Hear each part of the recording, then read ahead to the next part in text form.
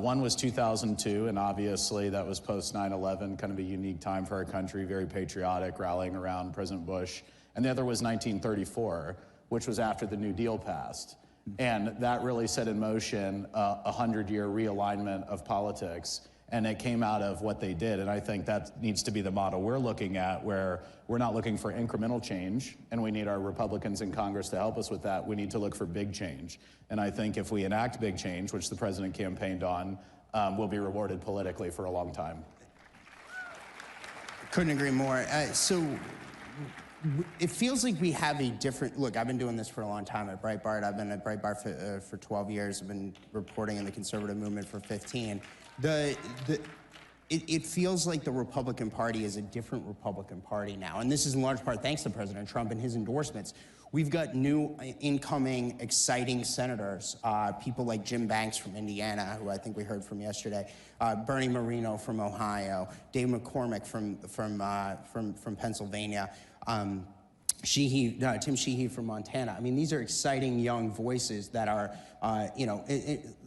8 years ago, President Trump had a rough time of getting his cabinet through. This time around, he's actually beating, with a smaller smaller majority of his party, Barack Obama from 2009 when he was confirming his cabinet. The Trump's cabinet is almost all confirmed now. How has the party changed in a better way that is reflecting this transformation that we're talking about? Because it's bigger than Trump, I think. I think it's happening in the Senate, it's happening in the House, too. Absolutely. I mean, frankly, I think our Republicans in Congress are getting on board and seeing that we can do things differently. Look, with the cabinet, President Trump selected a cabinet that reflects the diversity of the coalition that swept him into office, and the diversity of thought, and that was important to him. And we're grateful to our Republican senators for moving them through with, relatively little hiccups overall. And I think the president's view is that those voices are what the people voted for, and that is the government they want to see. And I think the Senate sees that. I mean, it's undeniable, ultimately. And I do think that, thinking back to 8 years ago, many people feel that in some ways President Trump's presidency wasn't given a chance because of the attacks that started from really pre-day one. And I think they recognize how much time he has spent reflecting on his 4 years in office and how he has come through the greatest weaponization in history, all the things that we all know. I mean, nobody has undergone more challenges to get to an office than President Trump, and I think they're quite deferential to giving him the opportunity and the team he wants to not have that happen again. And despite those challenges in the first term, he had a historic presidency. And now I think the feeling is, well, if we just support him and support the folks that helped get him elected, then maybe we'll all do better. A rising tide will lift all boats, and I think that's what we're seeing. So, James, the big question is, the first major elections we're going to see in just a few short weeks here in Wisconsin. We have Wisconsin Supreme Court races coming up in April, the governor races and state level races later this year. We got some special elections coming up for some of the seats that have been opened up by cabinet picks. We've got, and then we have the midterm elections less than 2 years away. So how do you guys make sure that the political transformation we saw in November, those new voters, walk in beyond just that 1 year, that it isn't just a fleeting thing, that this is a lasting political realignment, similar to the 1934 one you're talking about in the FDR years? Yeah, I mean, it's not easy, that's for sure. The Wisconsin Supreme Court race, I've been looking at numbers there, and there's some folks getting involved for the conservative.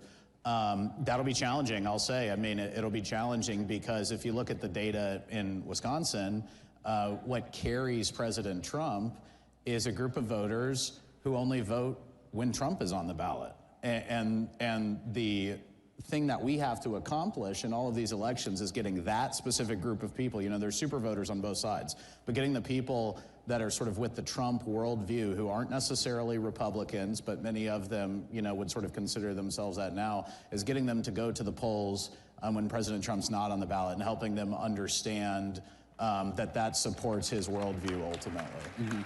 And just to kind of bring this around, look, you have a standing army out here in the audience, right? These are President Trump supporters out here, here at CPAC.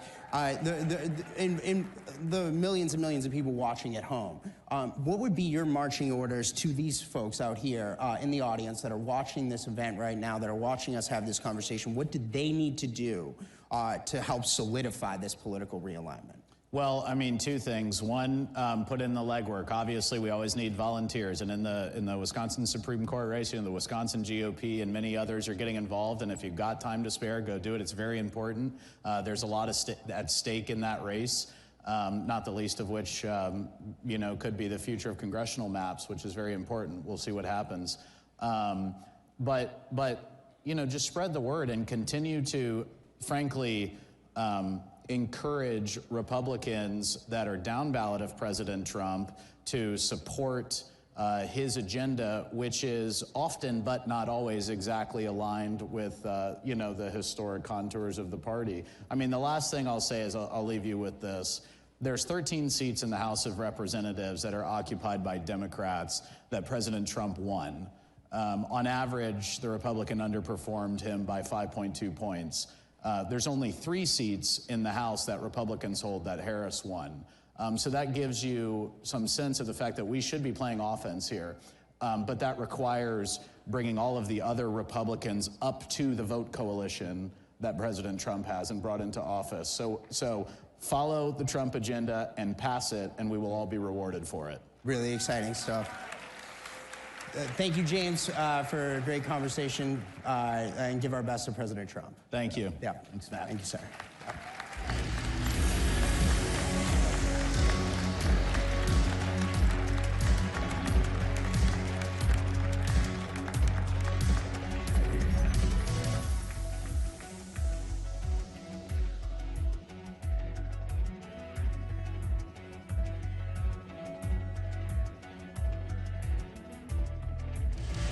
Ladies and gentlemen, it's time for Fannie, Letitia, and Jack, the Legal Evils. Please welcome Senior Fellow at Claremont Institute, John Eastman, and partner at Tactic Global, Barry Bennett.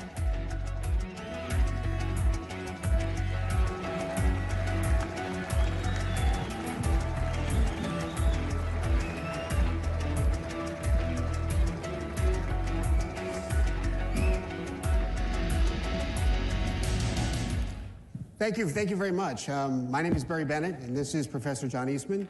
The professor is a brilliant legal scholar, and I am a fan of, just watched the TV show Lincoln Lawyers. We have a lot in common. But what we do have in common, unfortunately, is that we were both made victims of our own government because we dared stand with Donald Trump.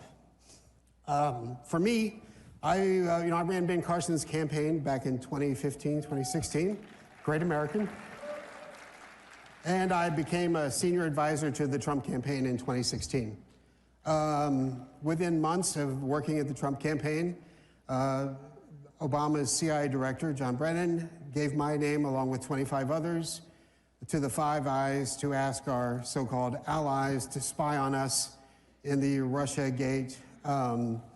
That led to me being bumped by both the UK and Australia and endlessly grilled about Russia and Hillary's emails and all this other crap. And then that, led to, the FBI taking my phone and my emails, the emails of my 9-year-old kid. They took my Uber Eats account. They got a lot of information there. But, one of the things, unfortunately, that John and I have in common, we both had to spend millions of dollars to defend ourselves. And John, I'm further along in the process. John is still in the fight, and he needs our help. But anyway, I want to be quick and tell you who I was and what I've gone through, but John's case is really happening right now. So I want him to have 7.5 minutes, and I'll take 2.5. Very good, thank you. Thank you. Look, one of the most egregious examples of the psychological analysis of projection was when the Democrats, before the 2024 election, said President Trump would weaponize the Department of Justice. I said, are you kidding me? What have we been looking at for the last 4 years? You know, they took my phone in New Mexico outside of a restaurant with an egregiously broad warrant that said all the data on your phone. Now, we fought a Revolutionary War to stop that. That's called the general warrant. The Fourth Amendment requires that they identify what they're going to search and seize with particularity. They just said everything on your phone. And of course, modern phones are a portal to everything, every communication, every transaction you have.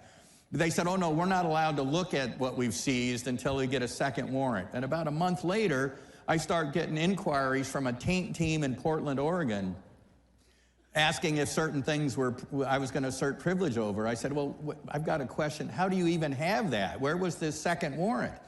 Oh, we got that. I said, I haven't seen it. Well, yeah, but the phone was in our possession by then, so we've served the warrant on ourselves. This is utter nonsense, and they are shredding the First Amendment, the Fourth Amendment, the Fifth Amendment, the Sixth Amendment, the right to counsel, the right to attorney-client privilege. I had a client, my wife would, sometimes he would forget the time zone difference from where I was on the West Coast and where he was, 4:30, 5:30 in the morning, and my wife would nudge me and said, you better get that, it might be the client. Well, the client was the President of the United States. And he asked me to help him get the legal challenges to the fraudulent and illegal election in 2020 for the courts to actually consider that. And for that, I was named as an unindicted co-conspirator in Jack Smith's criminal prosecution against President Trump, an indicted co-conspirator in Georgia, an indicted co-conspirator in Arizona, where I had no involvement whatsoever. They've put my bar license in California currently on inactive status. I can't practice out there. At least I'm still able to practice before the Supreme Court of the United States. But part of what's going on here, and they've admitted this, it's to scare lawyers from ever taking on causes or clients that the left doesn't want you to take on. This is an egregious abuse of our criminal justice system, the likes of which we have never seen. In 1940, Franklin Roosevelt's new appointment as Attorney General, Robert Jackson, he would later become Supreme Court Justice and later head of the Nuremberg trials after World War II. And he had all the U.S. attorneys in the country at a meeting, and he warned them not to abuse their power. And the greatest temptation for abuse of power was to find people you don't like and then scour the books to see if you can pin something on them, rather than beginning with the crime and investigate who done it. And that's what we have been witnessing out of the Department of Justice, out of the FBI, out of that ridiculous select committee on J6, with Liz Cheney running it, and destroying exculpatory evidence, issuing subpoenas without sign-off by courts, acting as law enforcement agencies without all the guardrails that our Constitution puts on law enforcement agencies. And people have said, well, Eastman, why don't you just look forward and leave it alone, don't look back? If we don't get to the bottom of what they did and hold the people who did it accountable, they will do it again the first opportunity they get.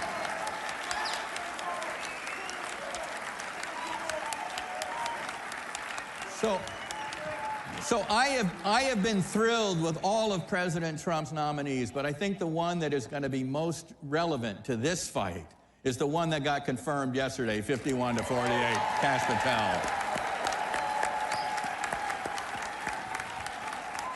Because in my view, what we have been witnessing is a nationwide conspiracy to deprive political opponents of their constitutional rights to free speech, to assembly, the right to petition the government for redress of grievances.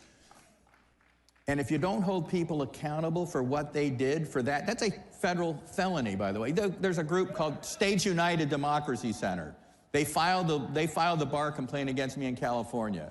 They're a rabid anti-Trump organization designed to go after all the lawyers that were trying to help Trump.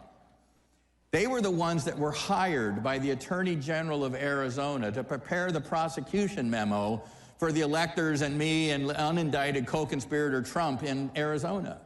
And I've told media, I said, that's a little like hiring the fox to do the safety memo for your chicken coop. It's utter nonsense. And the people that are doing that need to be held accountable. And you know, if they spend some time in prison, maybe the next time they get power, they'll be a little bit hesitant about taking on this kind of lawfare against us.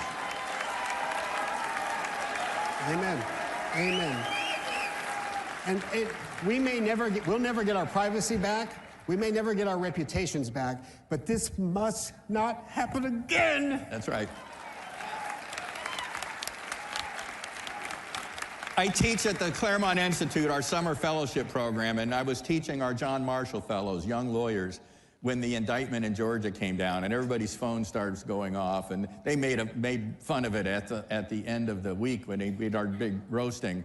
But the gentleman that roasted me then turned serious. And he said, what we saw here was an exhibition of courage, and courage is contagious. And then he said, if you think about the last line of our national anthem, it's not so much whether that flag was still waving, it's what kind of land it is waving over. Is it still the land of the free and the home of the brave, or is it now the land of the coward and the home of the slave?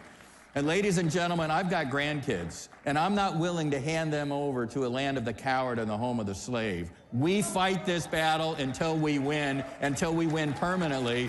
We fight it every day. We fight it in the streets, we fight it in the courts, we fight it wherever we can, because our freedom is too precious to give up.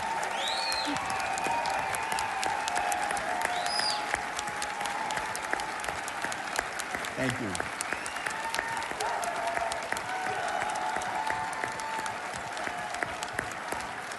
You think about it, our founders pledged to each other their lives, and they meant it.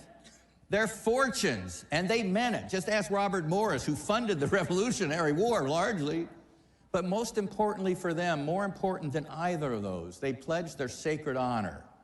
What kind of sacred honor will we have if we hand off to our grandkids an enslavement contrary to what we inherited from our forebears? This is the fight for our time. It's the fight worth having. I can't think of anything more important to be doing. And I thank you all for being here and for the army that you are, for keeping America free, keeping America prosperous, and let's make America great again. Thank you all. Thank you, guys.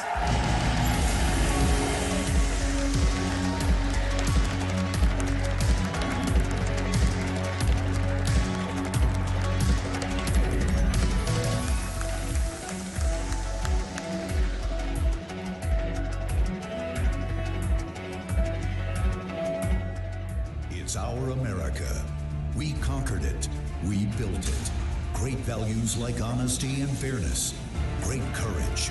A great nation needs a free press. Newsmax is it. 30 million Americans regularly go to Newsmax when they really need to know. They watch Newsmax TV at home. On the free Newsmax app, they go to Newsmax.com. Start today. Newsmax is real news for real people. Wherever human freedom is under attack, in courtrooms, legislatures, and the public square, we stand ready to defend it. This is why Alliance Defending Freedom exists. Supreme Court victory for a Christian woman who was taken to court for standing firm in her beliefs. The First Amendment follows a golden rule. If we want to protect speech for ourselves, then we need to protect it for others. A video released this week by ADF International has attracted over 34 million views and even attracted comment from Elon Musk. It concerned a pair of Swiss parents who have had their child taken away from them because they objected to her gender transition. We're not just here to stop the erosion of liberty for this moment alone. We are here to keep the door open for the gospel. And when the gospel does its work, truth doesn't just hold its ground. It advances. It sets people free for generations to come. This is our mission at Alliance Defending Freedom.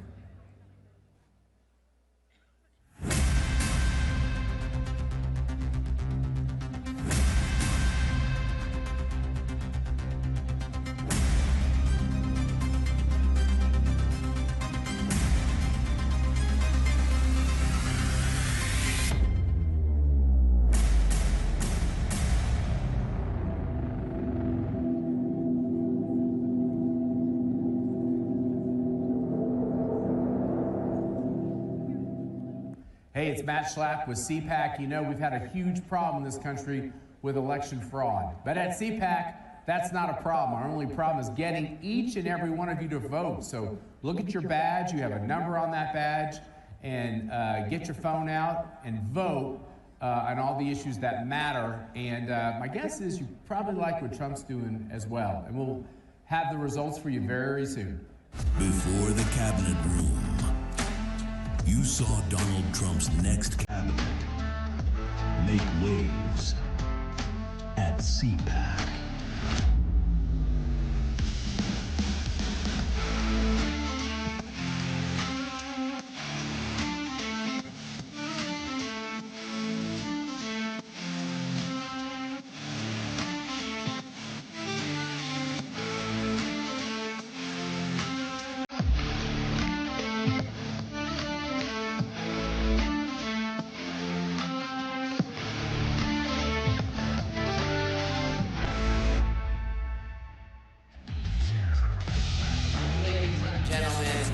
Welcome, nominee for Director of Voice of America, Karoline.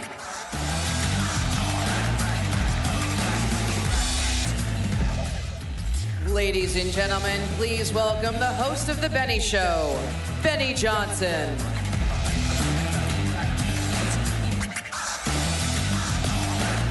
What's going on, CPAC? Woo! What's happening? Welcome to the golden era! Look at these crazy Australians who let them in. They're from Australia. They escaped the concentration camps in Australia. It's amazing. The COVID camps, they got out. Good for them. Way to go. We're going to save Australia. But we're having a great time saving America, are we not? Let's frickin' go. Yes. CPAC, I'm so proud of you, by the way. Can we give you all, can you give yourself a hand? This is what CPAC looked like in 2020 versus 2025 right up here. Check it out. Oh, yes, baby. Oh, yeah. We call that a glow up on the internet. Who's more in favor of the chainsaw than the warmonger? Yes. I'm allowed to show this because Mercedes Schlapp tweeted it, okay? All right? Freaking love them. Matt and Mercedes doing an unbelievable job, all right? Capturing the energy of the moment. That was so awesome with Elon. Was that a real chainsaw? Did it work? Did you like actually do it? Okay, great. All right, fantastic. The golden era. Just a reminder, you live in a red country. You live in a red country. Ladies and gentlemen, that's getting redder. This is the 2024 election. Look at that. This is the directional arrows of how much more red the country went. And it is so amazing to actually have this moment to celebrate with you. Because you know why the country went this way. The country went this way because we finally had a candidate that kept his promises. And here's a big one that was made at CPAC 10 years ago.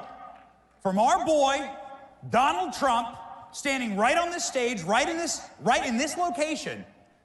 And Donald Trump said something remarkable. Check this out. This is a 10-year-old clip.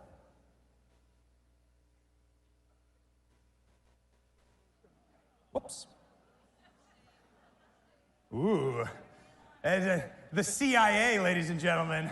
There we go. Nice guy. Got a lot of problems coming up, in my opinion, with the famous island with Jeffrey Epstein. A lot of problems. Ooh. Donald Trump. Is there a way to play that clip from the beginning? Can we do it one more time? Let's go. Bill Clinton. Nice guy. Got a lot of problems coming up, in my opinion, with the famous island with Jeffrey Epstein. A lot of problems. Ladies and gentlemen, you can tell that Sean didn't even know what to say there, right? He's like, whoa. Donald Trump was ahead of his time. Donald Trump made a promise that he was going to fix the predators inside of our government. He was going to start exposing them, starting with Bill Clinton. And who do we have now as our Attorney General? Pam Bondi, the woman who made it punishable by death to go after a child in the state of Florida. Pam Bondi, and as of yesterday, Kash Patel, the man who has promised to expose the entire Epstein list. Woo, baby! We are cooking. You know who are the most scared people in America right now? Right there. There you go. Oh, yes. We're going to have some fun. You want to know? This is why they tried to lock up our boy, okay? This is why they tried. Can we have some fun? Are we allowed to have fun? Is that legal here? Okay, all right, let's go. This is why they tried to lock up our boy. But here's what we say as Christians. Any Christians out there? Any Christians? This is what we say as Christians. What do we say? We say what man intended for evil, God intended for good. They tried to lock up our boy, but what they ended up giving him was a rap album.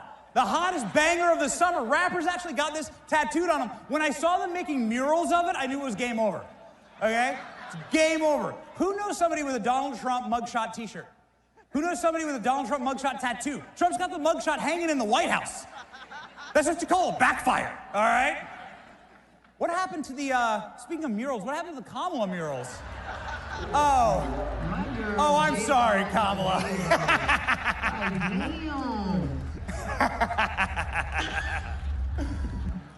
That was the day after the election. They were like, see you, lady. What man intended for evil, God intended for good. And we're making some new art, by the way, in the White House. We're switching up some of the paintings in the White House. You know, after they sent out the photographers, Joe Biden was sitting there like this. You know it. You know, it's like the guy. Good time to try. I mean, it's like, you can't stop him. Joe Biden called us garbage. Did you hear that? Joe Biden called us garbage. What man intends for evil, God intends for good, right? That's right. Who's proud to be the garbage that backs President Trump? I'm proud of it. That's right. Look at our boy. Look at him. He's rocking it. The story here is that his staff told him he can take the vest off. And Trump's like, I love the vest. I'm keeping the vest. Ladies and gentlemen, they tried to kill him. They tried to kill him. The most evil thing you can do to somebody. Who believes that this is the #1 most witnessed miracle in humankind? The most witnessed. Billions of people have seen this miracle, physically watched this miracle. And what happened next? Trump goes back to the Butler rally. He does a rally right on that spot. Brings in Elon Musk. Elon Musk does like the jumping on stage. You used to see it, right? Too bad he didn't have the chainsaw for that. God intended it for good, actually. And God saved us. And I believe that we witnessed the most seen miracle of all time. And then Donald Trump went back to Pennsylvania and did something else remarkable. He went to... Our boy went to McDonald's and showed us what salty servant leadership actually looks like. When was the last time you saw... Just call it Donald's at this point, right? Just might as well just call it Donald's. Just let it go. Who's down? Look at him go. Look at this. You know this is why Joe Biden voted for him, because he fixed the ice cream machine. You know it. I love you guys. I love you guys. This is fun. Let's have fun, right? It's been amazing. We're witnessing miracle after miracle after miracle, like RFK eating McDonald's. That's how much Trump's changed it all. Dude, RFK, you got this guy. Who's proud of RFK, man? He's coming in there, making us healthy again. You got RFK rolling up. This is a dude who was campaigning against Donald Trump, whose wife was doing the same thing, and now he's serving in the administration. This is a miracle. It's so incredible to watch these moments. Tulsi Gabbard ran against Trump one election cycle ago. She was running for president against Donald Trump, and here she is doing the Trump dance on stage with Trump. What a timeline we're living in. Who's proud of Tulsi Gabbard, too? We got some Tulsi fans in here? Man. It's such a special moment. And so it's important to, like, center ourselves and remind ourselves what this is all about, all right? Any parents out there? Any grandparents out there? You grandparents, throw it up. Anybody? Any young kids who want to be parents out here? Any young people who want to, look at this. Shout out to the young kids who want to be parents, right? They're like, we need you. And it's actually never been easier, right? Have you ever met a lib? Like, nobody wants to breed with those people. You know, it's like yellow teeth, purple hair, they smell bad, no deodorant, no showers, okay? They don't know what gender they are. It's tough.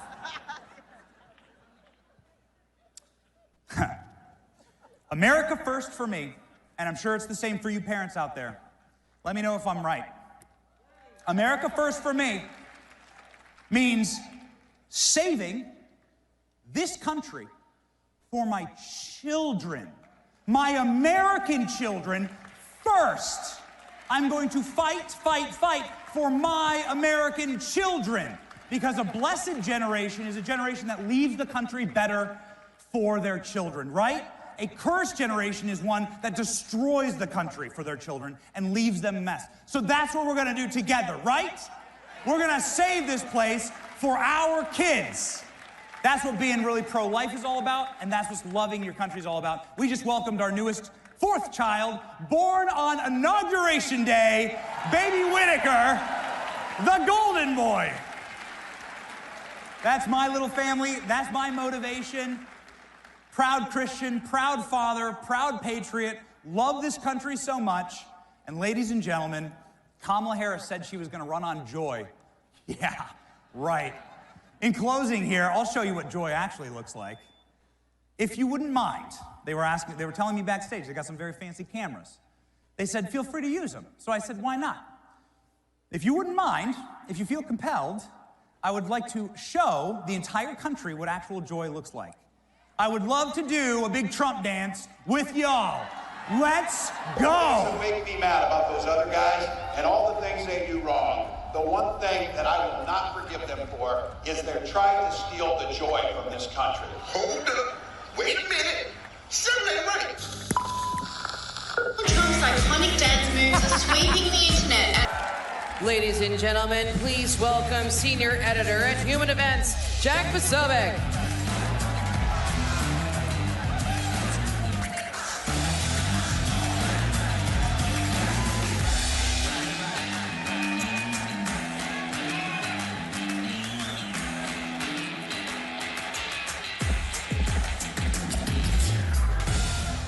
Ladies and gentlemen, welcome to the new American Republic. President Donald J. Trump has returned to office as he always said that he would. President Donald J. Trump was put there by the people like you, by the warriors of freedom, by the warriors for America and for the American spirit. Give yourselves a round of applause, because you never gave up. You never gave up the fight. You never quit, no matter what they threw at you, no matter what they said about you. You, the people of CPAC, the people of America, rose up and said, we are done. We are done, and we've had enough of that city right across the river, and we are targeting exactly the people of that city. And we are coming in and saying, guess what? Where our eyes are wide open and our hearts are full of the fire of the Lord God above, we are going to come to this town and we are going to restore freedom for the American people. And we witnessed a miracle 1 month ago when Donald Trump was returned to office. We absolutely did. And then when Donald Trump swore to uphold the Constitution, I saw so many people now saying, oh, but Donald Trump is here. He's violating the Constitution. He's shredding the Constitution. And I say no, Donald Trump is not violating the Constitution. Donald Trump is restoring the American Constitution. Donald Trump is the living embodiment of the American Constitution. Donald Trump is embodying the values of our founding fathers for the first time in a long time in Washington, D.C. And to all the champagne socialists as they cry into their lattes, I say to them, well, guess what? You're gonna have a lot more time to sit around and cry into your lattes, because if you're a bureaucrat that's been going out there wasting the American taxpayers' money, guess what? You're going to be fired. If you're a crooked politician that's been stealing money from the American taxpayer, saying that you're sending it to Ukraine, but using it to line your own pockets, guess what? Kash Patel is coming for you, and you are going to be locked up. We're going to investigate all of it. And if you're an illegal migrant or someone who's not supposed to be here, let me tell you right now, and I'll issue a message. Pack your bags, because you're going home. This country was built by Americans for Americans, and we will hand it off to our American children. And to the warmongers of the war machine, guess what? Your war machine is grinding to a halt. The wars will end and peace will break out across the world. And by the way, I've never seen the mainstream media and the Democrats more upset when we're ending wars and actually restoring peace in the world. It's as simple as that, because I'm sorry, World War III has been canceled.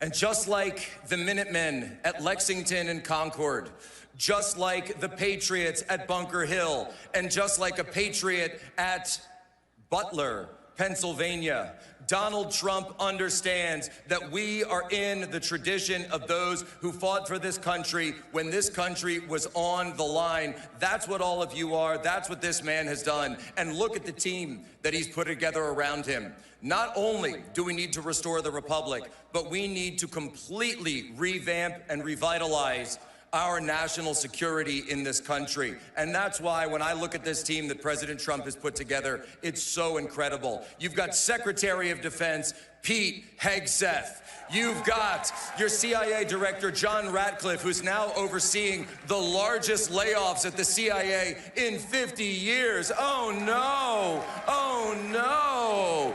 A Director of National Intelligence, Tulsi Gabbard, who had the power and the temerity to call a lie for a lie and to tell the truth. And I will tell you, ladies and gentlemen, if wars can be started by lies, then peace can be started by truth.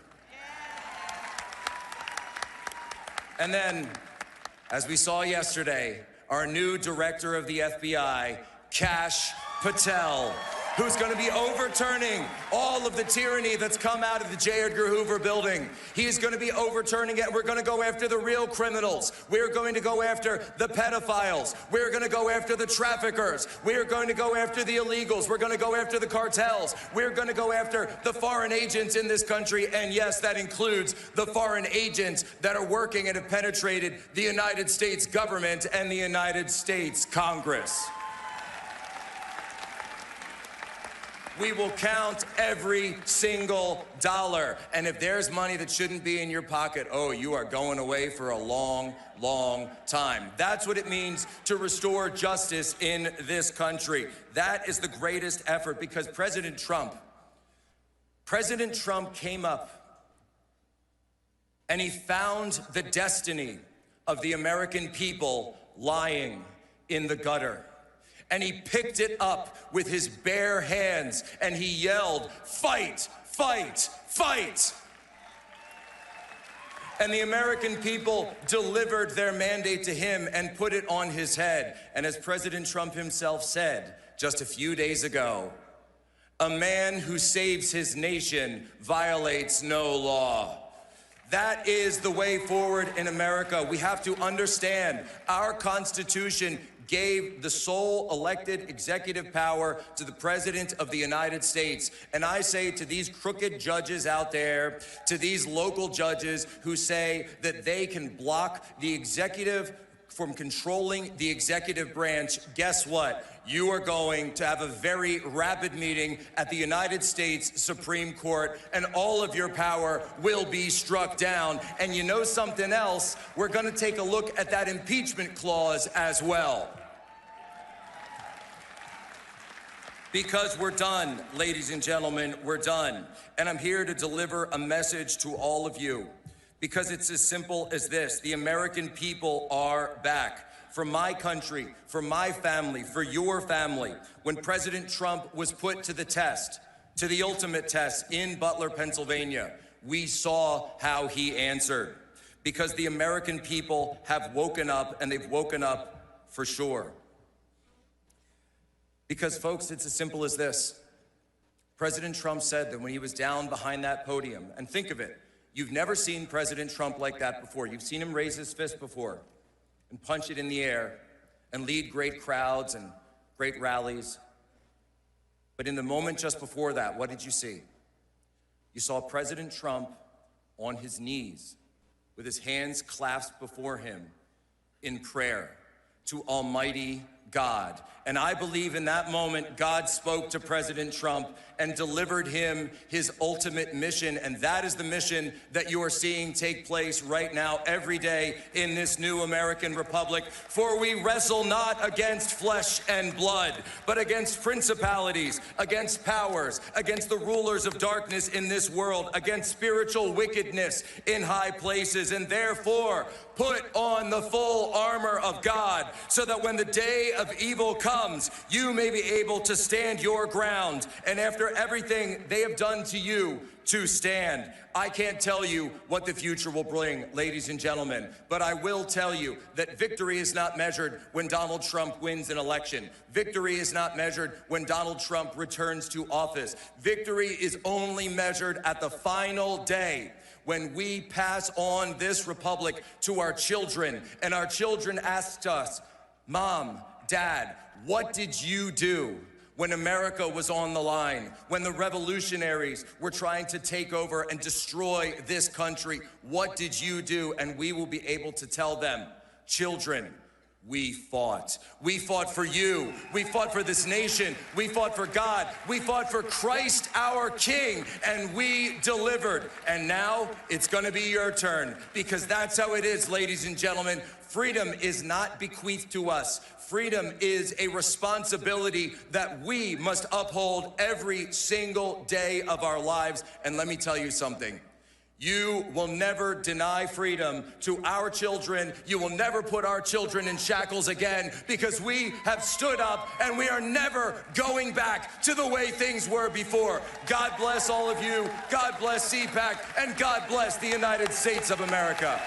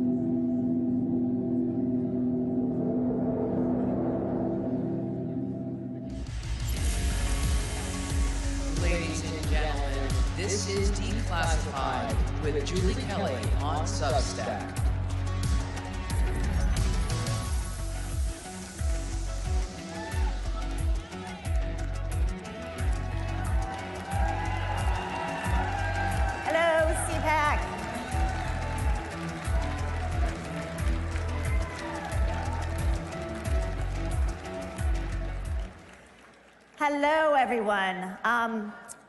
Well, I want to thank CPAC for putting me after Benny and Jack Posobiec. I did not have enough coffee this morning to match either one of them, but anyway, hello everyone. It's funny that Jack preceded me because 2 years ago, we were on the stage together. Jack, myself, Amanda Milius, and Kash Patel. Never in a million years would we have thought that we would now be swearing in today Kash Patel as the FBI director. Amazing, amazing. And a year ago, I was here speaking about how Joe Biden and his Department of Justice was continuing to round up his political opponents and try to throw them in jail, including President Trump, and of course, hundreds of January 6th protesters. Never would I have imagined we would be here after President Trump being elected, and then taking the really bold, courageous, and compassionate move of pardoning almost all of the J6ers. So I really want to commend the president. He deserves a lot of praise for what he did, because that was not an easy decision to make. I also want to give a shout out to Matt and Mercedes Schlapp and CPAC, because when no one would touch January 6th, even on our side, they gave me a platform early on to talk about what was happening to the J6ers in that prosecution. And without that platform, you know, now it's cool. Everyone's like, yeah, free the J6ers, you know, it's like the cause of the day.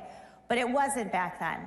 And so I want to thank them and praise them also for giving me a platform and then J6ers over the past few years. So at any rate, I'm going to introduce my fellow panelists in a moment, but what an amazing time talking about a year ago what this Department of Justice was doing, and now seeing it turn 180 degrees and, you know, hopefully bringing the reform that is needed, but also cleaning house at the DOJ, getting rid of the very dangerous partisan operatives who LARP as government lawyers in that department, and then, of course, the FBI. So I'm very excited to see what Attorney General Pam Bondi and her team does, and, of course, Kash Patel and his team. They have a lot on their plate. They really need our support and prayers because they've got, I think, arguably the biggest task ahead of them in the Trump administration. So I'm going to bring out my friend, and we're going to have a discussion about January 6th, and he was the chief of the Capitol Police on January 6th. We have become friends over the past few years, so I would like to welcome my friend, Steve Sund.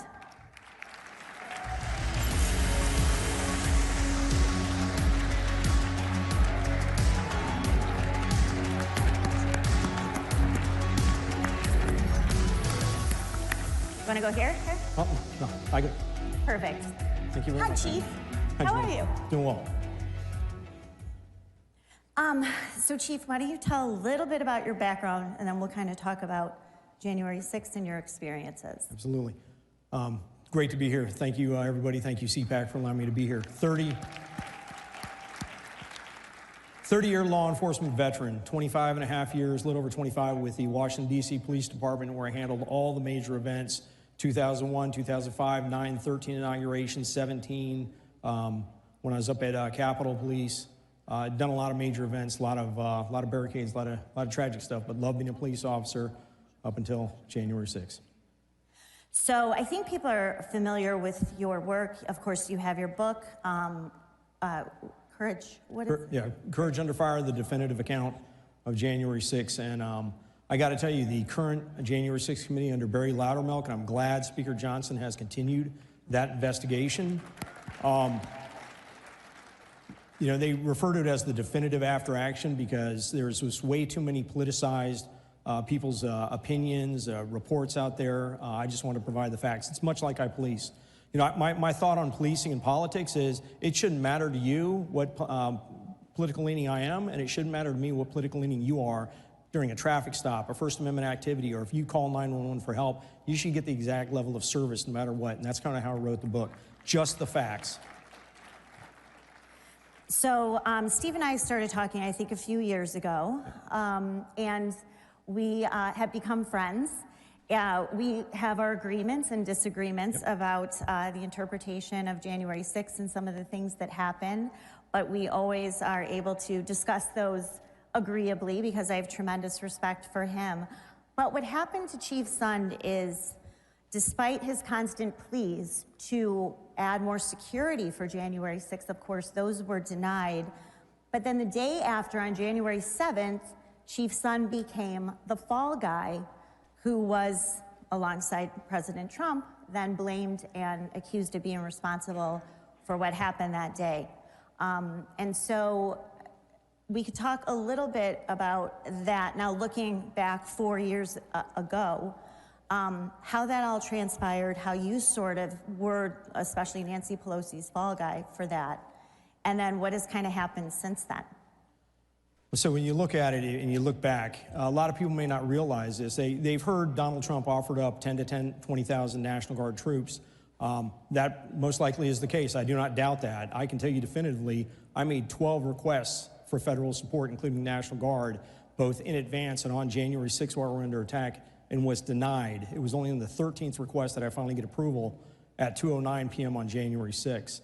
So what I've come to learn since January 6th is January 6th was 100% preventable.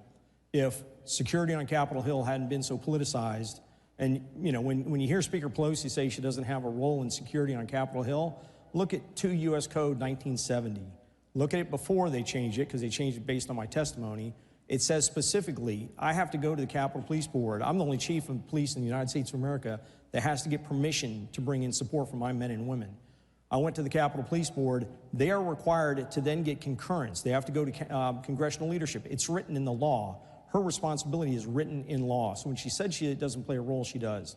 So when you look back on it, whether they had approved my request, and the current, the latest report from Congress said if Chief Sund's request had been approved, the perimeter most likely would have never been breached. 1. 2, intelligence. I've done major events in Washington, D.C. for many, many years. I've dealt with the FBI, I've dealt with DHS.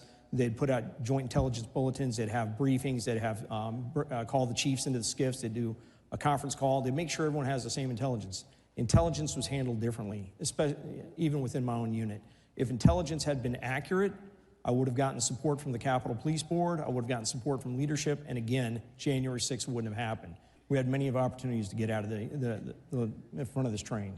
I think, too, we've talked about, and you've discussed during congressional testimony and also just interviews, what are some of the things that you've learned over the past 4 years that you didn't know about that day? For example, not being alerted about the presence of FBI informants.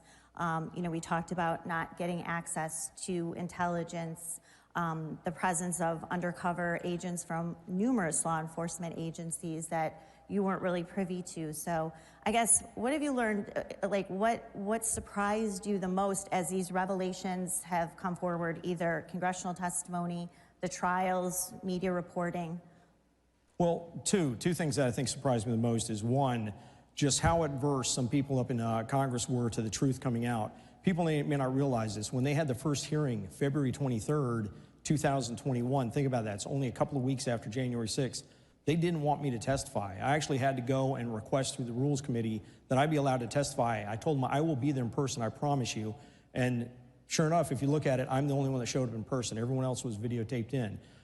The other aspect was, again, the domestic terrorists that we now, people are saying, oh, the FBI was tracking domestic terrorists. That, again, started the day after my testimony, February 24th, 2001. Jill Sanborn testified and said that the FBI was tracking domestic terrorists coming to the January 6th committee. Now we know from GIO reports and various other reports that as of January 6th, they were tracking, I think, approximately 19 to 26 domestic terrorists coming to Washington, D.C.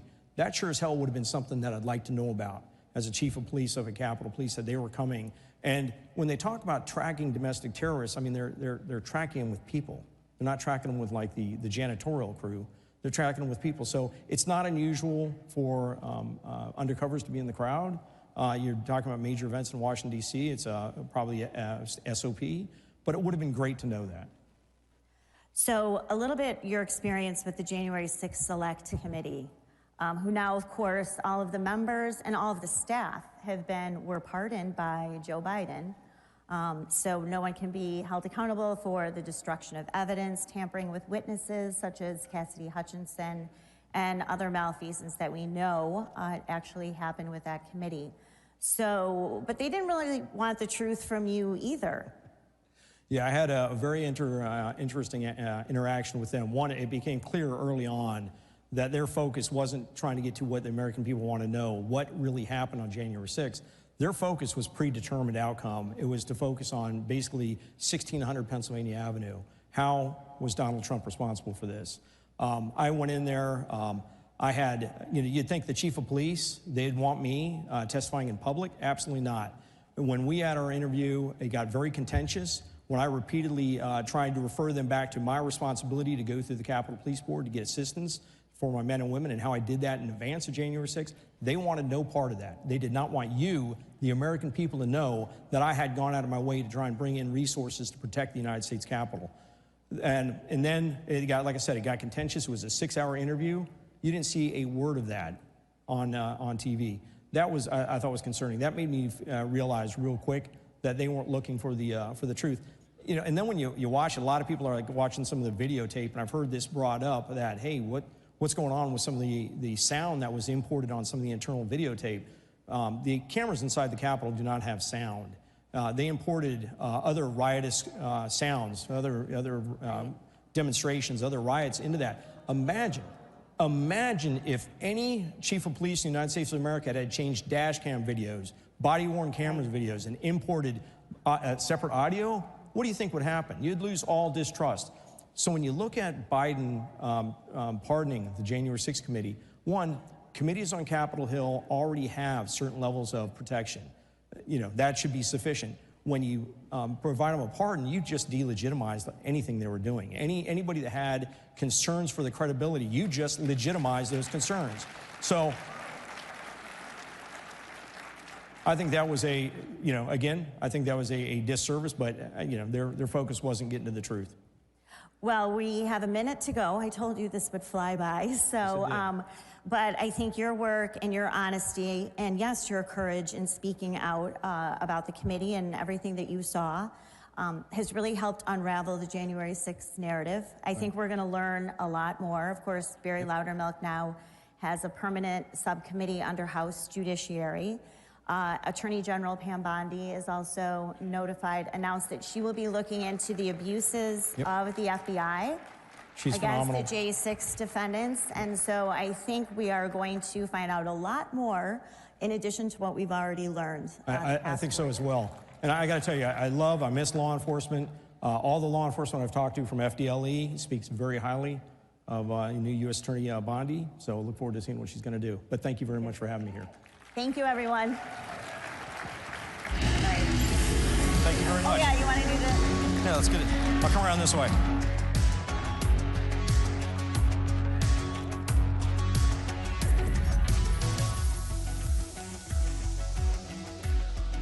Thank you. Everyone, thank you.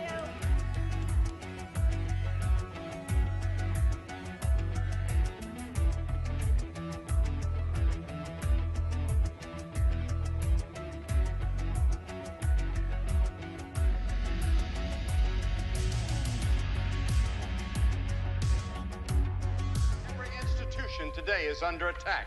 The home, the church, the government. And many people are asking, what is the truth? Jesus Christ claimed the ultimate truth. Are you willing to face the truth? Do you think the MK Ultra project ever actually ended? The Central Intelligence Agency is actively involved in mind manipulation. We all answer to one God and one Savior, and He's there to change your life for the better.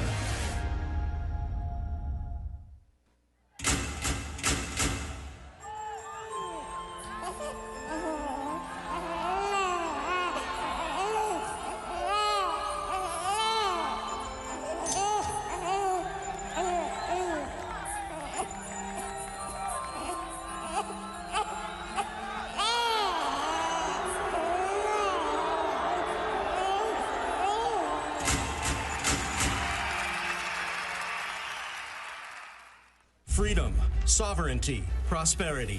The Patriots for Europe Foundation is on a mission to make Europe great again. Globalist elites have led Europe into a dead-end street. Violent crime has surged because of mass immigration. The Green Deal has put the future of the European economy at risk. Fake NGOs and the massive bureaucracy in Brussels are interfering in our democracies. Patriots must take action. We bring analysis. We organize debates. We build a network of patriots to challenge the woke narrative head on. Patriots for Europe Foundation. Hey, it's Matt Schlapp with CPAC. You know, we've had a huge problem in this country with election fraud. But at CPAC, that's not a problem. Our only problem is getting each and every one of you to vote. So look at your badge. You have a number on that badge. And get your phone out and vote on all the issues that matter. And my guess is you probably like what Trump's doing as well. And we'll have the results for you very soon. Being woke is easy when it was just a call to defund the police or end capitalism, right? It's a little different when your fellow ideologues start cheering for your beheading. And here's a question. This next video, does this look like London to you? The pro-Hamas protests making for a very interesting political moment at Harvard. A university recently ranked the worst school for free speech in America. What would Harvard do in a moment like this, we all wondered? A school that will expel you for using the wrong pronoun and making a pink-haired trans girl cry. Well, in this moment, Harvard just miraculously transformed into free speech absolution. Apparently at Harvard, there's nothing offensive at all, even though everything's offensive at Harvard. There's nothing offensive at all about celebrating the murder of 1,000 people, including a whole bunch of kids.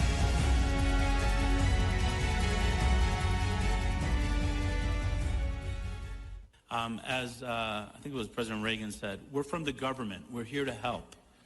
I think you all know that I've always felt the 9 most terrifying words in the English language are, I'm from the government and I'm here to help. We're from the government. We're here to help. I, Donald John Trump, do solemnly swear. President Trump is back in the White House. Donald Trump has won the presidency. President Trump is back in the White House. Donald Trump has taken back America. I actually started quite a while ago in CPAC, and I enjoyed it so much that I came back for a second one, then a third, then I said, what the hell, let's run for president. Matt said, it's like 5 years ago, 6 years ago. He says, you should run for politics. He's the one, he said, you should run. For the presidency of the United States. It is my honor to introduce to CPAC 2017 our president, Donald Trump. First of all, I want to thank Matt Schlapp and his very, very incredible wife and boss, Mercedes, who have been fantastic friends and supporters, and so great when I watch them on television defending me. Nobody has a chance. I love this place. Love you people. You never stop fighting for America, and I will never, ever stop fighting for you. We know that there are still more records to be shattered, new summits to be scaled, more triumphs to be realized, and more amazing history just waiting to be written. The American adventure has only just begun. God bless America, and we will see you next year. Thank you very much. You never stop fighting for America, and I will never, ever stop fighting for you. Ladies and gentlemen, it takes a village, people. The MAGA Moolah Meltdown. Please welcome CPAC Senior Fellow, Mercedes Schlapp. Senior Advisor, United Against Nuclear Iran, Aeba Willis. CEO, United Against Nuclear Iran, Ambassador Mark D. Wallace. And CPAC Chairman, Matt Schlapp.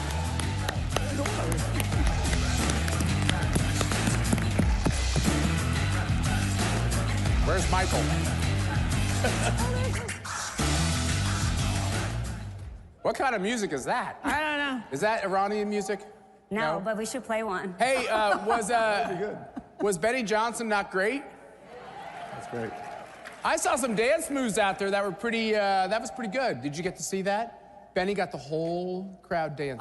I'm not surprised. I mean, he's such a charmer. And tonight, just so you know, I don't know where Natasha Owens is. She's probably she's getting another dress made. She's got a special dress. It was like she's got a special song for you guys tonight. So anybody who's going to the dinner, and if you're not going to the dinner, make sure you watch. I know C-SPAN's got this. X has it. Ben Shapiro was showing this, live streaming this on the Daily Wire yesterday. Right. So many ways to get this content, so you make sure you watch. Thanks for being here, guys. Thanks for having us. So I'm in a little bit of a vulnerable position today because I don't know if that's a good thing, Schlapp. I've known It's a good thing. It's a I've good known thing. Ambassador Mark Wallace. I choke on that because, you know, when your friend has an august title like that, sorry, I got. It's just the way it is. You're vulnerable here, Schlapp. I just I am vulnerable because he's known me a really long time. Priscilla O'Shaughnessy's here. I know she's gonna be mad at me for saying it, from my hometown of Wichita. Priscilla's known me since I'm like 18, 16, 17, something like that. So you could probably learn some bad stuff from Priscilla if you Matt, you're decide really what's telling next for your her. age right now, okay? And Wallace is in the same position.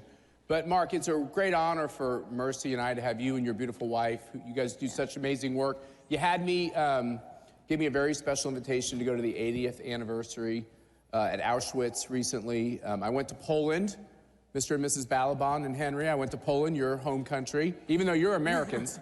A beautiful place. We met with amazing people. It was a very moving trip. Thanks for including me. But to have you here is very special for Mercy and I. You're a great friend. The work you do, you've done behind the scenes and prominently to try to make sure that we defang Iran and Hiva, from your point of view, give the Iranian people a shot. It's the mullahs who are in the way, just like the same problem we have in Cuba, the same problem we have in China. So thanks for being here.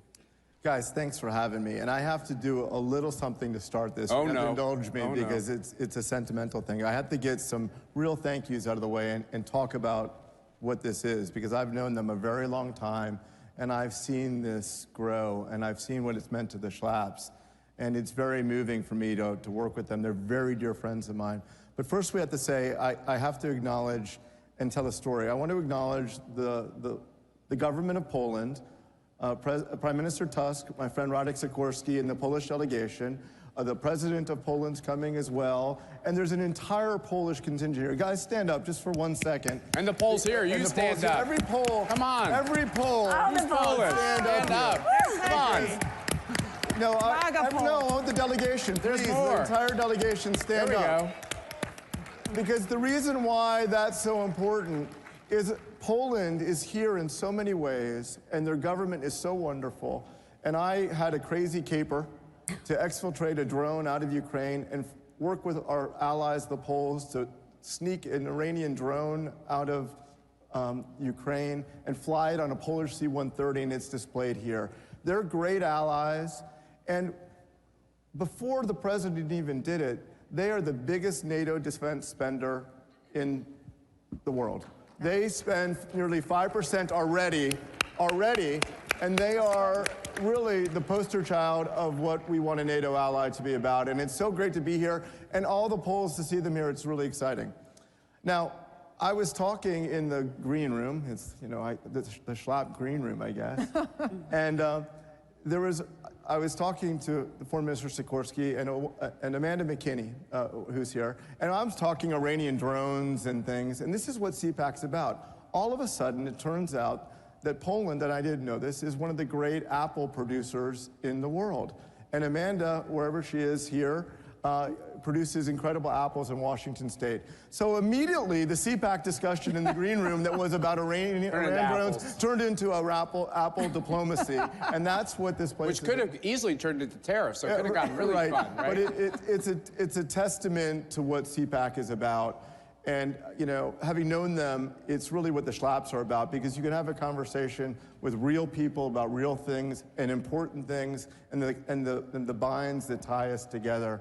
And Matt and Mercy, I've seen you, and I knew you before you were Matt and Mercy. And to see that and the things that you do for our country and for all of us, you know, I just think we should give them an applause. I have to do that. I've known them a long time.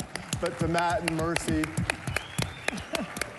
I mean it. You know I mean it. I'm totally hokey. Okay, you're going to make me cry. Let's get going. No, I think he just wants to get invited back. I want to talk about tough things.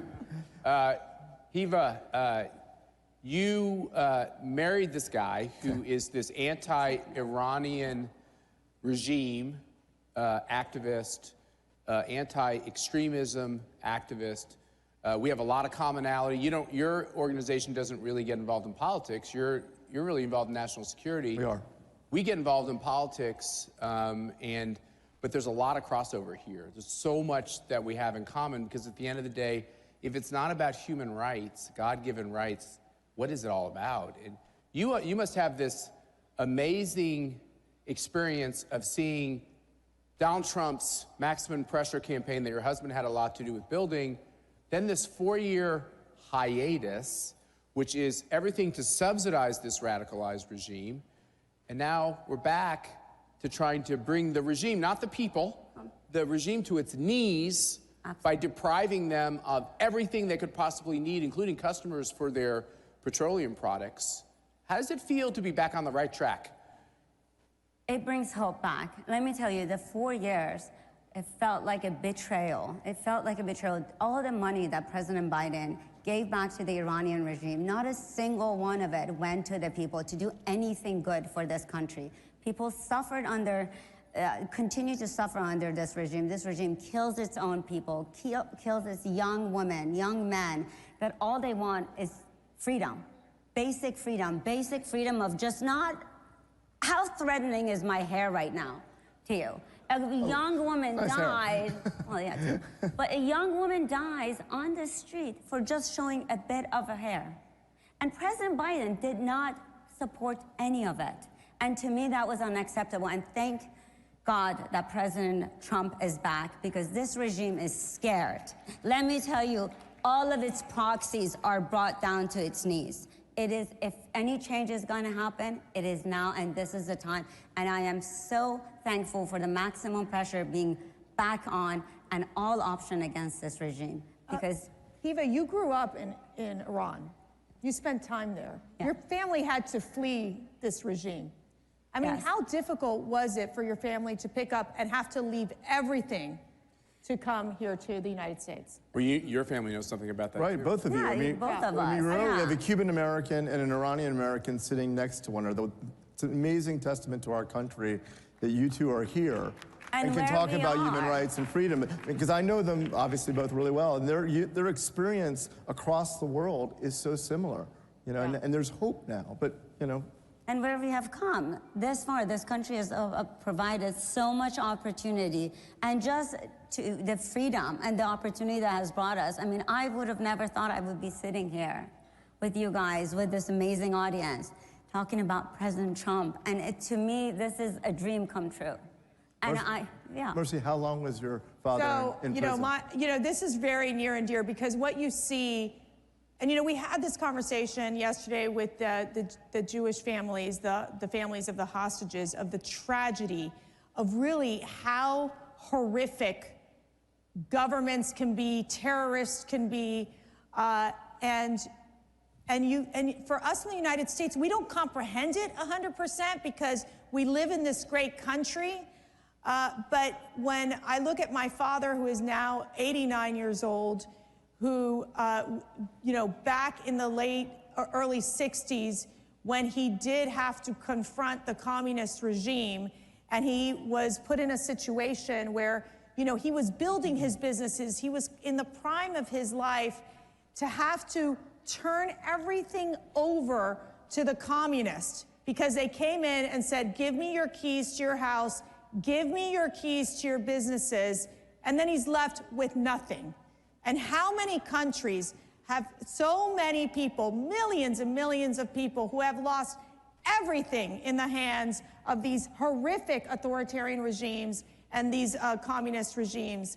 And so for my father, he was thrown into jail after trying to overthrow the Cuban government, and was in jail for literally close to 8 years, where he was thrown into solitary confinement, naked in a dark room for 2 to 3 months at a time, where he was tortured, where he would hear the cries of his friends being executed.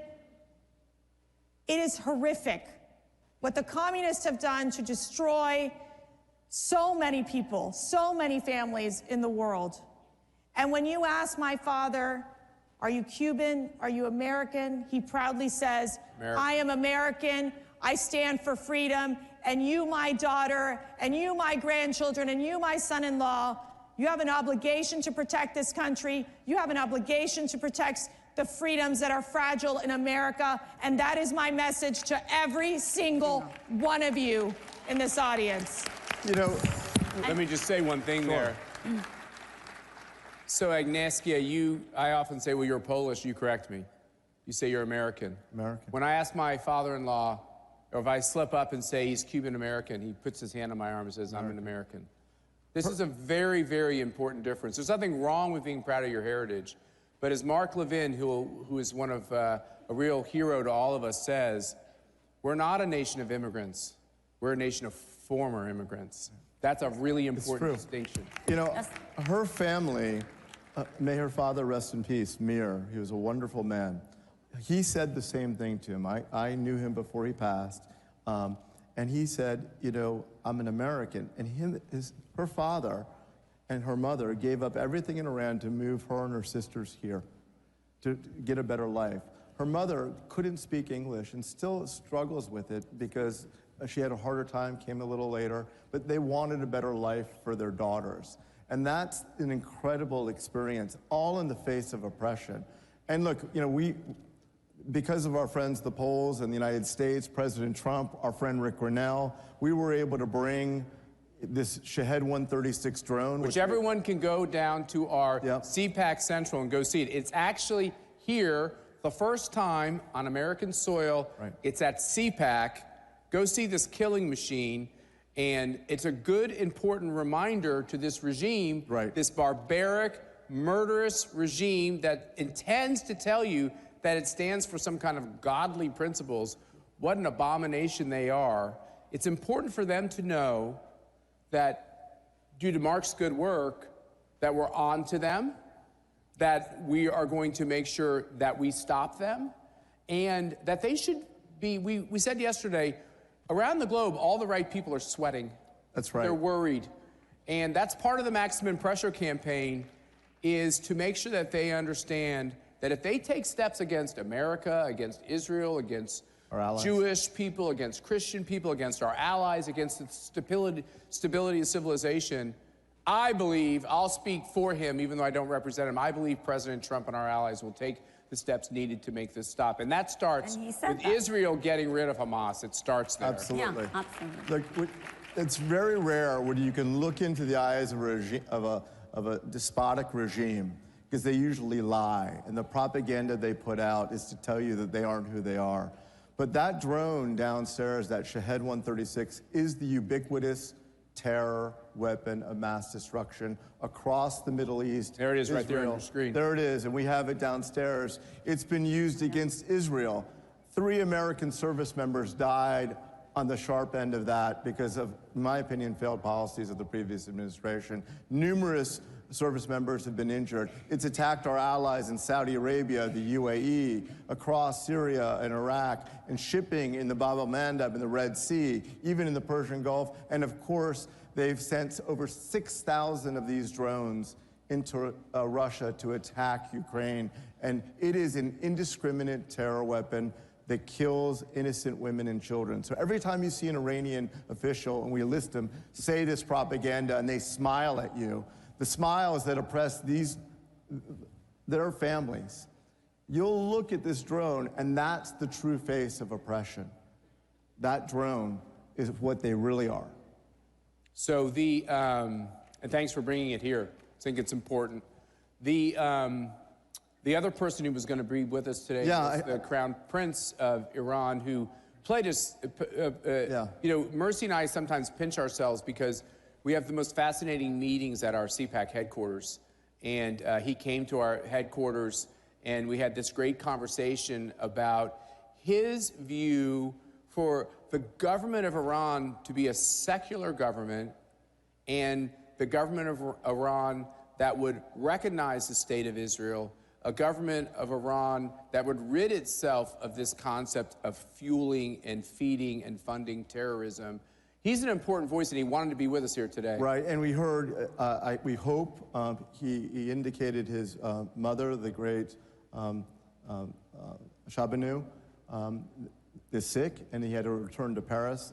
The Shah of Iran's widow is alive. Yes, and apparently she was ill, and we wish her the best. And I'm personally disappointed that I didn't get to see His Royal Highness, and I know he would have been a valuable addition. But we have to figure out ways to support the Iranian people, just like we supported the Cuban people, because these are the oppressed.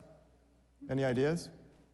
You know, we've been thinking about this. Should we do it? Should we make some news? Yeah, I think we should make some news. Right. Why don't you make the news? Oh, man. Mercy, you're okay with the news, right? Yes. Because I always have to... hard work. I'm not having another baby. This is why... I would love to, but we're... Oh, she says that until someone puts a little baby in her arms, and then she starts having... I could be a grandmother before. This is why... This might be harder than actually raising a baby. Let me just say. This might be harder. But it's worthwhile. We might have opened up a bad topic.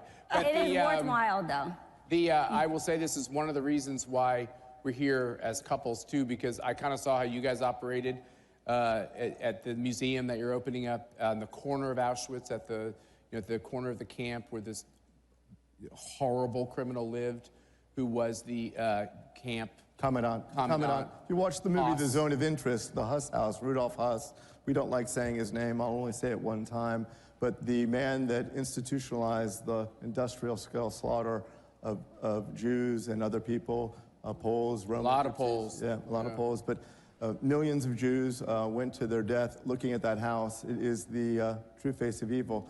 We managed to put and you were there, we put a mezuzah on the front door of that house after 80 years. Yeah. Yeah, and I got to touch it, where it was incredibly meaningful.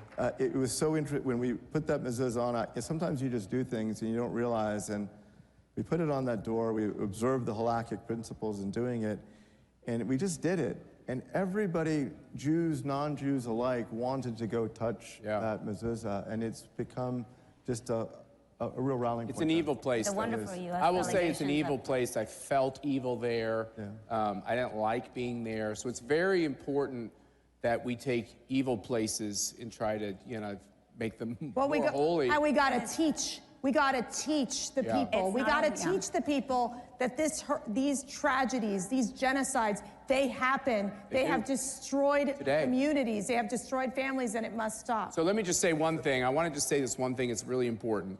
So we had a great tour guide at Auschwitz, and I'd never been to a concentration camp, a death camp, a work camp. On purpose, I hadn't gone. Yeah. Because I already know I think it's terrible, and it upsets me so much to even be there. But one of the things I learned was the initial intent of Auschwitz was to kill political prisoners in Poland. Yeah. So many Polish people were killed who were trying to stand up to authoritarianism. Is this right? This is right. And this is the story for America. I'm not comparing it to that. I'm simply saying the lesson I learned was, whether you're talking about people that are persecuted by the government. We've had this whole conversation with Julie Kelly here. What happened to people that felt like the last election had fraud? And we have all these J6 victims. You have all these people who couldn't even speak their mind. They had their Facebook page canceled, while the mullahs have their Facebook page. Donald Trump and others people have their Facebook page taken away. The lesson of all of that is, when you snuff out political speech, that's just the beginning, and it can lead to even worse things. So you're right, sweetheart, we have to really understand our history. So part of our understanding our history is calling out the bad guys now, right? Absolutely. Ambassador Wallace? Absolutely. So how do we do that? Well, I think one of the things we have to do is think about how we can help the oppressed, right? How do we rally that? And look, we've operated, when the Crown Prince was supposed to be here today, we can do something to try to help organize that diaspora. It's a diverse diaspora, different people, different competing influences. And look, like any diaspora, Mercy, the Cuban diaspora, there's a lot of, at times, friction. But if we can do something to show that we stand with these diasporas, as diverse as they are, and bring them together in one roof, the moment the unity is shown against these despotic regimes, it's the first day of the last day of those regimes. So what do you think? I think we should look at the title of this conversation. I'd like to have a MAGA mullah meltdown. A MAGA mullah meltdown? A CPAC Iran in exile? I think a CPAC Iran in exile. What do you guys think? I think... Would that cause, there we go, that would cause a meltdown. Right, we could invite all the Iranians, leaders and groups who all at times have friction, but are all united against this regime. And I know, Matt, you've done so many things with CPAC, but that would be an incredible way to show the people of Iran that their future might be just around the corner. What would your dad think about having a MAGA mullah meltdown? It will be a big task, but it is worthwhile, and we have to Let's do it. That's the only way. You guys join us? You guys got to show up. Don't worry, we're not going to Tehran. Yeah, we'll do it here. We're going to go someplace closer. Yes. All right, thank you all. I will not be participating if it's Tehran. That's right, not doing that. Thank you all for being here. Thank you so much. Thank you for bringing this weapon of mass destruction. Make sure you go down to the CPAC Central to check it out. And we got so much more going on today, so just don't leave the room for very long at one time, okay? God bless you all, and thank you all for being here.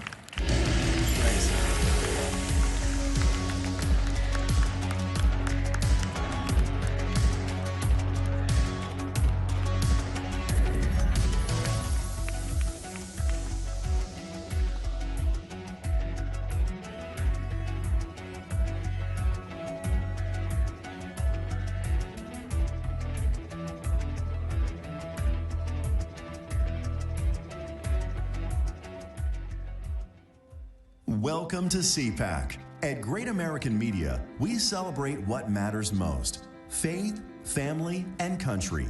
Today, we invite you to experience storytelling that uplifts, inspires, and reflects the values we all cherish.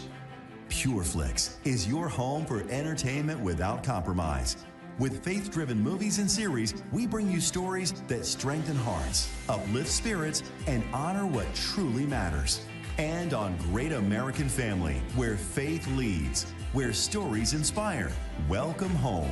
Whether it's Christmas all year long, heartfelt romances, or movies that bring families together, we are here to make you feel at home. At Great American Media, our foundation is quality.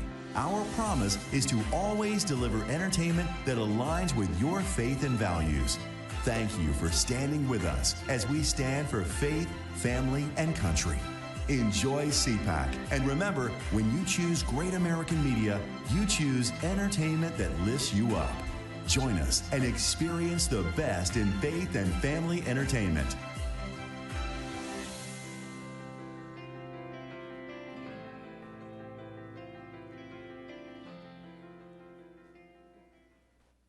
Wherever human freedom is under attack, in courtrooms, legislatures, and the public square, we stand ready to defend it.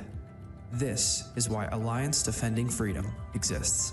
Supreme Court victory for a Christian woman who was taken to court for standing firm in her beliefs. The First Amendment follows a golden rule. If we want to protect speech for ourselves, then we need to protect it for others. A video released this week by ADF International has attracted over 34 million views and even attracted comment from Elon Musk. It concerned a pair of Swiss parents who have had their child taken away from them because they objected to her gender transition. We're not just here to stop the erosion of liberty for this moment alone. We are here to keep the door open for the gospel. And when the gospel does its work, truth doesn't just hold its ground. It advances. It sets people free for generations to come. This is our mission at Alliance Defending Freedom. Every institution today is under attack. The home, the church, the government. And many people are asking, what is the truth? Jesus Christ claimed to be ultimate truth. Are you willing to face the truth? Do you think the MKUltra project ever actually ended? The Central Intelligence Agency is actively involved in mind manipulation. We all answer to one God and one Savior, and He's there to change your life for the better.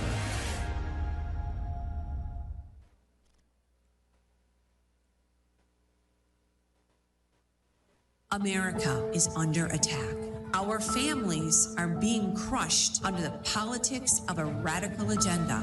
But moms have had enough. We are standing up and we are fighting back. This is our battle. This battle is every bit as important as the Revolutionary War because we fight for the same thing. Moms for America is a national movement of moms reclaiming our culture for truth, family, freedom, and the Constitution. I think Moms for America is exactly on track and is doing the right thing for the future of our country and our children. Like Moms for America is going at the heart of the issue.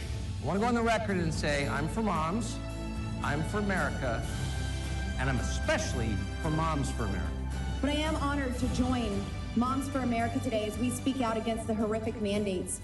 With a national network of over 500,000 mothers, Moms for America is one of the fastest growing movements of women in the country. Well, the most dangerous place in all of nature is between a mama bear and her baby cub. We are the change. No matter what, no matter where, and no matter how difficult the obstacles are that are facing us and our families, we will not give up and we will not give in. So if not now, then when? If not you, then who? Welcome to the Homeland Revolution.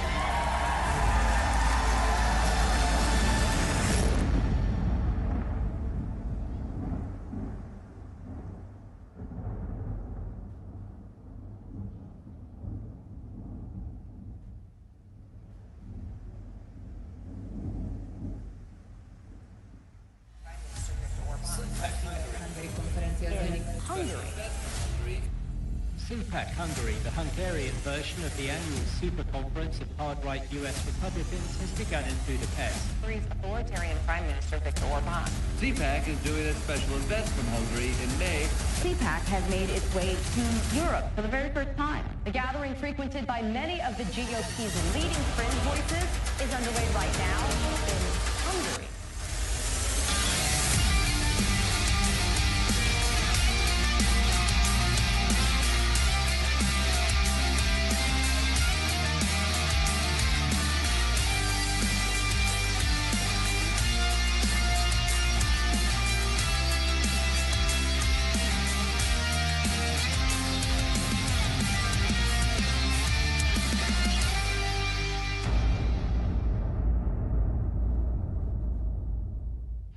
Ladies and gentlemen, please welcome Chairman CPAC Hungary, Miklós Szánthó.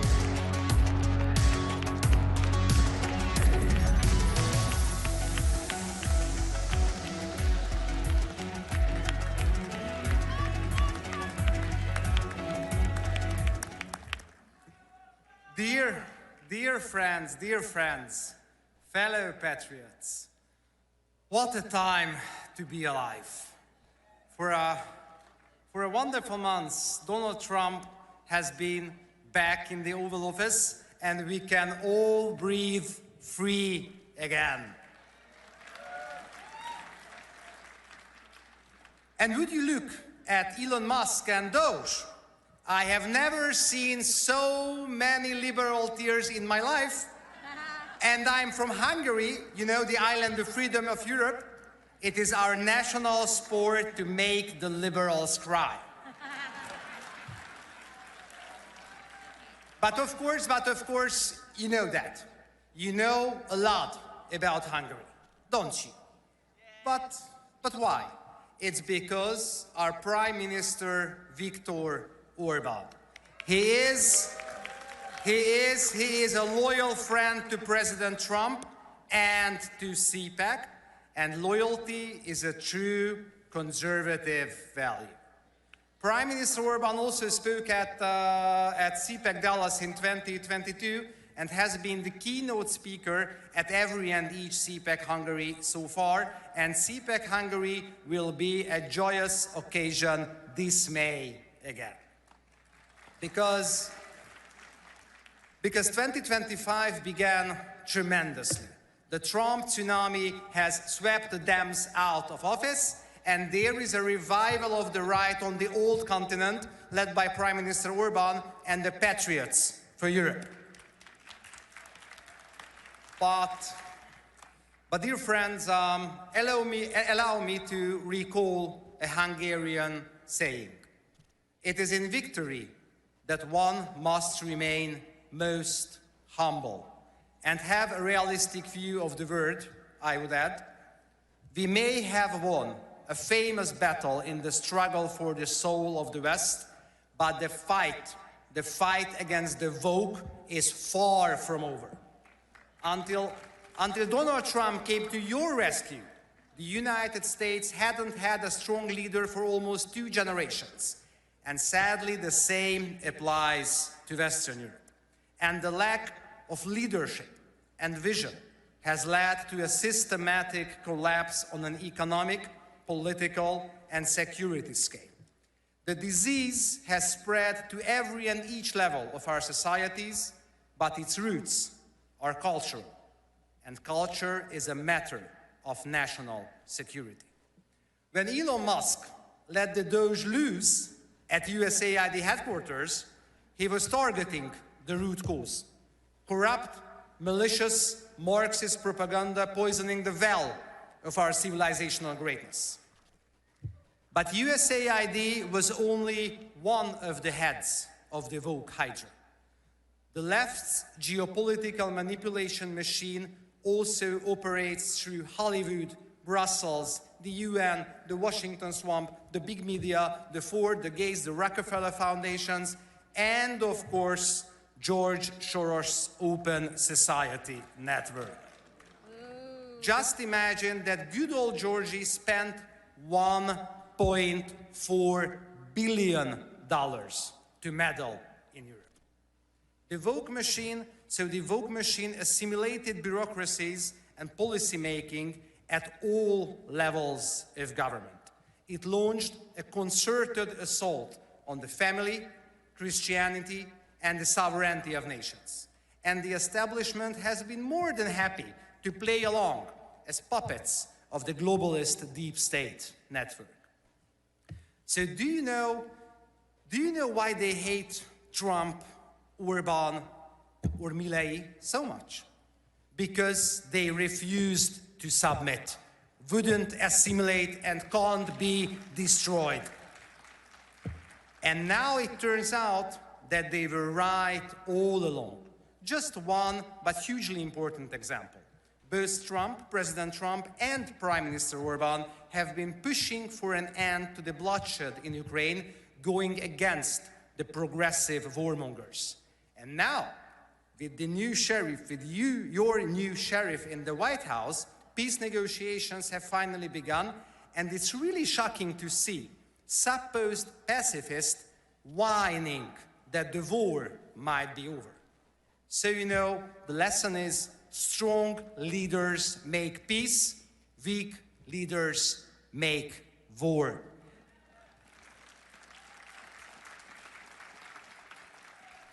And our civilization is not lost as long as such visionary and charismatic leaders can rise in the Americas and Europe. But in order to cut off every single head of the woke hydra and break the great geopolitical manipulation machine of the left, we must unite our forces.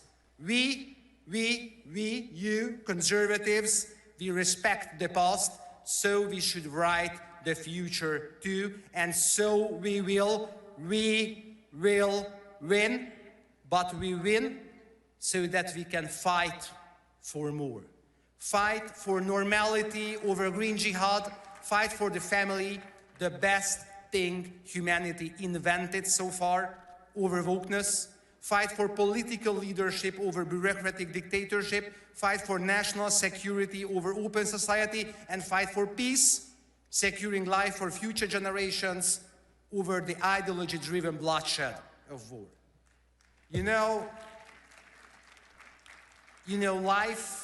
Life is much more than a struggle for self-preservation. And what it makes it more is precisely what it makes it truly beautiful and meaningful to us. Our families, our children, our dignity, our freedom, our faith, and our country. That is the message I came here to share, and that is what CPAC and CPAC Hungary is all about. We really very much hope you join us again this May in Budapest at CPAC Hungary. Let us fight together, and the age of patriots will dawn.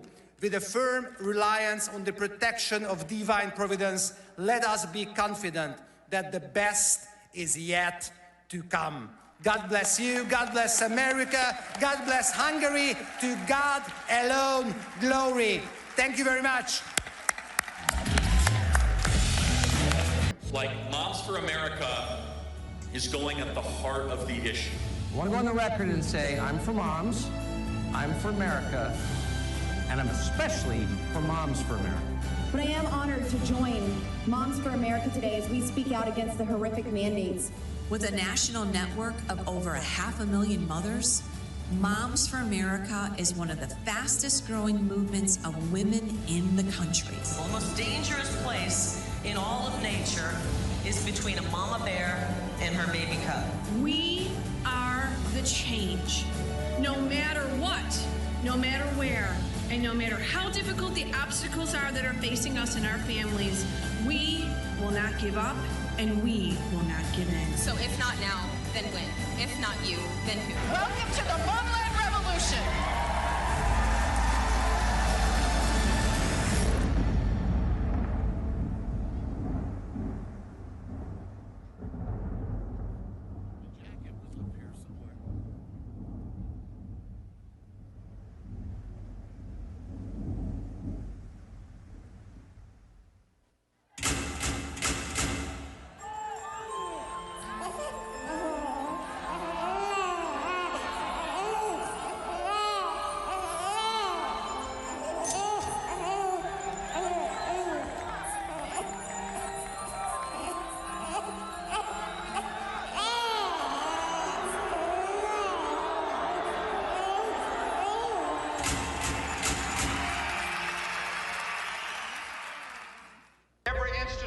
Today is under attack. The home, the church, the government. And many people are asking, what is the truth? Jesus Christ claimed the ultimate truth. Are you willing to face the truth? Do you think the MK Ultra project ever actually ended? The Central Intelligence Agency is actively involved in mind manipulation. We all answer to one God and one Savior. And He's there to change your life for the better.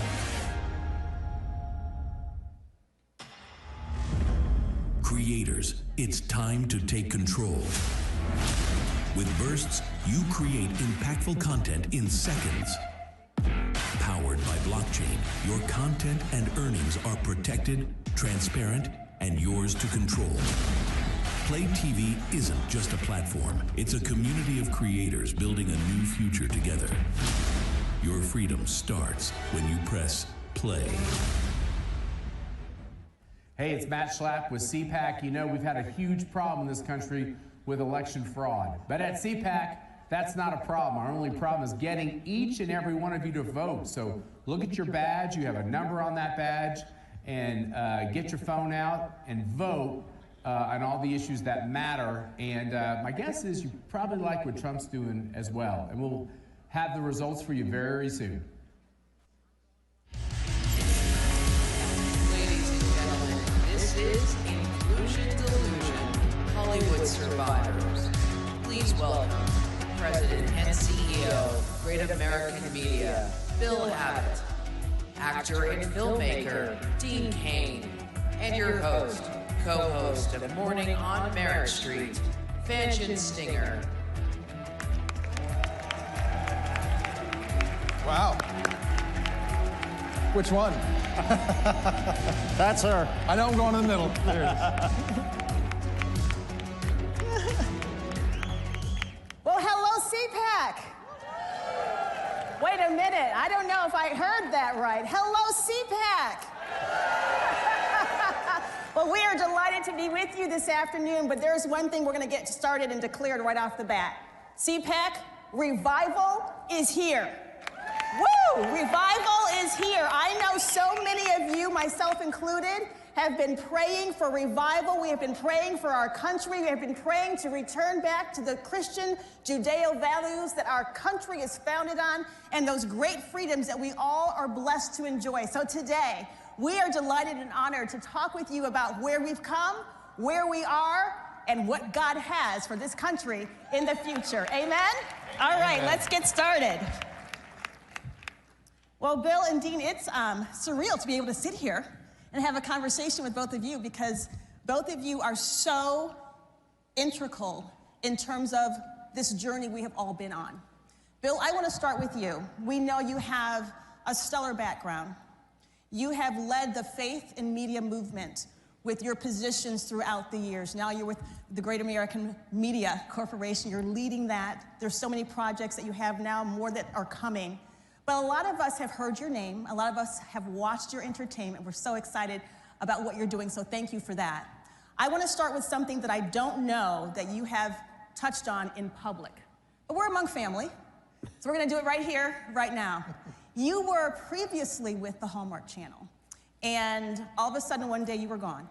And you have not really given us the behind the scenes, the scoop, that's what our journalists like to get, in terms of what really happened. Would you like to talk about that for the first time right here publicly? Of course, sure. I'm dying to hear this story. I really want to hear. Well, we worked together a lot at that time. Yes. And we will work together. At the Hallmark Channel, but amazingly, after you left, I didn't work at the Hallmark Channel anymore. Well, you're next. After he tells his story, your story's coming. Yes. So. No. Well, you know, so we had a great team at Hallmark that built an incredible franchise and a great brand and a network and a bunch of networks, actually. And we got to the point in 2017, we were #1, fourth quarter, with Countdown to Christmas, and very successful. And at that point, though, you could see the change in, you know, the chairman and the management at the parent company and the family to become much more woke and DEI-driven, very DEI-driven. And so, you know, they were in DEI before it was cool to be in DEI. And the reality of that was that we were serving an audience that was focused on family-friendly content and faith-based content, that they wanted traditions, they wanted values, they wanted to see that expressed on TV. And so there was tremendous pressure from the family to make changes. So at some point then you decided, and you stood up and had the courage to say, I'm not going along with this. I heard, and maybe this little birdie told me the right information or the wrong information, but there was an incident that happened with the White House tree lighting. Well, this was really the beginning of really seeing this become public or become evident to me. We were chosen to host and televise the White House tree lighting. It was President Trump's first time doing the tree lighting. And there was an article in The Hill that said, Trump White House partners with Hallmark Channel for Christmas tree lighting. And it was wildly successful. It was the president's first tree lighting. We had talent there. It did big ratings. It was a big part of our Christmas presentation. And the reaction was, at the time, that's not so good. And you're either with humanity or you're against it. That's what you were told? Yes. And what was your response? Well, at the time, you know, I was totally shocked. We had an incredibly successful business that was thriving, and we were, you know, by any measure, we were told for many years we could never be successful as an independent, that we were just, you know, in over our head. We wouldn't be able to survive, and we were successful. So, you know, I kind of took it with a grain of salt.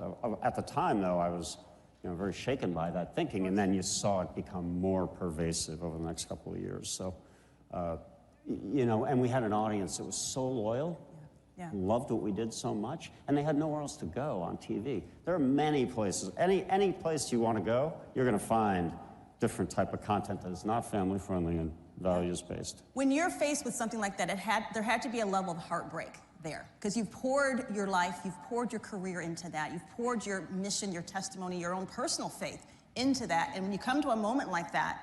And reading notes from viewers who were just so disappointed with, you know, what the direction is heartbreaking. Wow. Dean, you were with Hallmark Channel as well. Of course, you guys have a history. And you left. Tell us a little bit about your personal experience. By the way, did I host that Christmas dinner? I did host that one. As a matter of fact. Did you know that was going on behind the scenes at the time? No, I was too busy working for him. I didn't know that was happening. I didn't realize that was the feedback, which is amazing, because I remember it being a very successful event. It was great fun. And it's shocking to hear that. It's actually ridiculous. And, you know, when Bill left Hallmark, I was shocked as well, because I had been doing a lot of films for them, and I enjoyed them so much. I'm a single father, and I wanted to make a lot of content that my son could see and my family could see and be around that, and that I wanted to watch. And you really built an incredible brand. Absolutely. And then all of a sudden, Bill was gone, and my phone never rang from Hallmark again. And I was like, wow, okay, whatever has happened with the sort of the wokeness, that wasn't going to be me on the other end of the line, which I was okay with. I mean, I had plenty of other things to do. But I found that shocking. I love what you've built. Congratulations again. But it's just that you've proven that what you're putting out there is what people want to watch. And that's fantastic. You know, as far as being canceled, they tried to cancel me in Hollywood so many times. If an actor speaks up on something, listen, and for actors, go ahead and speak up or don't. It doesn't matter to me. I would work with Robert De Niro. He's a great actor. I don't like his politics. You know, Rob Reiner, very good director. I don't agree with his politics either. But I would still work with him, and I don't think it works the other way around. Like, I don't think Rob Reiner, and I've met with Rob since, and he didn't hire me, but it could be for many reasons. But, you know, you just sort of wonder, you know, why it's so solid, such a solid wall on one side and not the other. So I don't think I've ever really been canceled because I continue to work constantly and I voice my opinion, and thank you. Well, absolutely. There is an element of courage when it comes to pressure from the world. And as Christians, we need to understand that we are called to be bold. We're called to be confident, and we're called to operate in excellence at all times. It's interesting because now there is a headline of an article in the New York Times that reads, "This ought to be good. The woke movies era is over." That was the New York Times. Absolutely. And I want to read this other, because I want both of you to kind of speak to this, because you have been on the forefront of leading by example when it comes to standing up. There is a cultural shift, this is a quote, and this cultural shift is not merely a trend. It is a revival that has the potential to reshape society in ways that will make the powerful take notice. It is not about political parties, yet its impact will be felt across the political and cultural landscape as young people find hope and identity in Christ and step up as the next generation of leaders. That is where we are. Are you sure that was the New York Times? That was not the New York Times. Oh, that part wasn't. That was the Christian Post. There we go. There you go. The New York Times has declared woke movies that era over. With that being said, Bill, what is next for Great American media? Well, we're going to be true to who we are. We will never compromise our values. We will never change. And we don't care what the environment is. We will be serving the viewer, which we believe, by the way, is the vast majority of the country, who want to see faith-based content that's family-friendly and supports the country and isn't derisive of those elements. So we will never change who we are. What is the importance, Dean, because you have been very outspoken, like you said. It is not the majority of the country that was asking for the woke content that was being put out. I work for Dr. Phil's Merit TV, and Dr. Phil has done so much research on this fringe that seems to have the microphone. You have challenged that. Talk about the significance of where we are right now and what opportunity we have to spread faith, family, and traditional values. Well, you kind of don't have to look any much further than what Bill has done at Great American Media. Yeah. There's a reason that folks have flocked over there. I'm not sure about the Hallmark numbers anymore, but I got a funny feeling they're not as good as they used to be, my friend, and I think your numbers are up. People go and watch what they want to watch, and they'll find that, and I think it's wonderful. Andrew Breitbart, who was a friend of mine, once said that, you know, politics are downstream from culture. When you're making content like Bill is making and putting out there, people want that, and they will come to it, and they will see it. And I think that's super important. I love making that stuff because I want my son to be able to, you know, watch this. And now he's 24 now, so he's getting into different things. But when he was in high school, he was at a Christian school, and I did a film called God's Not Dead. I did not play a nice guy in that. And everybody watched the film, and the school went to see it, and they're like, dude, your dad's a jerk. Like, no, he's acting. He's acting. But I mean, I think it's so important to have those conversations, and those kind of films and shows, they have those families have conversations because of them. When you're putting out this other content for just a fringe number of people, they'll die. And that's why companies like, I'm not going to pick on Disney, but Disney has not done a remarkable job with their franchises, rebranding, changing things, and look at the success that Bill has had, and I think it's wonderful. Having the courage to do that, though, is so incredible, because without talent like you in God's Not Dead, it isn't the franchise that it is. That's right. Thank you, good sir. I've had the opportunity to be in 2 of the God's Not Dead movies. We met at the Dallas premiere of God's Not Dead, In God We Trust. If you haven't seen it, it's a powerful movie because it mirrors what is actually happening in our society today. It's the spiritual warfare that we all are watching play out. Talk about this Gen Z revival that is happening. We're seeing it in sports with players. We're seeing it with coaches. Ohio State University, guys, they just had 2,000 young people accept Christ on campus. This is happening. So talk about how we're going to come alongside those young people and help catapult them into being the next generation of godly, faith-filled leaders. I think you talk about it openly and you have those conversations. I mean, if we had this conversation 3 years ago, oh my gosh, what a horrible conversation to have, but now it's okay to have this conversation. And they should. And my son's 24. Does that make him a Gen Z guy? Does that qualify as Gen Z? So. Does it? In that area. I was worried about our youth. I really was. Yeah. Until I started talking to him and some of his friends. And there's some common sense out there. Yeah. And I think it's wonderful. And so doing this, putting out content that they can watch and talk about and showing them, again, politics downstream from culture. Yeah. Put it out there and hopefully change the culture. And I think it's happening. How are you going for that audience? Because we know right now, looking at the statistics, Bible sales are up with Gen Zers.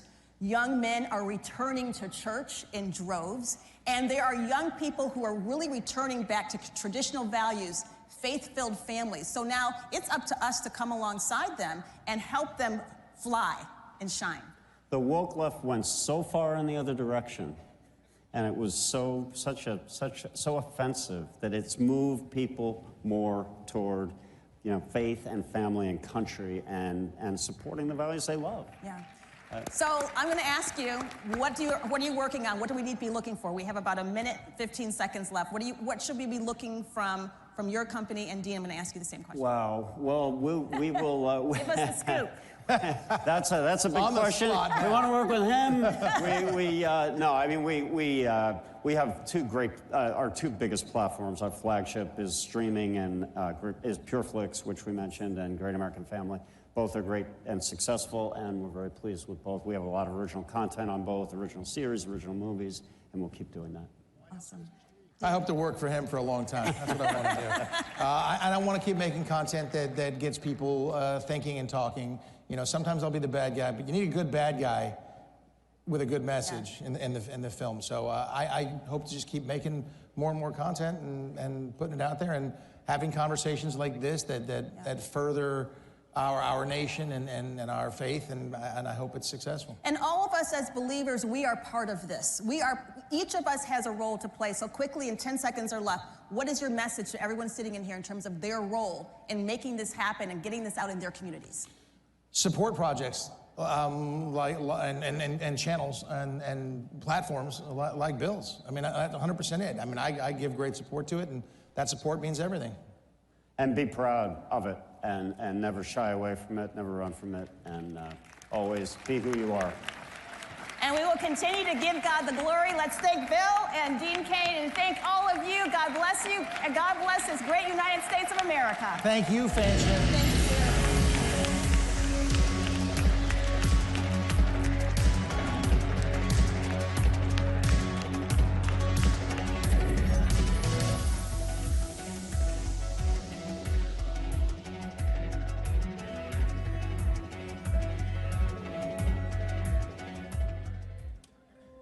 Welcome to CPAC. At Great American Media, we celebrate what matters most: faith, family, and country.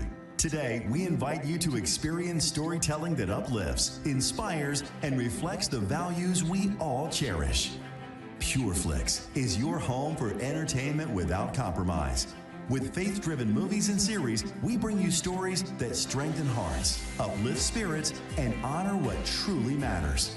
And on Great American Family, where faith leads, where stories inspire. Welcome home. Whether it's Christmas all year long, heartfelt romances, or movies that bring families together, we are here to make you feel at home. At Great American Media, our foundation is quality. Our promise is to always deliver entertainment that aligns with your faith and values. Thank you for standing with us as we stand for faith, family, and country. Enjoy CPAC. And remember, when you choose Great American Media, you choose entertainment that lifts you up. Join us and experience the best in faith and family entertainment.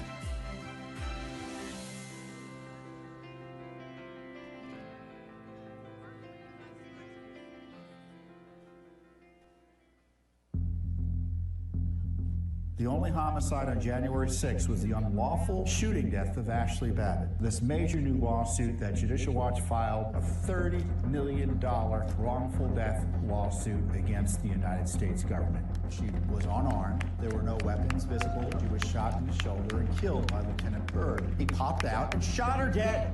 Ashley was shot in cold blood, and the rule of law requires justice for her. Who's AARP really watching out for these days? They've made billions partnering with big health insurance corporations while opposing reforms seniors want, like applying big discounts to medicines directly at the pharmacy counter. Instead, AARP supports liberal price-setting schemes, giving politicians, not seniors, control over any so-called Medicare savings with no guarantees. Funds won't be spent on unrelated programs or pad big insurers' profits. If AARP and Congress believe America's seniors aren't watching, think again. Paid for by American Commitment. Ladies and gentlemen, this is a conversation with U.S. Envoy for Special Missions, Ambassador Richard Grenell, and Politico White House Bureau Chief Dasha Burns. See, they're going to be nice to you. That's right. What's this?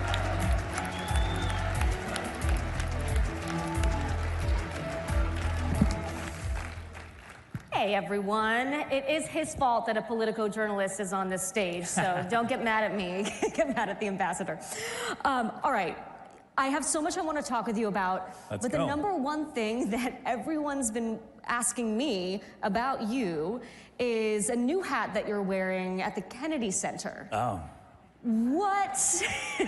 What is going on? How did that happen? How big an art connoisseur are you? Walk me through the behind the scenes there. Well, we want to make art great again.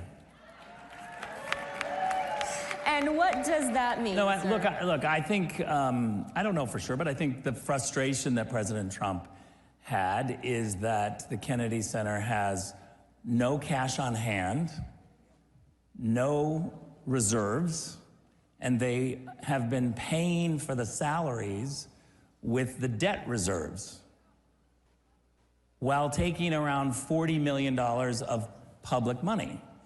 And so you can't have that. If you're gonna take public money, then you get to have public input. And so what we're gonna say at the Kennedy Center is, first of all, we gotta clean up the financial situation. We have to do the big productions that the masses and the public want to see. We want to have really good programming. So the first thing that we're doing, I think the big change is for everybody to know you got to be at the Kennedy Center in December because we are doing a big, huge celebration of the birth of Christ at Christmas. How crazy is it to think that we're going to celebrate Christ at Christmas with a big traditional production to celebrate what we are all celebrating in the world during Christmas time, which is the birth of Christ. Do you worry at all, though? I know there have been some folks who have been dropping out of performing at the Kennedy Center in protest. Do you worry about being able to bring in big artists to the center? No, we don't, because we already have them, and I think it's a real misnomer. But let me just say, there's one thing that got a lot of attention that this group dropped out, and it was all blamed on President Trump and me. And we've tried to correct the record, and I think we're going to have to do a more direct job because it wasn't true. They had the Kennedy Center, before I arrived, before President Trump was the chairman, the Kennedy Center had made some decisions about this individual group to change them because ticket sales were atrocious. And so they said, you know what, we can't have this because we really don't have any money and we can't be spending on things that aren't bringing in revenue. And so they made this change before we came, and then it was announced, and suddenly it was, you know, the gay men's chorus or something was dropping out because of Trump. That wasn't true. And it was replaced with some other things. That happens all the time. So I would just challenge you. So you would welcome the gay men's choir to perform if they were interested? Well, first of all, right now, if you're going to take public money, you have to prove that you actually can bring in revenue. We don't have any money. The woman that had my job before me was getting paid $1.3 million a year, and we had no money. How much are you getting paid for this? Way, way, way less. Wait, but let me ask real quick though, because we were talking about this a little bit backstage. How did this happen? Because you're going to Venezuela, you're going to Munich, and then suddenly you wake up and you're running the Kennedy Center? Well, again, I think it was a frustration from the president that there was no money at the Kennedy Center. But why you? Content and how was did it crazy. come about? I don't know. You'd have to ask him. Look, I love the arts. I'm somebody who,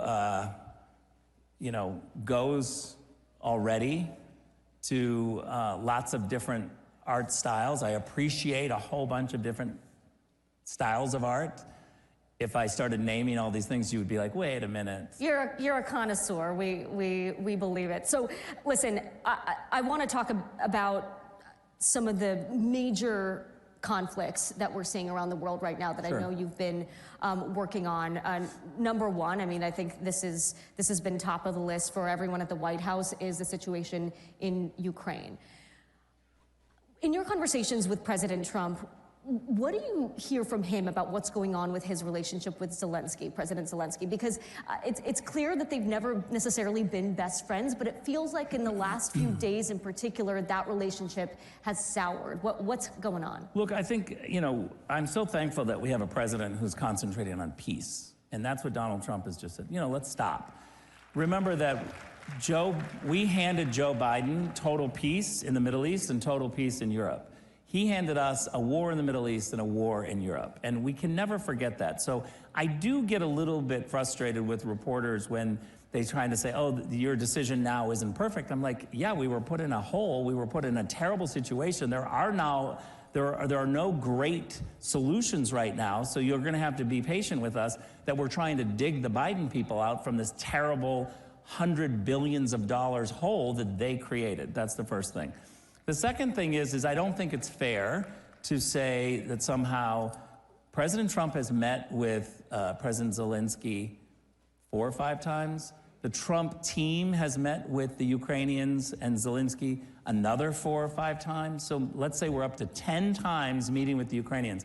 I never once heard from the media an outrage that the Russians weren't invited to those talks. However, the one time that the Trump team reaches out to say, how about we talk to the Russians, there's this hue and cry from the Europeans and everybody to say, why aren't the Ukrainians involved? Well, I think it's because the Russians are the aggressors in this situation, and that's another question I wanted to ask you. President Trump has blamed Ukraine recently for starting the war. You know better than anyone that it was Russian aggression, actually back in 2014. People forget that this goes over a decade back. But it was Russia that invaded Ukraine. So do you have a sense of why President Trump is making these claims now that Look, Ukraine started the war? I think what President Trump is saying very clearly is we have to stop this war. He is somebody who's concentrating on saying to both sides, let's talk to both sides and figure out how we stop this. Again, we have terrible choices because of the Biden team. There's not a lot of great choices. And so, yeah, is there frustration that things are not perfect in Ukraine right now? Yeah, but I'm a little bit annoyed that we were handed a file that was war when we handed them a file that was peace. And so I do think that we're frustrated.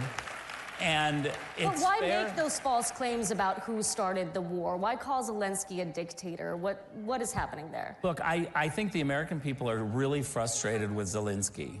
I think that there's a big frustration that he's not making great choices for peace. And again, when the American people are spending hundreds of billions of dollars, there's a frustration. Let's go back, you said 2014. Let's go back just to the beginning of this war where Joe Biden messaged for more than 30 days that he knew through intelligence that a war was absolutely coming. The Europeans and the Biden administration all did one thing, which was prepare for more war. They talked about more funding for war. They battened down the hatches. They got hardware in there. No one was talking about peace. I actually think it's pretty immoral if the President of the United States says we're having a war in 30 days and we know for sure, and no one shows up in Moscow and Kiev to try to say, let's do diplomacy, let's stop a war.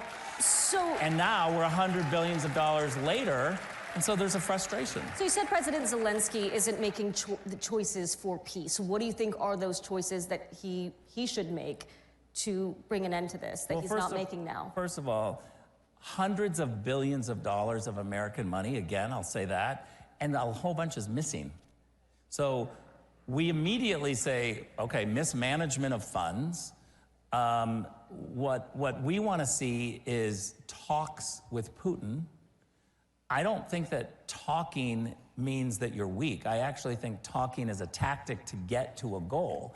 And so we've seen with President Trump, he can show up with Kim Jong-un, and we need to be able to have these conversations with the Russians. Look, I've done negotiations my whole life.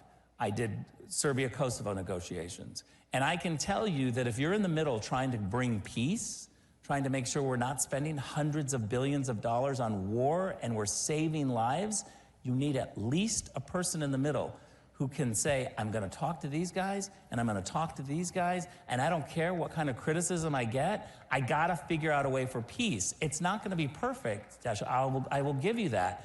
But again, I go back to the fact of we had it perfect in terms of peace. We were handed a war, and now we're being criticized of, well, how do you dig us out of a war, and you're not doing it fast enough, and you're not doing it fair enough? So we're a little frustrated. So the social media stuff, I mean, President Trump called Zelensky a dictator. Do you believe he's a dictator? Well, I think when you reject having elections and you're not moving towards that way, that people get angry about that. Is Putin a dictator? Of course. Putin is a dictator? Yeah, of course. So the stuff that we're seeing on social media... But I want to say one thing that's really important in this conversation. Donald Trump has done something different than Republican foreign policy leaders have done for 25 years. This is a paradigm shift, what he's doing. We articulate very clearly under Donald Trump, we don't do regime change. We are going to deal with the countries that are in front of us. And our criteria is not how do we make that country better, how do we make America better, stronger, and more prosperous for the people that live here. So I was in the East Room when President Trump held the presser with Prime Minister Netanyahu, and he announced the plans for the Riviera of the Middle East in Gaza. Is that art of the deal talk? Is that a serious plan? What is your sense of where President Trump is headed with that idea? Well, first of all, let's start from the fact that he's a great negotiator. So we know that he's negotiating all of the time. Secondly, I think, again, I sound like, I keep repeating myself, but we had peace there. We had peace agreements, right?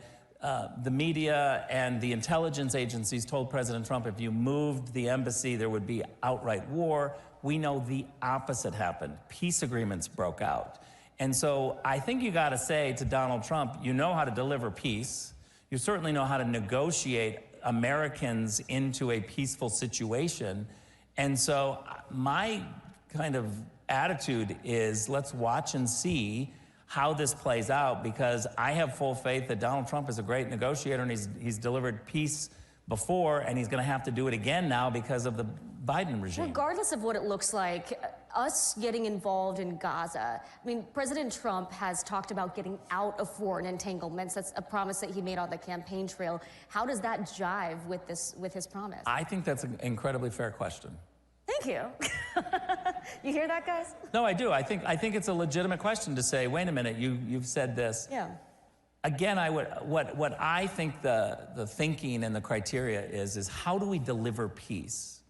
And I've spent 8 years at the UN, and what's been happening in the Palestinian territories and in Gaza, we've been talking about for decades. We were talking about this. The U.S. still has a role to play and should play a role in peace in the Middle East, even with the America First agenda? Yes, but that doesn't immediately mean that we jump to boots on the ground. And I would say the other thing is, I'm a diplomat. You're going to hear me talk about diplomacy, not about war and the things of war. But I will say that as kind of a chastisement to the public debate right now, when you talk about security assurances, stop assuming that security assurances are just simply American boots or UN boots and guns. I can't think of a better security assurance than private equity folks on the ground. American businessmen on the ground trying to do deals and help rebuild or help bring economic development. If you've got a bunch of Americans or Westerners even that are in Ukraine, that are in the Black Sea, doing economic development, I can't think of a better way to have a security assurance. And I know we're running low on time here. I do want to talk to you about the wildfires in Los Angeles. I know you know people who have lost homes. I think anyone that knows anyone in LA knows people who have had tremendous loss there. How are the recovery efforts going? I know the president at the roundtable in the Palisades tasked you with some of that effort. How are things going with FEMA? We know Democrats and Republicans can agree that FEMA doesn't always work effectively and quickly. What are the bottlenecks and what are you doing there? Well, thanks for asking. I think that the reality is that the federal response is mostly money, and so we are going to have strings on the money that we give to California. They've made terrible... There will be conditions, okay. There will be conditions. We're talking about those conditions now. As a Californian, I'm all for it because I don't have faith that if we went back and we just gave California hundreds of millions of dollars, they were gonna go back to their same old ways of not giving enough water, having dangerous situations on the ground when it comes to forestry. It's going to happen again. Yeah, what are some of those strings you're talking about? Well, I don't want to commit too much, but... Give us a little. But I will say this. Everyone who's involved knows that the California Coastal Commission is a disaster and it needs to absolutely be defunded. And from just a way to think about government, we already have local government making these decisions. Layering it on with the California Coastal Commission is a terrible idea. It's an unelected group of people who are crazy woke left, and one person can stop progress, and they've made California less safe. I think squeezing their federal funds, making sure they don't get funds, putting strings on them to get rid of the California Coastal Commission is going to make California better. While we're on California, since you have so many ideas for the state, are we going to see Richard Grinnell run for governor of California?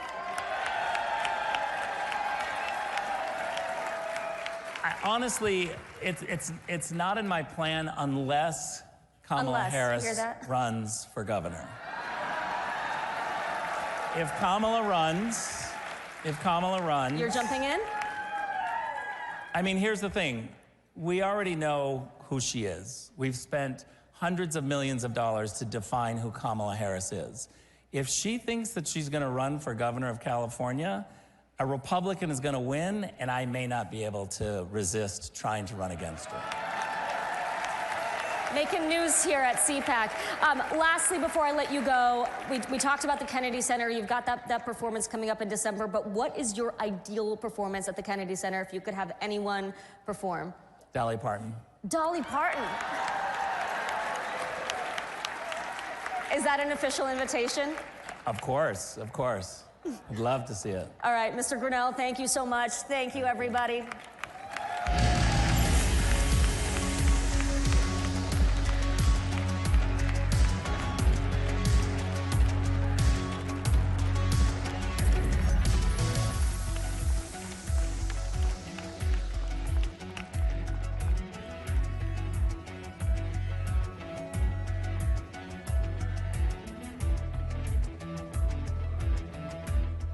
Matt Schlapp with CPAC. You know, we've had a huge problem in this country with election fraud. But at CPAC, that's not a problem. Our only problem is getting each and every one of you to vote. So look at your badge. You have a number on that badge. And get your phone out and vote on all the issues that matter. And my guess is you probably like what Trump's doing as well. And we'll have the results for you very soon. Wherever human freedom is under attack, in courtrooms, legislatures, and the public square, we stand ready to defend it. This is why Alliance Defending Freedom exists.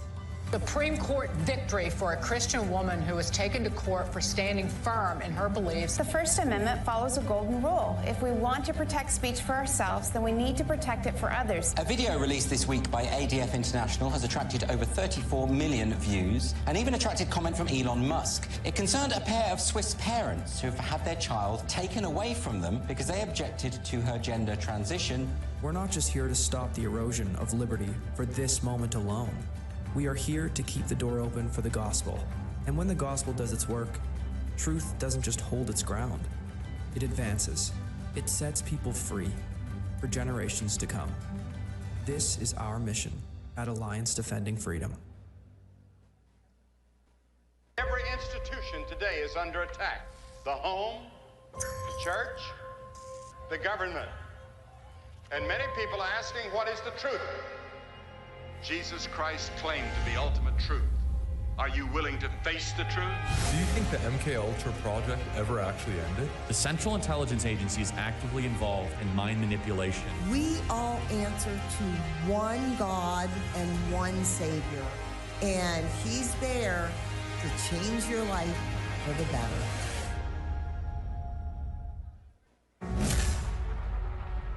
During my second term, we will fight for Alaska like never before. I'm excited about what we can do with President Trump in the office. We'll work together to provide affordable energy to Alaska and allies all over the world. More investment, more certainty, production, more exploration. Thank you to everyone in Alaska, and thank you to your great governor. I look forward to a long and enduring future relationship. Drill, baby, drill. Ladies and gentlemen, it's time for the new G.I. Joes. Please welcome former U.S. Navy SEAL Rob O'Neill, UFC fighter and Special Forces operator Tim Kennedy, and your host of the Carl Higbie Frontline on Newsmax, Carl Higbie. Yes! What up, Drago? I love you, brother. All right. Well, they gave us open mics, no script, and a bunch of guys who used to shoot people. Just a scope. No, so the last, we were talking 12 years actually, not just last 4, have been disastrous for the military, not only domestically, but on the global stage. That's the truth. Yeah. Yeah, pretty madness. Been losing wars everywhere that we look. On multiple continents, we've been losing our strategic positions and strategic bases that we have fought for decades. From Africa, literally every single continent, to Eastern Europe, and obviously in the global war on terror after 20 years, the most embarrassing withdrawal in American history. Yeah, well, Rob, let's talk about that. We had the withdrawal from Iraq. I was in Iraq in '09 when we were drawing down. I know you guys were in and out of the same areas. I was watching us pull resources out, denying the fact that there were bad guys still doing bad things, that were killing coalition troops. And yet they wouldn't let us get them because of the perception that the war was over. Yeah, the perception of the war being over is something we've been doing wrong, and that's getting too political. And I don't mean just the politics of the country. I'm talking personal power for politicians. Making a promise to get out of a place because that was said in the campaign, or in the case of Afghanistan on 9/11, and just making decisions that don't make sense because a lot of stuff, I don't know if you noticed in D.C., doesn't make sense. But the way that I put Iraq was one of those things where we shouldn't have invaded, but we shouldn't have left the way we did. And when the convoys coming from north to south, we should have hit them with some A-10s. ISIS is gone, didn't do that because I guess we could be nice to the enemy. But the thing with Afghanistan that I noticed too is if you took the bin Laden team and asked them to come up with the worst possible way out of Afghanistan, we would have come up with exactly the way the Biden administration did it. And that's all because they wanted to be out before 9/11. We lost a lot of people because of that. Right, but the unwillingness to actually define the enemy was the bigger problem. It was, we're going to work with them, we're going to give them money. I mean, hell, we left, what, $80 billion worth of stuff, including night vision and Humvees over there. They didn't define the enemy, and therefore we couldn't defeat it. I mean, that's the story old as time, right? Whether it's Vietnam, the Korea War, us being able to define who we're fighting is something that it's necessary for us to know who to beat. You know, if you take the military and you point them, I still believe, even though we are in a dangerous position with Secretary Hegseth trying to fight to bring back the strength, we still have, without a doubt, the most powerful military on the planet. And I'm so inspired by the young men and women that, especially recently, have raised their hand to serve. But you know, watching Pete Hegseth, I mean, it's the truth. Yeah. In Germany, training with the Special Forces unit, you know, like with the Hulk running right in front of him. That guy was huge. He was huge. That's a big dude. I'm just like, you know, that's the America that I know and that I love. Put that on a recruiting poster. I mean, Rob, we had record low recruiting over the last 4 years. It turns out if you tell a bunch of people that were in your ranks that they don't like them anymore, they go home. Yeah. And we had posters of people with 2 moms, or transgender this, or DEI that. It's like, well, this is a place where we're supposed to put bullets in bad guys' faces. That's it too. And the military can be very simple. The way you're successful in the military is master the basics, keep it simple, and leave the diplomacy to the diplomats, right? Go in, crush people, and leave. And that's all it's got to be. And then we just start getting into this woke ideology with, okay, you're raised by 2 women in San Francisco. Great, fine. I don't think ISIS is afraid of that. I don't think Al-Qaeda is afraid of that. And even like Queers for Palestine, if they went over there, they'd throw them off if the I building. went over there with them, they'd murder them before they murdered me. Yeah. They don't like them. Yeah. But the problem is, we're trying to play nice with everybody. It's like, well, I don't know if it's you don't understand them, or like we were talking backstage about the enemy. You can't, or you just said just now on stage, we're bad at defining the enemy, and we just think that. Here's a little thing I learned as a battle interrogator, especially dealing with terrorists. They lie. No. Yeah, they'll lie. What? Yeah, they'll lie to your face. Weird. Drago, back me up on that. But, you know, we can sit here and joke about this, but there's some serious work. And look, I actually talked to Secretary Hegseth this morning about it, was trying to get him to call in, but he has this little thing like managing the whole country's, you know, DOD. But he, you know, he's got a serious job ahead of him. I mean, they've already increased recruiting in 30 days. Weird how if you put warfighters, you attract more warfighters. But in order to do that, I mean, you're talking about a massive deficit, not only from a financial standpoint, where we've spent 3 times as much on aircraft carrier budgets, where we've, you know, massively reduced the force. The COVID vaccine was one of the greatest reductions of good men and women, and we have to build that back. How do we start? It's a great question, and I think from the top down, seeing the Secretary of Defense out doing PT with the troops in the morning, you know, it's not just the number in which we were failing to recruit for the past 4 years, but it's who we have been recruiting. We were recruiting, and I'm so grateful for everybody that raised their hand to serve. We want strong, fearless people that want to be part of the most lethal fighting force on the planet. That's who we want. We want them as a deterrent. We want the rest of the world and every single one of our peer-level adversaries to look at our men and women in uniform and be like, nah, not freaking worth it. Yeah, exactly. Well, that's, you know, that's the other thing too, is Rob, you walked in a door, shot the world's most wanted criminal in the face, and didn't think twice about it. How do we get more people?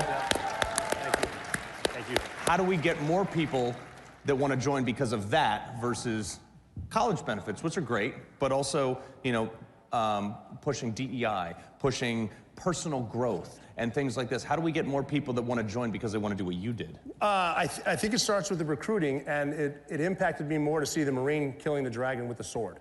I really like that. Plus the movie Navy SEALs with Charlie Sheen. That was really, greatest movie really, ever. Really, That's greatest movie why I ever, became a SEAL. 100% accurate.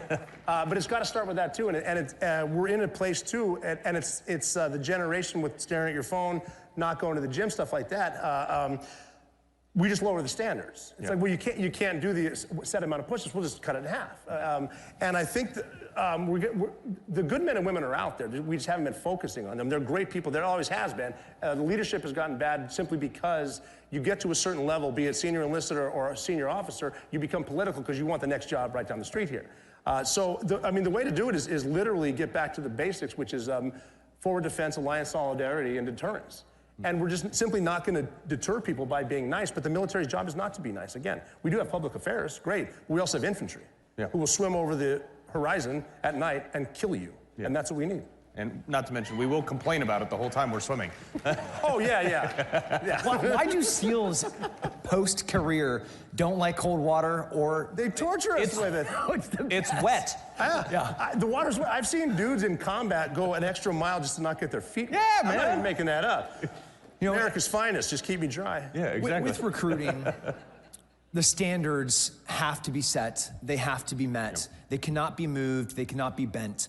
It has to be merit-based. If you're going to fly a helicopter, it's because you're the best person that can be on the stick. Absolutely. If you're going to be pulling down night vision to go on a mission, it's because you passed every single one of the standards to be there, and you deserve to be there, whether you're wearing a trident, a green beret, or you are proudly just running down, as every single infantryman knows, to shoot, move, communicate, and medicate. You met the standard, and you deserve to be there. Right. Well, that's the other thing too. You know, a 7.62 doesn't understand the difference if you're black, white, blue, green, 5'7", 5'4", 250, 150. It doesn't matter. So why did we get away from a general standard? And now, if you're a 40-year-old woman in the military, you can get 24 minutes to run 2 miles. But if you're a 22-year-old male, you have to do it in 18 minutes. Like, how did we deviate? Well, I mean, again, we need to get back to we deviated just by, well, I mean, we saw when I joined in 1996, uniform, bad haircut, and all we saw was green or blue. That's it. But now we're to the point, because of a softer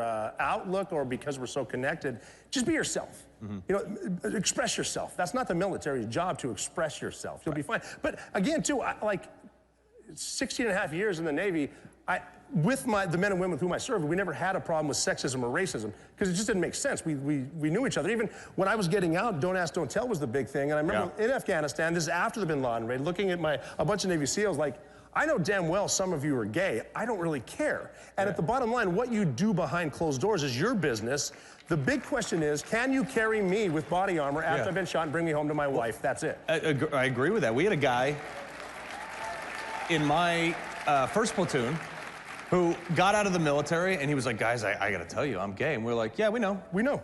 And we don't care. Nobody cared. Nobody cares. Sorry, man. Seriously, but that's it, too. He can do his job, and nobody cares. But then you get involved with the media, and they just want to spin it because they want the talking points to badmouth whichever Republican's running. So let's talk, you know, Secretary Hegseth comes in now, 8% cuts across the board. A lot of people on the other side are saying, well, hey, this is going to diminish our fighting force. And I look at that, I'm like, look, we're still using floppy disks and fax machines. At some of like the DMV is more technologically advanced in some areas of the Pentagon right now. So, you know, there's a vast, massive redundancy within the Department of Defense, you know, and how do you get to the bottom of that without even slightly creeping on the mission of capability? And when, if you're trying to become effective and more efficient, the first thing that you do is you recognize fat and you cut it from it. So whether it's fraud, waste, and abuse, and in some instances we're seeing DOJ just come through with a battle axe to do that, which is awesome. Yeah. On the military side, I mean, I would definitely argue, and I know personally, as I think everyone else does, and if you've been in the military, that there are good redundancies, like a good PACE plan, primary, alternate, contingent, emergency, and on the communication side, on, you know, like multiple routes in and out. But when it comes to bureaucratic regulation, and the military is not supposed to have that, what is called the kill chain. How effectively can I take from a decision to do something to the execution of it? How fast is that thing?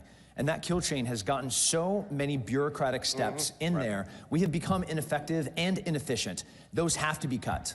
Yeah, well, that's the danger of the big corporate mindset too. I mean, you guys know as well as I do. You get the green light to do an op, and you have to get it approved up the chain, and by that time, the guy's already left his house and fled the country. That's true, yeah. And I mean, it comes back to the efficiency that they're doing right now. You need redundancy in place, like with submarine warfare. If one gets an order, another one needs it too in case it gets hit and no one knows, that stuff like that. But the Pentagon hasn't passed a budget.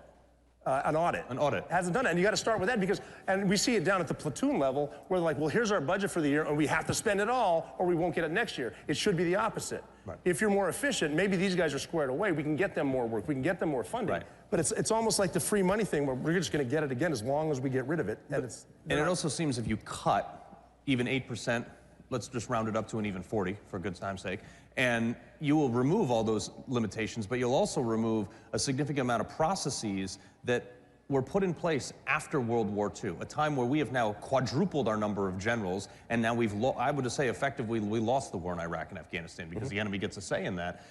How do you rebuild that within the ranks? I mean, there's obviously morale has already gone way up under Donald Trump, big time. But how do you rebuild that with generational support? So, right now with General George and the Sergeant Major of the Army, Mike Weimer. Mike Weimer, former unit guy, was part of the special missions units, also a special forces guy. They clearly have said time and time again, they want to focus on lethality, maneuverability, flexibility, and these are things that bureaucratic systems and multiple checks and balances always slow down. They want kids being able to 3D print a tool that would have cost, through a government contract on a named project, tens of millions of dollars. And 7 years to approve. That's right. Yeah. And all of that, we have to innovate. We have to innovate our way out of this, and we have to become the 2025 fast, lethal fighting force where the rest of the world is like, buddy, want nothing to do with that kid from Oklahoma that just throws hay bales, and now we're giving him the best tools possible to go and kill his enemy. Right, and something on that too, that good point. I think just we were talking about Secretary Hegseth working out with the guys and the big monster dude. Yeah. That's something else right there you haven't seen with the SecDef, but that's what you need. It's always been impressive when the general officer, the general or the admiral, comes and talks to the E5 Mafia. Right. Hegseth, Mr. Secretary, sorry, Pete, can like I've always been saying, we need a mid-level officer with combat experience to take the Secretary of Defense, because he will talk to the troops, and that when you're working out with the troops, you can ask them simple stuff. Right. Where are you from? Why'd you join? What are you anticipating? What do you expect out of this? How's morale? Okay, morale's bad. Why? Morale's good. Why? Find out why, and then obviously, it is a pyramid, top-down type stuff, but they might want to think about potentially changing that up a little bit. But also flattening the organization, allowing that direct feedback. I remember when I was in, the Admiral would come down and they'd be like, hey, look, if you have any questions for the Admiral, clear it through us first. Carl, you're not allowed to ask any questions whatsoever. But it's, and I raised my hand, this is in 2009 after we just gotten back, and I said, what's the desired end result in Iraq? I mean, I got in a lot of trouble for that, but they had no answer. Yeah. It was heartbreaking on the ground in Afghanistan, in August of 2021, all the way to the 26th at the Abbey Gate bombing. That sent a shockwave through all of GWAT and recruiting. Nobody likes to lose. America's not built to lose. We're built to be the most powerful fighting force on the planet, the military is, and the country that's the strongest that's ever existed in the existence of our species. Greatest country ever. So our young people need to look at the service members, men and women in uniform with the flag, and with pride, be like, I want to be like Rob. I want to be like Carl. Right. I want to go win wars. It's time for us to start not just being preventative, but for everyone to know that the next war that we go into, we are not just going to fight it. We're not there to perpetuate the military-industrial complex. We are there to destroy our enemy in the most violent way possible. There you go. I just want to point out that the Army guy said that they want to be like the two Navy guys up here. But that said, I mean, look, we have 11 carrier battle groups, so they're not in reserve for someday. We're pretty much there now. Why do we care what Europe thinks? Why do we care what other countries think? Why are we catering, especially policy within the DOD, to what other countries think when we can do whatever we want because our aircraft carriers outrun their jet skis? Well, that's true, too. I mean, I remember seeing a recruiting poster with somebody's water skiing behind a carrier and people laughing at it. I was like, no, that could happen. That's the fastest ship we got. Yeah. And I can't tell you how fast it goes, but it's pretty fast. But talking about Europe, too, moving forward, every time we've left Europe, we had to go back. Yeah. So we got to be careful about that now, too. But the problem is with Europe being so weak, most of them aren't paying the 2% GDP they're supposed to be paying. Right. But we're not going to be able to deter China, especially a China-Russia coalition, while we're trying to hold the hand of the people that are afraid of Ukraine or going into Poland. I don't think they're going into Poland, but regardless, we're not going to, the fight, you got to figure the 5,000 miles of a supply chain we're going to need in the Pacific. Right. When China tries, within the next few years, tries to take Taiwan, there's other allies over there dealing with a much bigger enemy, and then you're getting into the AI thing, the drone fighting. I'm so glad that wasn't prevalent when we were there, but microwave weapons, stuff like that. I mean, we're still back in time. We do have smarter people than this panel. They're working, but they got to be smart about being. That's a pretty low bar, if you don't know, for us. But no, I mean, that's 100% right. The technology is almost outpacing the need for some manning, not all, but how do you balance the technology versus the man on the ground? I mean, this is a question that we've asked every single war and every single conflict. Ultimately, it really does come down to the men and women on the ground. Yes. You know, it comes down to the quality of the people, their integrity, and their work ethic. And I love this country. I'm so proud that I get to wear the uniform and the flag, and I get to look to my left and my right, and I am just so inspired by the strength of our service members and the men and women in this country. And I have total confidence that we have the best and the brightest in the world that are answering that question. And they are giving the best tools to the best men and women in uniform to then go and both prevent our next war and, heaven forbid, if we do have to fight it, win it. Yeah. Let's talk about kids. Rob, I know you got a new one. Yeah, I got a birthday on Sunday. Yep. My daughter Valor turns 1. So, congrats. So, you know, I have 3 myself. You know, and for the last 4 years, and the first time in my life, you know, I come from a somewhat military family. I would not have advised my children to join the military. How do we make sure that no one ever wants to have that side of a conversation again? That's a tough conversation, too, with, again, the politics getting in, the D.C. swamp ruining everything. It's a tough conversation to have, too, because a couple months ago, someone asked, are your children going to join the military? I don't know. I mean, maybe you tell them, get straight A's, get an academy, and learn how to fly something, but the other stuff, I don't know, but now, I mean, it's turning the tide, but they got to maintain that. Right now, we're in the honeymoon phase still, even though it's Donald Trump's second term. You got to maintain that momentum. Yeah. And again, too, we have the great patriots in this country, too. The problem is, I mean, we have X now, but a lot of the voices get shut down. I don't know if you notice shadow banning and stuff like that. The Patriotic Americans have been shut down before, and we got to, hopefully, with some of the people coming over from the social media side, getting more conservative. I mean, we could hope, but we'll see what happens. Right? I kind of want to leave it at this: is you know, as we move out of this phase, I mean, we got 3 years and 11 months left. I feel like a lot of countries have kind of said, I think we're going to win the next 6 elections. I sure hope so. But at a bare minimum. Yeah, I mean, zero reason why we shouldn't have at least the next 12 years. We're fixing this country. So, you know, when 30 seconds or less to solve the world's problems, how do you get to a place where we install mechanisms that even politics can't corrupt it? Yeah, building that beachhead where these are things that are going to stand the test of time, that are going to stand a midterm election, and then, you know, the next national election.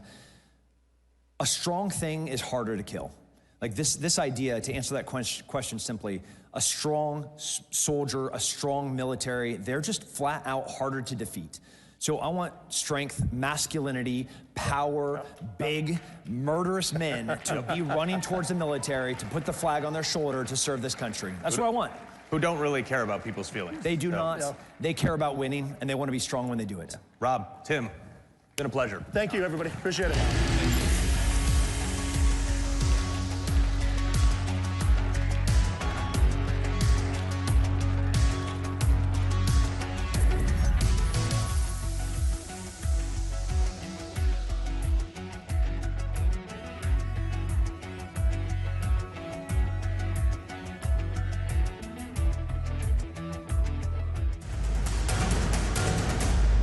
Newsmax has been terrific. President Trump is right. Millions are switching to Newsmax. It's the fastest growing streaming service in America. You don't need those woke streaming services anymore. Just get Newsmax Plus. Watch the best shows like Greg Kelly, Rob Schmidt, Greta Van Susteren, and Rob Finnerty. Greg Kelly over at Newsmax. The Newsmax people have been really, really terrific. Gain access to exclusive documentaries, series, and special briefings. It's free to start. So go to NewsmaxPlus.com now to sign up and watch Newsmax anytime, anywhere. Hey, it's Matt Schlapp with CPAC. You know, we've had a huge problem in this country with election fraud. But at CPAC, that's not a problem. Our only problem is getting each and every one of you to vote. So look at your badge. You have a number on that badge. And get your phone out and vote on all the issues that matter. And my guess is you probably like what Trump's doing as well. And we'll have the results for you very soon. This lunacy will end on my birthday back in the Oval Office. I promise you it will end immediately.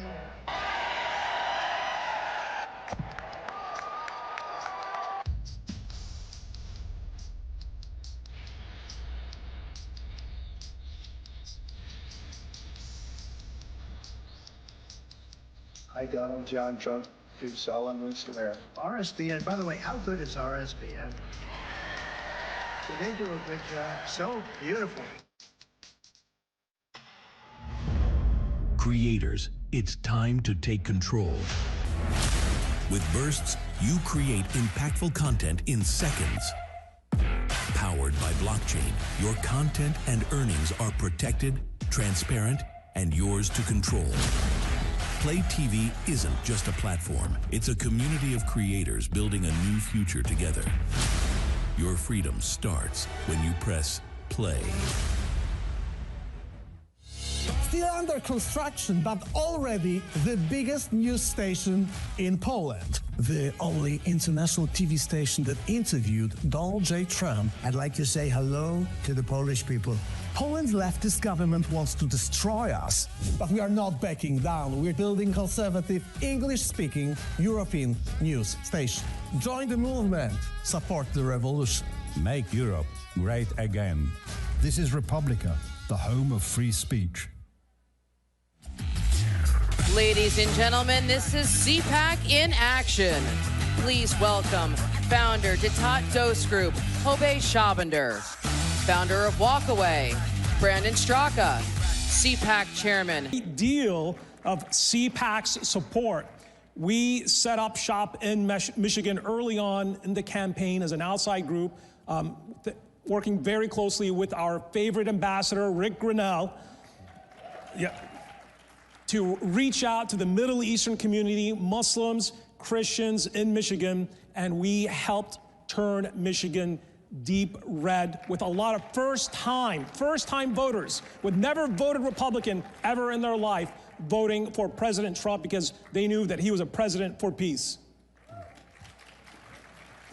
Hey everybody, I'm Brandon Straka. I'm the founder of the #Walkaway campaign. Don't get a big head, Brandon. We are the largest national movement of former Democrats walking away from the Democratic Party at this point. In 2018, we started a national conversation about the need for people to walk away from the divisive, hateful Democratic Party and political left.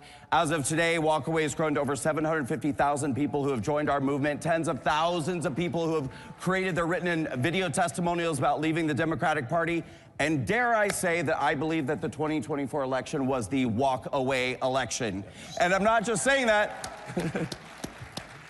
I'm not just saying that because we walked away with the presidency, and we walked away with the House, and we walked away with the Senate, and we walked away with the popular vote, and we walked away with every swing state in the country, but because massive numbers of minorities walked away from the Democratic Party in 2024 and led us to victory. Well, you know this guy. Do you have any sentences you want to say about what you do? Well, I just want to say that my wife, Mercy, just walked in. I think she's doing a great job. Thanks for coming to listen to me. I was told that there's going to be some harsh judges of how I do in this panel, so I'm very nervous right now about what the scores are going to be. In my household, you have to do a good job where I have 6 women who kind of let you know you don't do so good. But and all my kids, almost every one of my kids is here today. So if you see them, be careful because they're good staffers, I want you to know. Okay, so let me just give you a quick overview at CPAC.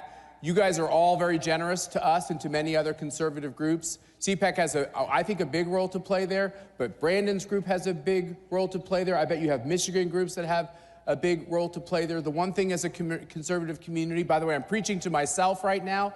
The one thing as a conservative community, which I think is the pro-America community, I'm not so sure conservative is even a word we have to use right now. We just believe in America and America's values. That we got to partner together really, really well if we're going to beat the bad guys, if we're going to beat the commies. So this is a little bit to myself. I get competitive. I think, well, that's a CPAC thing. CPAC did that. And we're doing a good job as an organization because all of you are helping us. But we all have to work together. And I have to say, to begin my comments, I think we ought to give a rousing applause to having an RNC chairman who was uber competent and did a great job in Michael Whatley. Susie Wiles, the campaign manager for Donald Trump, deserves a round of applause for being uber competent, and Chris LaCivita. Let's give them a round of applause.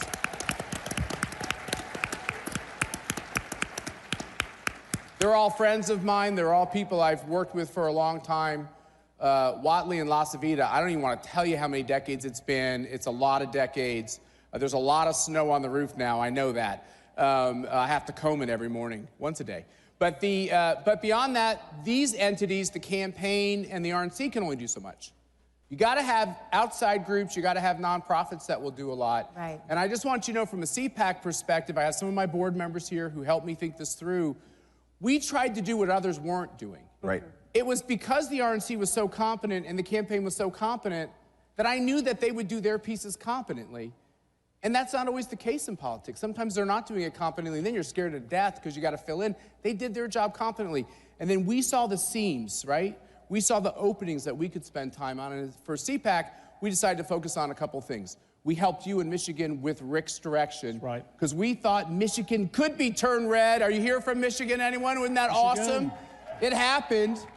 And it didn't, and funny, when you look for the openings and the seams, it takes less revenue because nobody's playing. And so you play with smaller amounts of money. We still spent millions of dollars on this project. Mercy led the way on the Hispanic outreach. There, believe it or not, there was a lot of openings there. Thank you, sweetheart, for your great work and your voice on those things. And then we did something else. By the way, we believe that they cheat. I'm sorry if it's controversial. I'm never gonna stop saying it. I'm sorry if I keep getting canceled. I believe they cheat. We think, as a board at CPAC, we think that if we expose their cheating, put cameras on their cheating, have people watching and reporting on their cheating, writing letters to state officials about how they plan to cheat, that stops a lot of the cheating, and I believe that's what happened this time, and we did plenty of that. Well, Matt, here's a question, though. We heard a lot about banking the vote, right, in this last election. And the other thing about this last election that I'd like each of you to speak to is that, you know, we had Donald Trump. We're not going to have Donald Trump. Probably, well, I don't know, maybe we will. After yesterday, maybe we will have Donald Trump. But unless we change the Constitution. We had one George Washington, and I think that there's one Donald Trump. I think there's one Donald Trump. But the question is, you know, we hear this message all the time of bank the vote, as if that was the only thing that needed to be done in this last election. What do you all see on the horizon as we look forward into the midterms and, of course, into the next election that we need to be preparing for already, at least in our minds? Yeah, look, there is a culture shift that we saw on the ground in Michigan. Look, we're talking about precincts where Arab Americans are a majority in the Detroit metro area, that Joe Biden, you know, won by over 80% in 2020, that Kamala lost by over 10% this time around. That is a sea change. You know, I mean, Kamala Harris was going around campaigning with Liz Cheney. You know what we did? We spent just, you know, a few $1,000s, put up a few billboards of just a picture of Kamala looking into the eyes of Liz Cheney, and we put, you know, war. You know, this is the war candidate. Ours is the peace candidate. Those are the simple messages that resonate with immigrant communities, with second-generation communities. These communities these were deep blue precincts that had flipped red from Dearborn Heights, Hamtramck, Yemeni Americans, Chaldeans, the Bangladeshi communities, both Muslim and Christians. This is historic, what is happening here, and we have a real moment to build on flipping Michigan and what I call a cultural sea change that President Trump inaugurated. And I think we have a tremendous opportunity to build on that victory in places like Michigan. And Matt, you're so right in what you said a minute ago. When I started Walkway back in 2018, 2019, what I wanted to do is fill in what I call some of the holes and where I felt like the Republican Party needed extra help. One of those was doing outreach to minority communities. I didn't see enough of it, and a lot of it wasn't, you know, truly effective. So we got on the road back in 2018, 2019, and haven't stopped talking to the Black community, the Hispanic community, the LGBT community, Asians, Muslims. And what we saw in 2024, I think after all these years of efforts and you know, many other groups doing amazing work, is the Black community shifted 3% to the right. The Asian community, 5% shifted to the right. The youth vote, 7% to the right. The American Indian, 10% shift to the right in the Hispanic community, 20% shift to the right in 2024 from 2020, which I think is absolutely astounding. And legacy media, Brandon, is not reporting some of those numbers that you're talking about. Well, they don't want people to know. Yeah. You know, and they want to try to keep convincing people that the Republican Party is the same old Republican Party they've been able to malign as being racist and bigoted and not welcoming to minorities, when in fact, we are the new America First Republican Party, which is a big, diverse tent of diverse intellectual ideas and diverse people of all backgrounds. And really, the Republican Party long has been the true big tent, but the media would really like to keep that a secret from the voting electorate. One of the things that you did that I think is so fascinating is, you know, you always hear you've got to go into the communities, and I know CPAC supported you. You went right into those communities, and probably no one had ever been there to ask them for their vote before. No. Yeah. In many instances, we held dozens of town halls, anywhere from 20 people to 200 people, and Ambassador Grinnell, God bless him,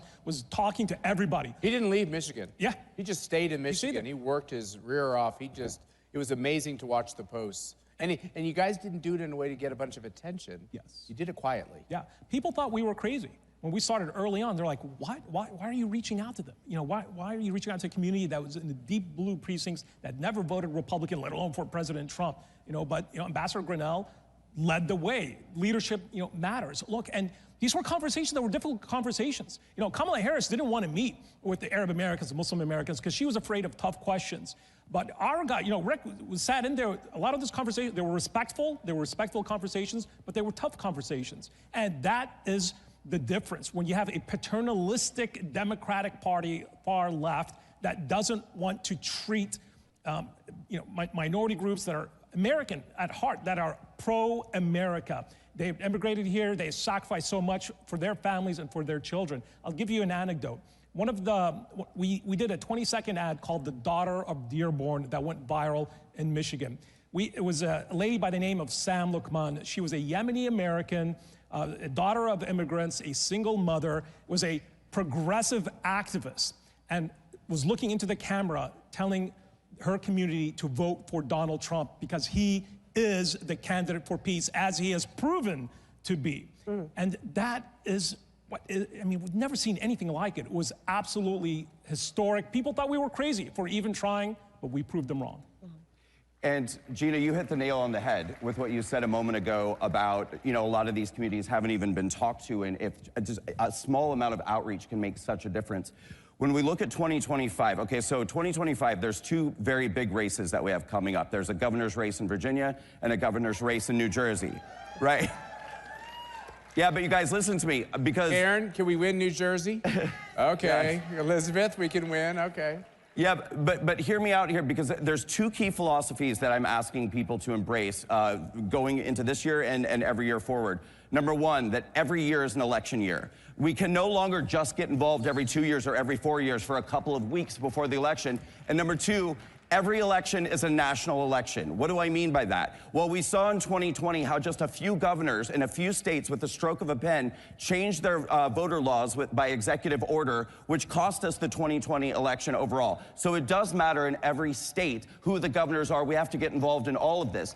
Now, when we talk about communities that people are not connecting with, it doesn't just go by, the color of people's skin or their religion. Here's in New Jersey, convicted felons are allowed to vote in New Jersey. Well, guess what? The Democratic Party, who has spent decades screaming about criminal justice reform, when they decided to go after Donald Trump and decided to go after the J6ers, the Democratic Party decided that there's nothing worse in the world than being a convicted felon and that they're the scum of the earth. I am going into New Jersey all of this year. I'm going to be speaking in prisons. I am going to be speaking to ex-convicts groups. And my message is very simple. Which political party is demonizing convicted felons, and which political party just elected one to be president of the United States? That's awesome. I love that. Matt, here's a quick question for you. I like these guys talking, Gina. I think they're making a lot of sense. Well, but I want you to address something, because you talked about looking out there at the landscape in your own states and seeing what no one else is doing, seeing the message that no one else is thinking or the action that no one else is taking. You did that in this last election. Just talk briefly about that. Yeah, so, you know, I worked on presidential campaigns. You know, Mercy and I met in a White House. Like, we've been doing national politics. I mean, I kind of feel like I'm at an AA program here, because I'm like, I'm sorry to all of you that I've been involved in politics my whole entire life. It's the only thing I've ever done. But a part of that is, even when you're dim-witted, you can learn some things. And what you learn is that everybody's a genius when you win an election. So we're all geniuses. Everything we did was fantastic because we won. And that's not honest. No. Some of the things were difference makers and some of the things weren't. When you lose, everyone's an idiot. And everything you did was stupid. And that's not honest either. So you have to really look at things in a clear-eyed way. I would say there's a couple things I've been doing this job a while, and there's a couple things I'm actually proud of, even though they say that's a vice, right? Pride. But there are a couple things I'm proud of. One of the things I'm most proud of is, back to Brandon's comments and your comments too. The first group, and we do this together, we're a community. The first group to invite RFK to speak was who? It was CPAC. CPAC. CPAC invited RFK. I got yelled at by everybody. What an idiot you are. He's a liberal. He's running against Trump. He's going to hurt Trump. I was like, I don't know. I'm reading about these assassinations. I think he's got a real finger on the pulse of this deep state thing. And by the way, I don't know about if any of you've noticed, but like, I think I eat too many Snickers bars sometimes, and I don't think our food thing is working so good. And I go to all these other countries. I go to Hungary and Brazil and all these countries, and they all look so much better than the rest of us in America who are a little porky and a little like eating our processed food. So he might be right about this. So we let him come and he spoke about this and he hit it out of the park. Now he's in Trump's cabinet, okay? Do you know who was the first group to invite Tulsi Gabbard to speak on the right? CPAC. She headlined our Reagan dinner. Any of you who were in this room who were there that night who yelled at me, none of you didn't yell at me, Karen. But it worked out. But some of you said to me, what the hell are you doing? I was like, I don't really know, but we're gonna give her a shot because the Democratic Party is literally kicking her out of it. And she just ran for president. And they say she's a Russian agent. Well, they say Trump's a Russian agent, so I really might like her if I get to know her. And she did a spectacular job. Yeah. By the way, you know who else we took a chance on, who everyone said it was wrong to do? Donald Trump. Oh, yeah. Came to CPAC. Yeah. Look at what National Review said when we invited Donald Trump to CPAC. How many of you were there that year? How many of you were there? That's cool. I was there. You were there, Kimberly. We're getting old. But talk about pearl clutching to invite Donald Trump, who wasn't a registered Republican and, you know, said some bombastic things. Yeah. It was the right thing to do. And so we're going to keep doing that. Yeah. We're going to keep having non-traditional, you might say, whatever, people be a part of our program. And sometimes they'll say things that maybe some of us don't like. But along this process, we're going to rediscover something as a country. The right to speak your mind. The right to not be canceled. And the right to learn and think a little bit out loud.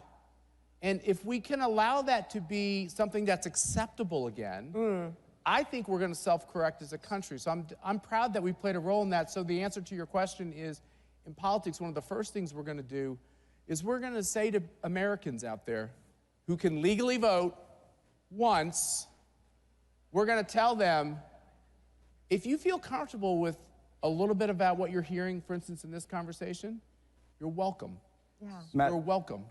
Matt, could I say to you too, to your point about, you know, taking risks and inviting non-traditional people, people are very aware of what I've gone through for the last 4 years. Which was wrong. Thank you. But I want you guys to know that in 2022, very shortly after I got off of house arrest, and certainly when the national conversation regarding January 6th was still extremely negative, I got a phone call from Matt Schlapp in early 2022, and his exact words to me were, Brandon, don't think that your friends have forgotten about you. He said, I want you to come and speak at CPAC in 2022. And he invited me to speak in 2022 and 2023 and 2024 and gave me a stage and a platform to talk about my January 6th experience and to even erect a prison cell at January 6th to do a demonstration to draw attention to what the J6ers were going through. So I want to thank you for your consistent support of the January 6th community all this time. Absolutely. Yeah. Well, we are almost out of time. Do you have any final words? Because we want to leave Hey, no, first, Gina, can we say, Thank you for Michigan. Yeah. Thank you. Thank you for believing in us. Thank you for believing in us when not many people believed in our mission. The Muslim Americans, Arab Americans love President Trump. They love the message for peace, the peace that the president has already delivered. And this is a community that's growing, and you're going to see a lot more of them voting Republican. All right. Awesome. Let's do it. Thank you all for being here. Thank you, Gina, and thanks for being here with Real America Voice. Have you all gone down to CPAC Central and seen their big Mac Daddy television set down there? It's a little boisterous and loud, but I kind of love it. It's fun. And every single morning, 8 to 10 a.m. Eastern Time, American Sunrise would love to have you in our morning show audience. We do a fun but tight show, and we have well, we haven't had you on yet, but we'll have to do it. But we have these guys on all the time, and love to have your input and participation. Thank you all so much for a great CPAC.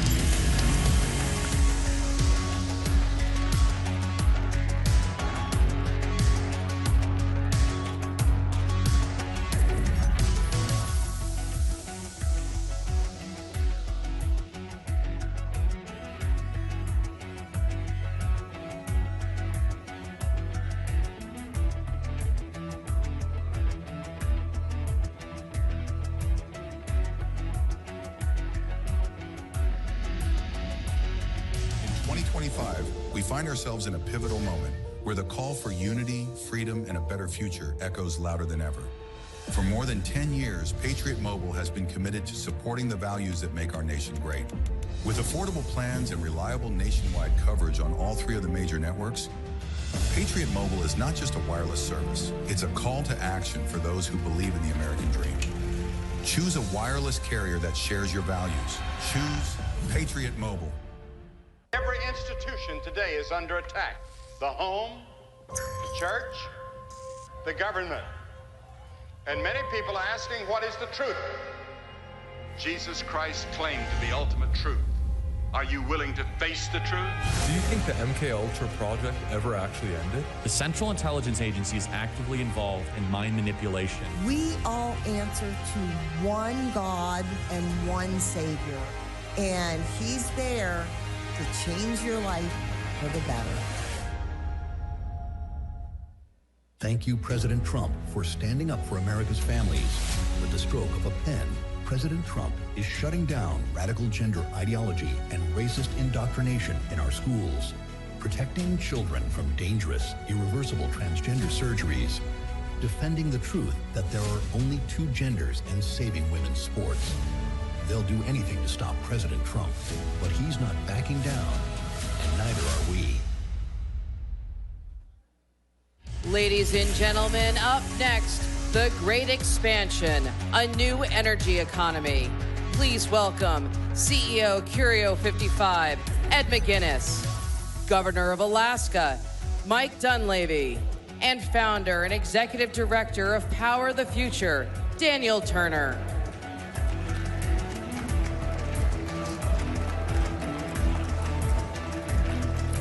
I'm here. Oh, you're here? Oh, wait. There we go. Am I there? You're like, Governor, you're in the middle. It's like we've got a dating game. Great to be with you. Hello, CPAC, and thanks for joining us on this panel about energy. An expression I say often, energy is everything. First thing you did this morning when you woke up required energy. You probably turned off your alarm, you took a hot shower, you looked at your phone to see what President Trump did during the night, you brewed some coffee, and the very last thing you will do tonight before you go to bed requires energy. Turn off the light, set your alarm. Energy is everything. And as President Trump says, if we're going to enter into this golden age of America, we are only going to do so with affordable, reliable, abundant American energy. So it's great to have a panel to talk about this with two gentlemen who don't just love energy, but because of that, they love humanity. I'm with Governor Mike Dunleavy, the 12th governor of the great state of Alaska. Thank you. And Ed McGuinness, who's the CEO of Curio, one of the most innovative nuclear companies in the country and in the world. And we're going to talk about energy. And Governor, if you don't mind, I'm going to start with you. So January 20th, plethora of executive orders. And yet Alaska got its own. Pretty remarkable. The first state to ever get its own executive order. Why was this necessary for Alaska? What happened? Well, President Trump, for many reasons, has always had an affinity for Alaska, even in his first term, but he sees us as a solution to many of Americans' problems. As many people know, Alaska was purchased from Russia in 1867 because of its resources. Vast amounts of oil, vast amounts of gas, vast amounts of minerals, 49 of the 50 rare earths, millions of acres of trees, fish, the list goes on and on and on. And we've had a difficult past with some administrations. President Trump came on the scene, understood its importance to the world, the U.S. and the world. And when he came back here on November 5th, I got to tell you, November 5th, I don't know about you, but it was like Christmas for me, and I'm 63 years old. So, I mean, I was hopping all over the place. But long story short, a lot of the issues that could help America are in Alaska. So they put together an executive order on mining, oil, gas, different oil plays, different gas projects. I mean, one of the largest projects in the world that we're working on right now is our gas project, which would have gas go down a 42-inch line, 800 miles, and then to Tidewater for Asia and our Asian allies. And so he sees that as a critical link in what he wants to do. And boy, he's moving at breakneck speed. I mean, just like you said, Daniel, you wake up in the morning, it's like, what happened today? Yeah, it's remarkable. And everything we need in the energy space is in Alaska. Yes. And to open that up to America is great. Ed, there's a line on your website, on Curio's website, which I love, and it says, energy access promotes human rights. And I wanted to ask you to talk about that and elaborate on it. What does abundant energy mean for human rights, just for humanity, and how Curio can help solve that? First of all, I want to say what a great time in history to be an American. And I just want to say that. Also, what a great time. I'm in the energy business. What a great time to be in the energy sector. We have a country now that is #1 in producing oil and gas. And we need to do the same thing for our other key energy sectors, including nuclear. And as Daniel said, we need affordable, robust, reliable electricity that is accessible to all. We need that fuel to drive this agenda for this country, realizing the full abundance of energy resources we have in this country. The days of taking highly valuable material, whether it's oil and gas, with the shale revolution, the way we've shown how we can tap that, or nuclear, where we're throwing away perfectly good, highly valuable nuclear fuel just because of international government policies. The day to start maximizing our energy resources in the United States is now. And we need to reshore our nuclear infrastructure just the way the oil and gas industry brought themselves back from the days of the 70s with a slow decline, the supposed peak oil, and then industry came in and innovated and found a way to tap through in that shale through directional drilling, through hydraulic fracturing.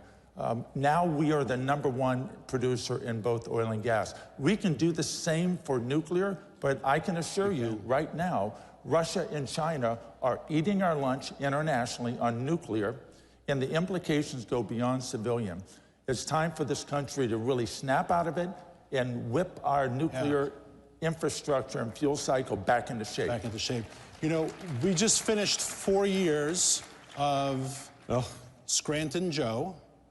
And you are Scranton Mike, if I can call you that. You're from Scranton originally. I'm the other guy. You're the other Scranton guy. But you both look at energy, and it comes to blue-collar jobs, working Americans. You see it very differently. Why is our vision, the conservative vision, why is your vision, especially for Alaska, so much radically different than Joe Biden's? Because I think President Biden seriously was hijacked by extreme environmentalists in his term. We both grew up in Scranton. We heated with coal when I was a kid. We took out the ashes. We had anthracite coal. Anthracite coal was Scranton was the anthracite coal capital of the world, built this country. But we were not rich, and that's the thing about energy. You know, in Alaska, we build policies for the single mom with 3 kids, and that includes energy and accessibility to energy. But I don't know what happened there with President Biden. There was a time I think he was pro-energy, but again, I believe he was hijacked. And the past 4 years for Alaska has been nothing but brutal. I mean, executive order after executive order. We had 66 to 68 what we call sanctions put against Alaska by our own federal government. Those were more actions, more sanctions put against us than put against Iran or Venezuela. So in essence, our own federal government, our own federal agencies were at war with the state.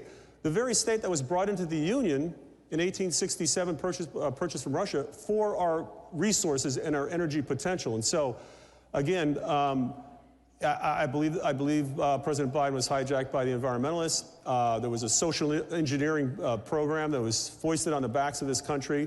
And boy, oh boy, I guess the sun rose again on November 5th. That's all I can tell you. It's like Christmas every day now. Absolutely. You know, and Ed, you were just saying how Russia is eating our lunch when it comes to nuclear. And one of the things that President Trump talks a lot about is artificial intelligence. Signed an executive order on it.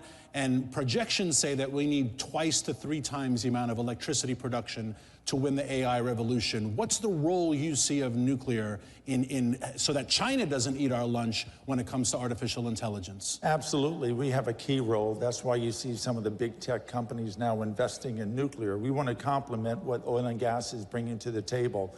And our nuclear power systems can provide what we call behind-the-meter power dedicated for these data centers. And what that does is it helps prevent the inadvertent increase on the residents in the states where those AI data centers are going to be, and it helps insulate them from the potential of having escalating electricity prices because of these big data centers coming in and needing a large portion of power. So dedicated nuclear with a sustainable approach of recycling all that so-called nuclear waste. Most people in the United States don't realize that nuclear fuel, when we spend hundreds of millions of dollars producing that fuel, mining the uranium, it runs in a reactor for about 5 years. Government policy has been in the past to try and throw it away. How many people realize that after it's run in a reactor for 5 years, you've only used about 4% of the energy value? You have enough energy value left in that used nuclear fuel to meet U.S. electricity needs for 150 years. So we need to stop throwing away this material. It's like buying a beautiful Cadillac Escalade and driving it for a month and then throwing it away. I don't think those would like that. No. So I think that we need to be common sense again, and we have to maximize our natural resources, recycle this material, and Russia recycles, and they end up dominating the fuel supply market in isotopes. So I'm confident that if we get the nuclear sector on a good footing, like oil and gas, and we can do it, they will be able to respond to the AI data centers and increased demands on our finite grid. And government policy has driven a lot of these problems. And it is primarily a function of government policy, nonsensical, and policy that's not looking out for the residents but of the states, but really focus on international issues having nothing to do with the benefit of the Bad government policy has ruined a lot of rural America, and that's why I started Power the Future, for those energy jobs, coal miners in Appalachia, rural energy jobs where bad government policy, radical green policy comes in and destroys their livelihoods in their towns. And Alaska has a lot of rural folks, and what do energy jobs mean to rural Alaskans? It means everything. In Alaska, most of our energy plays and our mining plays are in the rural parts of the state where our indigenous people live. My wife is an Eskimo lady from north of the Arctic Circle. My 3 daughters work in the largest lead zinc mine in the world at Red Dog Mine, an engineer, logistics officer, and a buyer. So when you close down an energy play or a mining play in Alaska, what happens? Those people don't get the opportunity to work. The local areas don't get the revenue.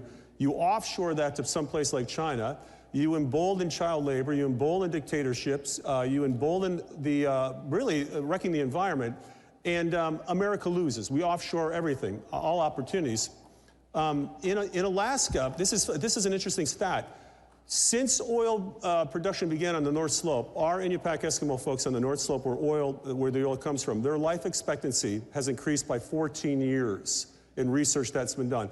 That is the greatest increase in life expectancy of any group in the United States of America, and that was due to oil production because they could then finance clinics, better runways, better schools, doctors, you name it. And so resource development, oil production isn't just good for us, it's good for everybody, and it's good for the entire world, to be honest with you. Yeah, and it's good for those jobs in rural communities that don't have alternatives. Absolutely. As we run out of time, Ed, a final thought that you think our audience, I mean, these are the people that get stuff done, right? If you want to leave a message with this audience, this group of patriots, what should they know about nuclear going forward? Nuclear is in a position to help us truly achieve energy dominance in the United States and globally. Just like oil and gas, nuclear is not just a domestic issue. When we develop our own independent capability in the nuclear sector, that has global implications. Right now, shockingly, we have almost all of our nuclear fuel provided by foreign suppliers. Which is insanity. Russia still, to this day, provides well over 20% of our nuclear fuel. We need to rebuild our domestic nuclear sector, and we know how to do it, and it's time now. And with this president, in this unique moment in history, we're gonna do it. And how much of these materials can be found in Alaska? Same deal, Governor, a final word for this great audience of what your state can do for the country, for the world, for peace. So much more. I mean, we have uranium finds in Alaska that we can commercialize and assist with the industry. We have, as I mentioned, oil, gas, you name it, all of the critical minerals, all of the rare earths that we need to make sure that we have our technological approach not offshore anymore, but kept here in America. And I would say this, I want to leave the audience with this thought. You know, George Washington founded this country. Abraham Lincoln saved this country. I think history is going to show that Donald Trump will be the most transformational president we've ever had. And the next 4 years are going to be a golden opportunity for the United States of America. Yeah. It really is. We don't need to buy oil from Venezuela or Iran. We don't need to buy it from the Saudis. We don't need to get critical nuclear materials from the Russians. We don't need to look to the Chinese for our cobalt, for our uranium, for our nickel, or so many of the rare earths and metals and minerals that are found in Alaska. We are entering this golden age of America. It's going to be remarkable. I marvel to think, with these last couple seconds to say, I marvel to think if we were here, but November had gone differently. The freak show of cabinet members we'd be talking about, the executive orders towards us, punishing you for just trying to bring Americans abundant energy. Yes, the entire nation would have entered, I think, a dark period of time. And really think about it, it would have been just 4 years, because if there was a re-election, we would have 8 years of this, and we probably would have never gotten out of it. So thank God the election went the way it Thank God for November. Absolutely. Yeah, and thank God for our energy workers who are right now working in oil, gas, coal, and nuclear. They're powering everything. Energy is everything. And again, the last thing you'll do at the end of the day requires energy. And God bless the men and women who work in this sector tirelessly, that they have an advocate in President Trump, and they have an advocate in and a champion in these two great men as well. So thank you very much, and God bless. Thank you, sirs.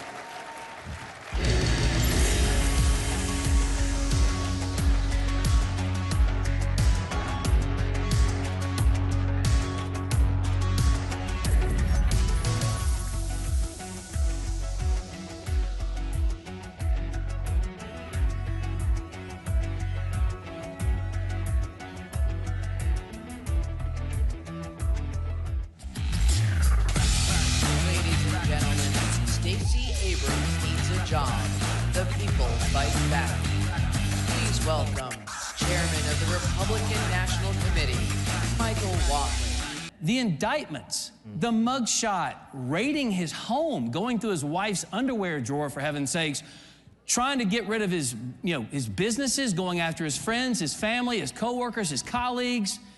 Not one, but two assassination attempts. Not one, but two opponents, Joe Biden and Kamala Harris. It's not even close to how it was in 2016. Also, he wins all the swing states, and he wins the popular vote. I mean, no one saw that coming. Yeah.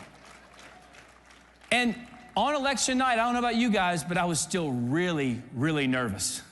As those results were coming in, even after they called Pennsylvania, I'm like, we're still too short. I'm freaking out here. But I knew the work put in by so many governors and secretaries of state, attorneys general across this country to make it too big to rig, to make it easy to vote but hard to cheat, was going to hold.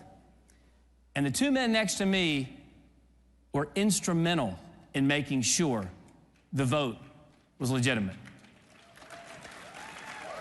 And North Carolina led the way in 2020, holding steady. We know we got the North Carolina ladies somewhere, I'm sure they're there. So Trump gave you a big directive on trying to make what you did in North Carolina a thing all over the country. Talk a little bit about what you were able to accomplish, what you saw from 2020, how you fixed it, and how we're going to keep it that way moving forward. For you to win in a battleground state or a battleground district, you need three things. You need a great candidate, run a great campaign. Check. You got to get out the vote. Check. You have to protect the ballot. You have to protect the ballot. So what we wanted to do is set up a program. We had three real components. Number one, you have to have the right rules of the road in place before the voting starts. Only American citizens can vote. You have to have a voter ID. States need to clean up their voter rolls, and you've got to have basic protections for your mail-in ballots. Has to happen before voting starts. And then second, you have to be in the room. You have got to be in the room with poll workers, with poll observers, and with attorneys. So we set out to build the largest election integrity program in the history of the country, the first time we've ever done it nationally. We recruited tens of thousands of poll workers. We recruited 6,500 attorneys, 230,000 volunteers.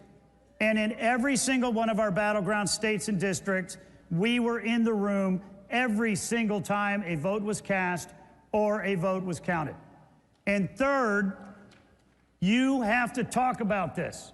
You have to go out and you have to communicate to all of the voters that you are going to be protecting the ballot.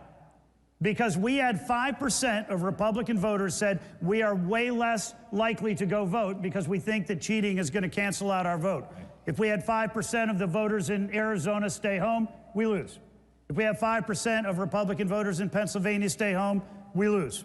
Right? So we had to make sure that they understood. The flip side, and this is where Laura Trump, by the way, what a great job Laura Trump did,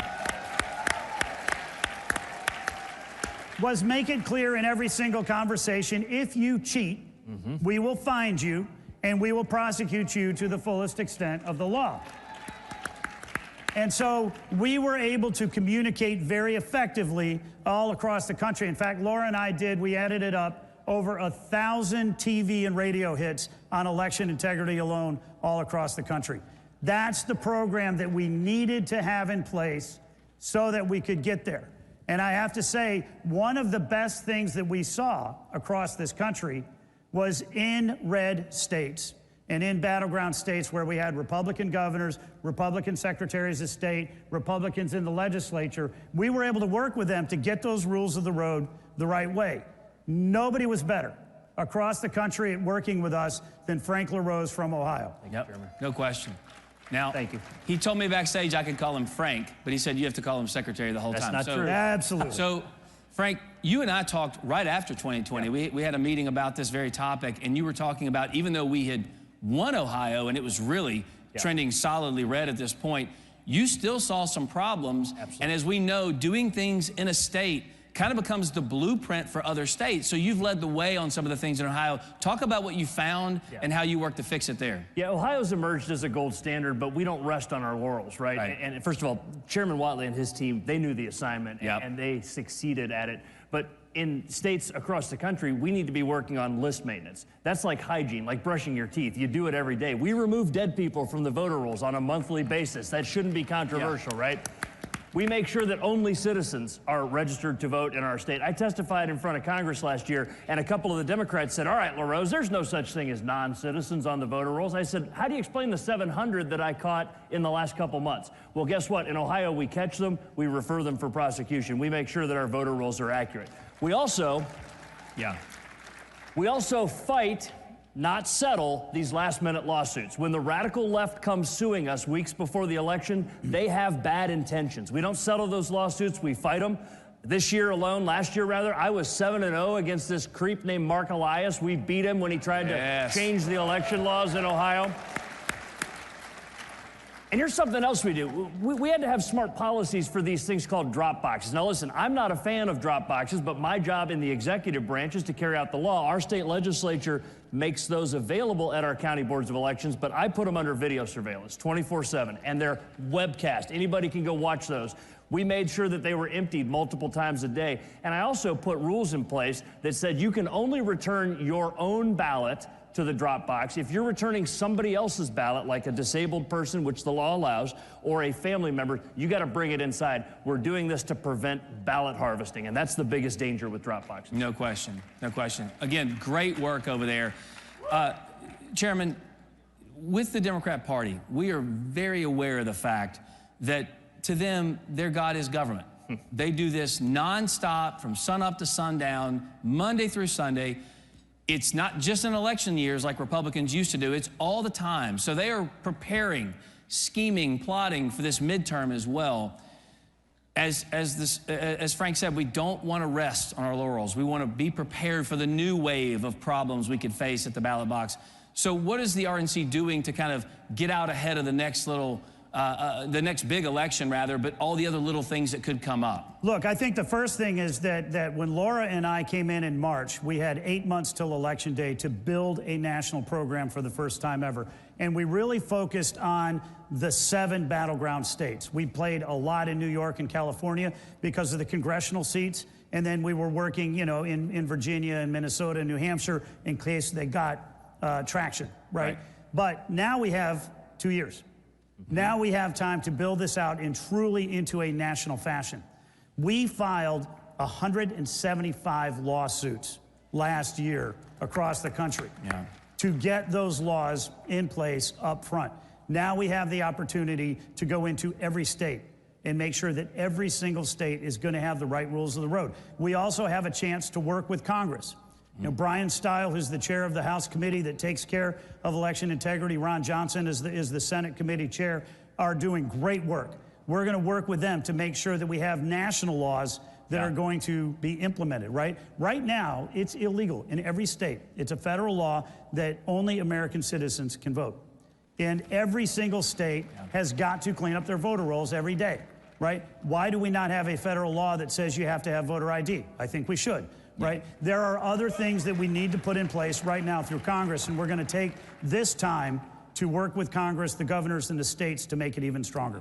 It's so important. And you know, guys, when we first started looking at election integrity, you and I did years ago, we both did, one of the things that was shocking to me as we were polling this data and information and trying to find out what people liked about election integrity laws, we had, you know, 87% of people wanted photo identification, not voter identification, but photo identification. They wanted, 84% wanted ballots being returned to election officials by election day. All of these things were happening. But I said, you know what I want you to do? I want you to poll the number of Americans who believe only Americans should vote in American elections. Now, I thought that would be 90% easy. 3 years ago, it was 60%. And I went to the pollster and I said, that is so not true. Did you phrase it right? And he goes, no, I phrased it right. And he said, the difference is about 30 to 40% of America want open borders. And I thought, well, that's weird. In 2 years, after we had governors who said, you know what? You want illegal aliens? You want sanctuary cities? Fine, you got them. After those same people that were polled that said we want open borders got a taste of what it was like to have your communities flooded with people who don't have the right to be here, who are taking, you know, your resources from your schools, from your hospitals, from your first responders, et cetera, they said, you know what, maybe only Americans should vote in American elections. And that number went from 60 to 92% in just a few short years. That shows you how much the policy matters. And as you're talking about doing some stuff from the federal level, I think that's important because we still, as a party, we believe in federalism because what works in Mississippi may not work in Montana or Maine or Massachusetts, but there's some common denominators there that you're talking about that now we have the House, now we have the Senate, and Lord knows we got the White House at this point. Yep. We need to work together to make sure that happens. And Frank, before I get to you here, understand to me what's vital. Donald Trump has done something here I think is so important. All of his cabinet secretaries, which, let's be honest, what an all-star team he's got, they're not only well-suited and well-experienced to do the job that they've been asked to do, they're also good on television. And that matters because we have to continue to sell what we're doing to the American people. We have a history of just passing something and then going, the people get it. It's fine. They'll figure it out. No, no, no, no. We have to pass it and remind them every day why it's so important and why what we're doing makes their lives better regardless of race, religion, color, or creed. And he's got the right team to do it. And with you, Frank, in Ohio, you already got, there's some Ohio, I hear, there you go, there you go.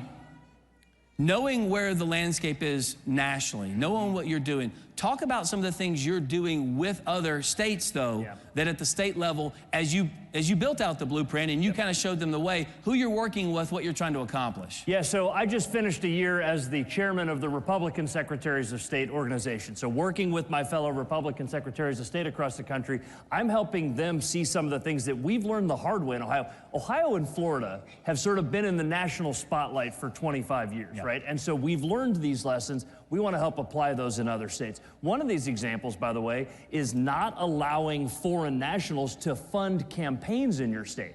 By the way, this is happening. Issue campaigns. We prohibited that in Ohio. It's hard to enforce, but I've got an investigative division that works to do this. I testified in the Kansas state legislature last week, and they just passed a bill saying that only American citizens can donate money to a campaign. That's just one example. But here's something else, and that's a great thing.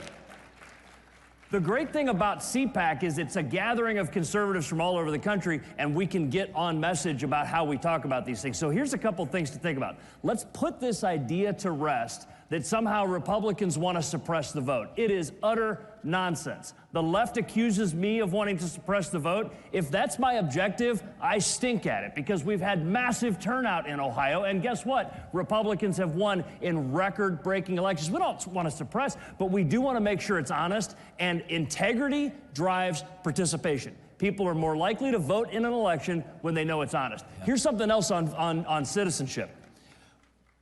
Ask a group of new Americans, people that have worked hard to earn their citizenship, have stood there and taken the oath and raised their right hand. Ask them if we should callously give away something that they worked so hard to earn. Those new American immigrants would tell you, protect citizenship, make sure that only citizens vote, and so don't let the left get away for a moment in saying that it is racist to say that only American citizens should vote in our elections. Nonsense. That's right, absolutely. And as we kind of come up on the close of this panel, I'm going to put you on the spot, Whatley. If you could do one election integrity piece, either at the state or federal level, that you think would make the most difference in making sure that the trust and faith and confidence in our elections either returns or retains, either way, what would that be? I think a national voter ID is absolutely going to be essential. You know, and what I really appreciate is that Donald Trump is the first president, he's the first candidate who really truly made election integrity a core function of the campaign. You know, I had breakfast with him right when I became the chair, and he said, all right, Michael, what's the plan? How are we going to win? And I said, we're going to do two things, only two things. We're going to get out the vote, and we're going to protect the ballot. And we talked a lot about what that was going to look like.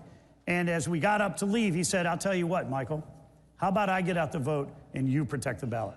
Our mandate across this entire country as a Republican Party is election integrity.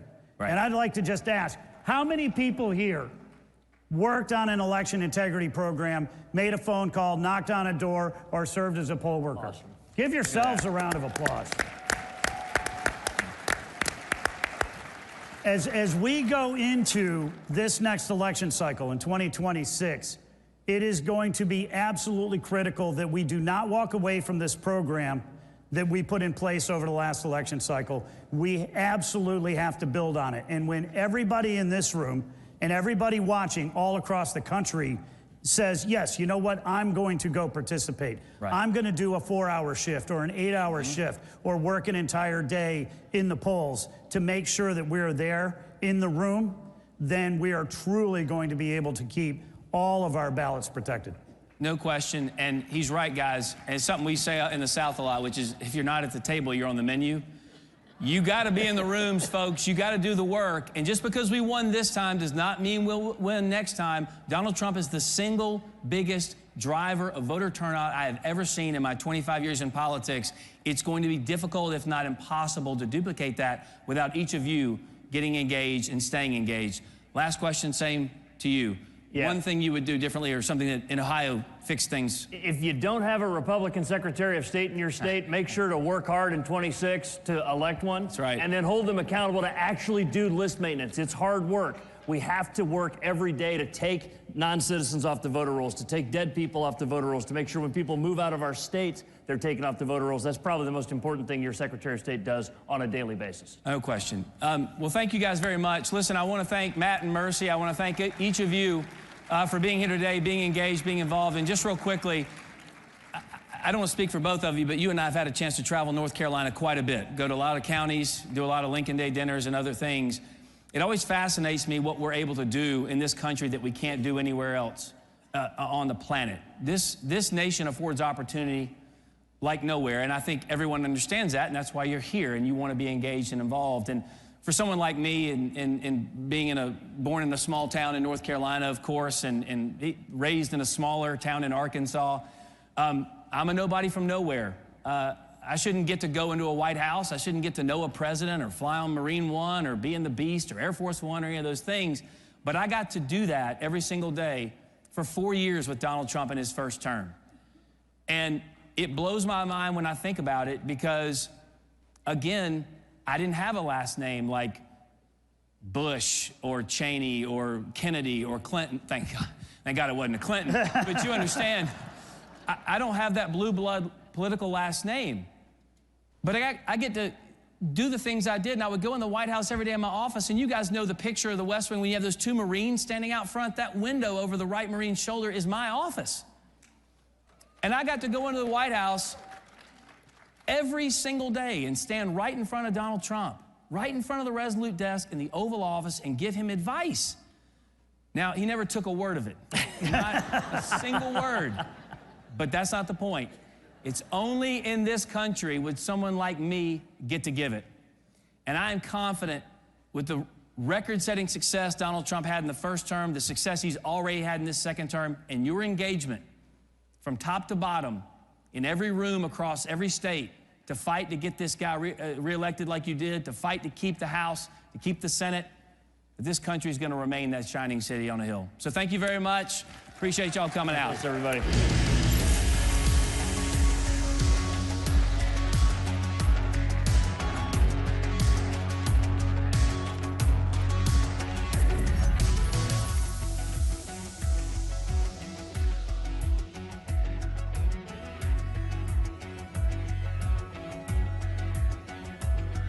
Robert Fico, four-time Prime Minister of Slovakia, a small, proud country in the heart of Europe.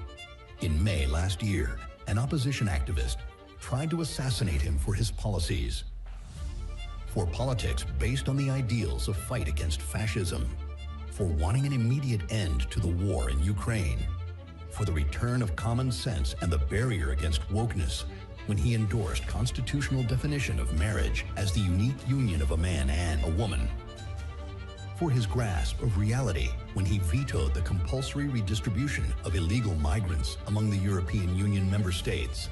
For pursuing a sovereign Slovak foreign policy to all four cardinal points.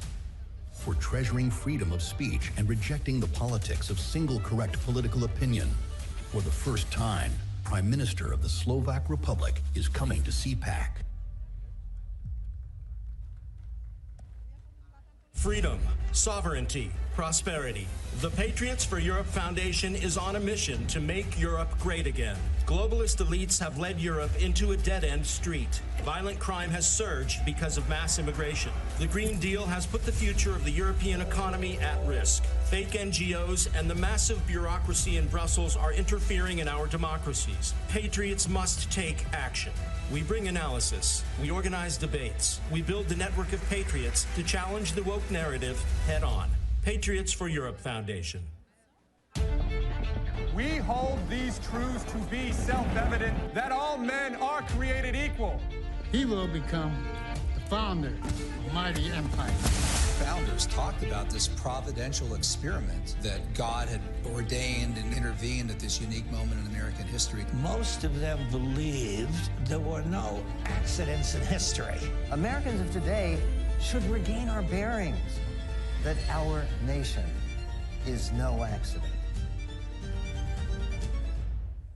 Hey, it's Matt Schlapp with CPAC. You know, we've had a huge problem in this country with election fraud. But at CPAC, that's not a problem. Our only problem is getting each and every one of you to vote. So look at your badge. You have a number on that badge. And get your phone out and vote on all the issues that matter. And my guess is you probably like what Trump's doing as well. And we'll have the results for you very soon. As I think it was President Reagan said, we're from the government. We're here to help. I think you all know that I've always felt the 9 most terrifying words in the English language are, I'm from the government and I'm here to help. We're from the government. We're here to help. Before the cabinet room, you saw Donald Trump's next cabinet make waves at CPAC.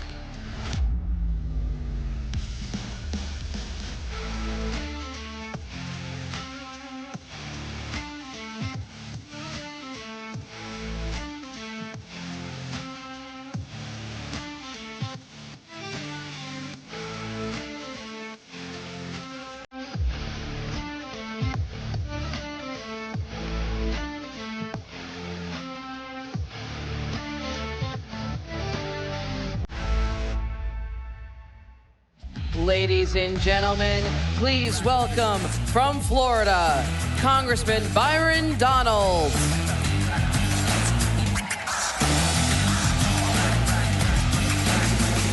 And urban development.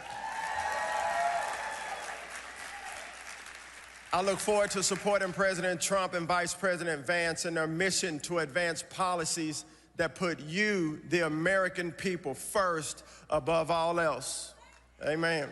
You will hear me say this many times over the next few years. I'm not really concerned with status. I'm not really concerned with media attention. I'm a purpose-driven person. Thank you. And my only goal is to do what's right by the American people.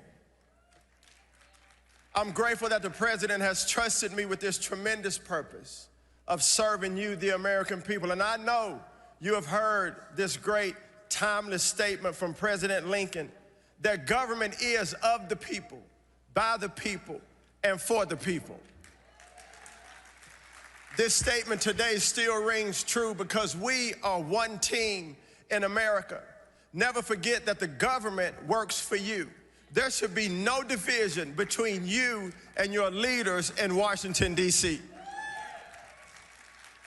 You know, I've been part of many teams in my life, in sports, in business, in ministry. And today I consider it a great privilege to be on this team with you, the American people. We are one people, and we will act with one voice under the leadership of President Trump. Leadership on a team is built on service and trust. And as a new secretary, as your new servant leader, I want to earn your trust. And that starts with you getting to know who I am and why I'm passionate about this mission at HUD. I was born in Richardson, Texas. Any Texas people out here today? My first job as a young man was as a dishwasher at Spring Creek Barbecue. I had to wear corduroy pants, steel-toe boots in the heat of the summer in Dallas, Texas. There was barbecue sauce everywhere, but that was my first job. And you know, that job and every job that I've had since then has afforded me the opportunity to meet new people, to be a critical thinker, and to be a problem solver, and most importantly, to serve others. And I'm confident that this opportunity at HUD, this blessing, which it is a tremendous blessing to me, will be no different. You know, like many of you in this room, I have faced difficulty in my life.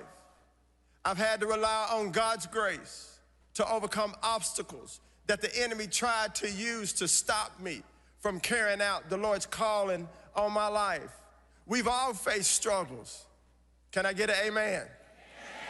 We've all faced struggles, family struggles, financial struggles, health struggles. We've all had the odds at some point in time stacked against us in our life. And if you have not faced struggle in your life, just keep on living, just wait. Because James says this, consider it a pure joy when you face trials of many kinds. Consider it pure joy when, not if, you face trials, because the testing of your faith produces steadfastness. How many know we are a steadfast people? Well, I graduated from the University of Illinois, where I played football, ran track, and met my beautiful wife. Football instilled mental and physical toughness in me. And after graduating, I was selected in the 7th round of the National Football League's NFL draft. Now, if you don't know, the 7th round is the last round in the NFL. And you know, many people, being a 7th round draft pick, many people thought that I was an underdog. They thought there's no way this guy's gonna make it, but I didn't view it that way. Instead, I viewed it as a tremendous opportunity in my life to make a generational impact, even in the world of sports. I was blessed to play 9 seasons in the National Football League with, thank you, with the Denver Broncos, the San Diego Chargers, and my beloved Washington Redskins.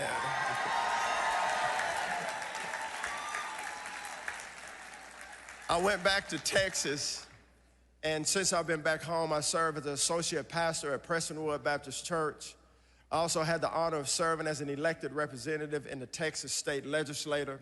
And in 2019, President Trump blessed me with the opportunity to lead the White House Opportunity and Revitalization Council, where I had the privilege of learning from our dear friend and mentor and former HUD Secretary, Dr. Ben Carson.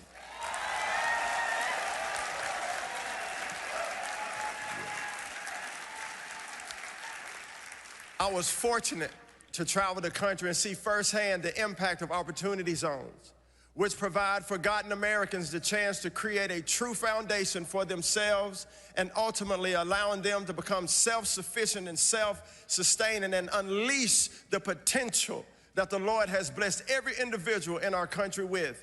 And I'm excited to build on the success of opportunity zones in this next chapter and to continue delivering growth, opportunity, self-sufficiency to the forgotten men and women and families of America. After leaving the White House, I felt the Lord calling me to continue this service in the private sector. So my wife and I started our family foundation, where we mentor high school and college student athletes. And we provide our First Kids program, teaching children how to become proficient readers. How many know that leaders are readers? You know, an interesting fact for you all. As of today, only 1/3 of 4th graders in America read at grade level. Only 1/3. That is unacceptable for our nation, and we are failing our children. We do not give them the tools they need to succeed in life.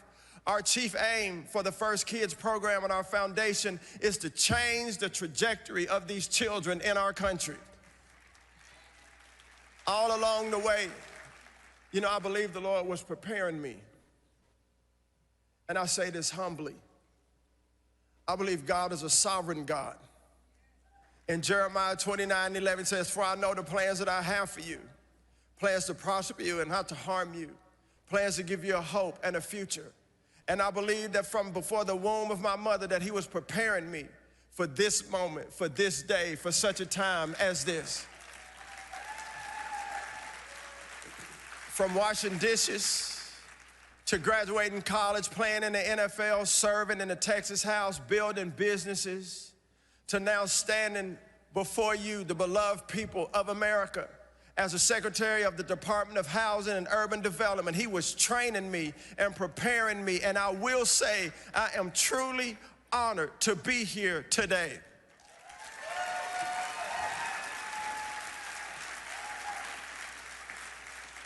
I want to encourage you, if I may.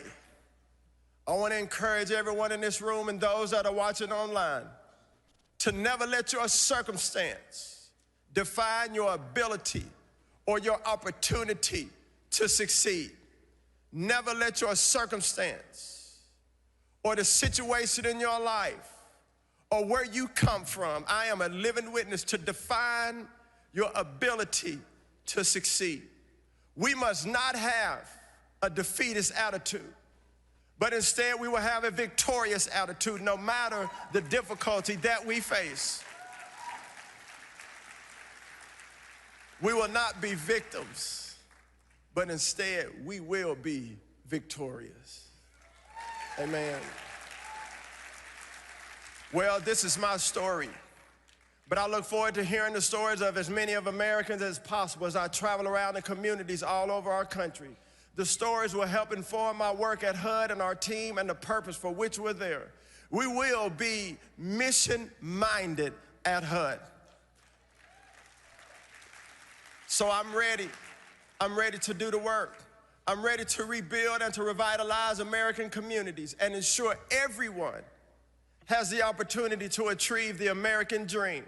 As young professionals, you understand, those of you in the room, you understand that housing affordability crisis that we face in our nation, many people have felt this. I have a 24-year-old son who has said to me, how in the world am I going to be able to afford a home someday? The young men and women that I mentor in Dallas, they share these same sentiments and worries that the American dream is drifting further and further out of reach. But today, I challenge you to think of this not so much as a crisis, but instead as an opportunity to change course, an opportunity to uplift individuals and families and lead them down the path of self-sufficiency and self-sustainability, an opportunity, if you will, to decrease the cost and increase the supply of safe, quality, affordable housing in our country, an opportunity to enact impactful, enduring policies that build on President Trump's first day executive order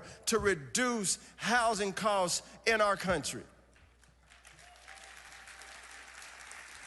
At HUD, we've already created many opportunities for Americans to thrive. These opportunities are based on our 4 key principles that have been my North Star for many years: integrity, transparency, accountability, and efficiency.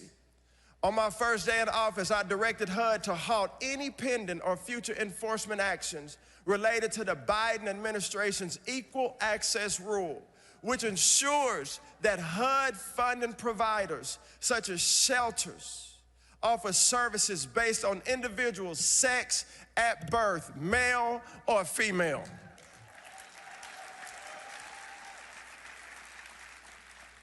Our team at HUD, we are carrying out the mission laid out by President Trump on January 20th, when he signed an executive order to restore biological truth to the federal government. This means getting the government out of the way of what the Lord established from the very first day when he created man in his own image, male and female.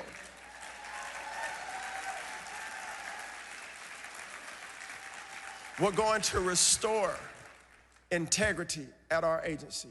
You've probably heard that HUD has established a DOGE task force to review how the agency is spending your hard-earned tax dollars.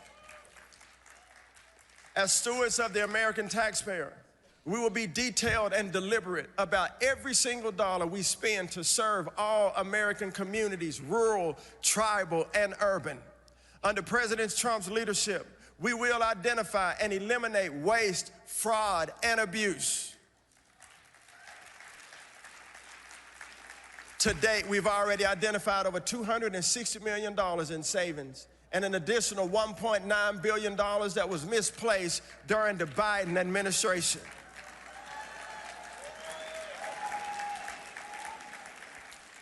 We've moved very quickly This is our second week, and we've moved quickly to fix this issue and return the funds that we found back to the Treasury Department for other federal expenditures for the American people. See, these actions will help us to return to the primary mission of HUD, finding long-term solutions that provide affordable housing, spur business creation, and rebuild a prosperous American communities across our country. HUD will partner with local leaders who know what their communities need to rebuild their lives and livelihoods rather than imposing top-down solutions from Washington bureaucrats. We will also expand opportunity zones. Through these public-private partnerships, 1 million people in America have been lifted out of poverty. Opportunity zones have attracted $84 billion in investment, resulting in new infrastructure, housing, revitalization, and business creation. These are the type of innovative, results-driven solutions I plan on continuing at HUD. Now, finally, we're gonna take inventory. How many know what inventory is? We're gonna take an assessment and inventory of every program at HUD. Amen. When I was a little boy, my daddy worked at a grocery store called Safeway.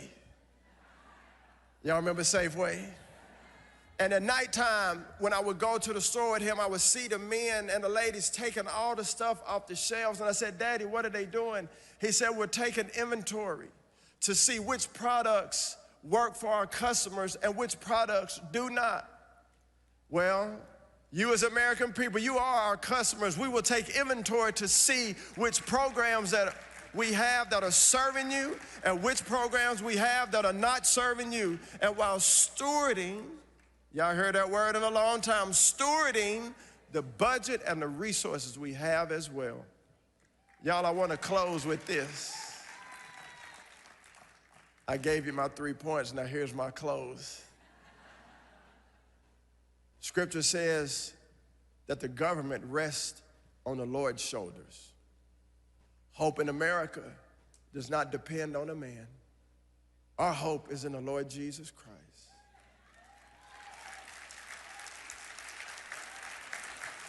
And it is him, it is the Lord who anoints.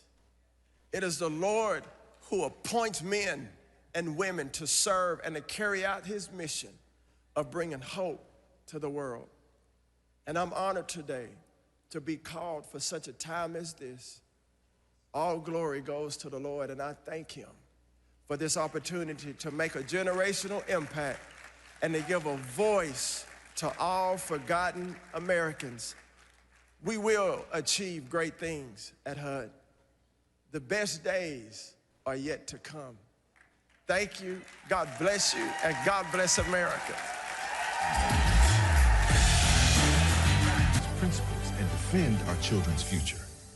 Joining me now, Terry Schilling, president of the American Principles Project. This is what happens when tolerance goes too far. It's a bit shocking to hear Democrats talk about them losing the culture war. After all, they started it. You're denying reality, and you're denying them the care that they need. All right, America is back on track 2025, but next year, CPAC 2026 is going to be even bigger. Go get your tickets now. Go to cpac.org and join the movement.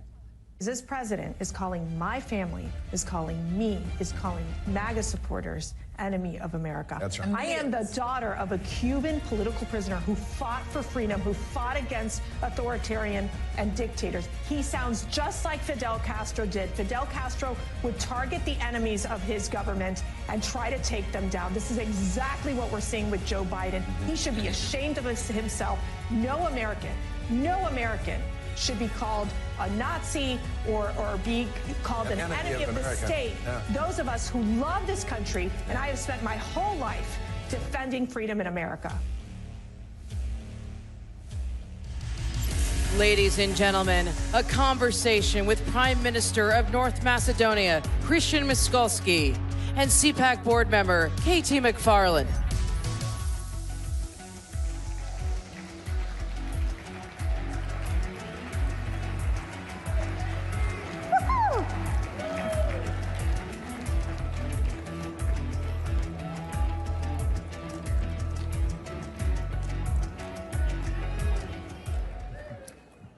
Okay, you're probably wondering why you're here at CPAC, where you've listened to the most important and powerful people in the country and the most important people in the world, the people who are going to be governors and presidents and everything else.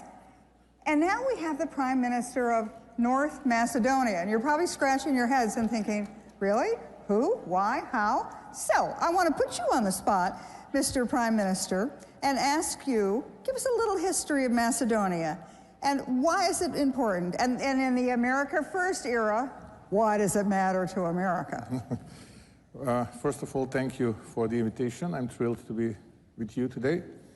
My country is a small country at the heart of the Balkans, which is a bit of door of Europe, southeastern door of Europe. And it's very, very important, especially because of one issue which was very popular a couple of years ago, and now it's very, very aligned with the new President Trump's administration politics, immigration, because we were at the front line fighting against the illegal migration, and we were protecting Europe from illegal migrants.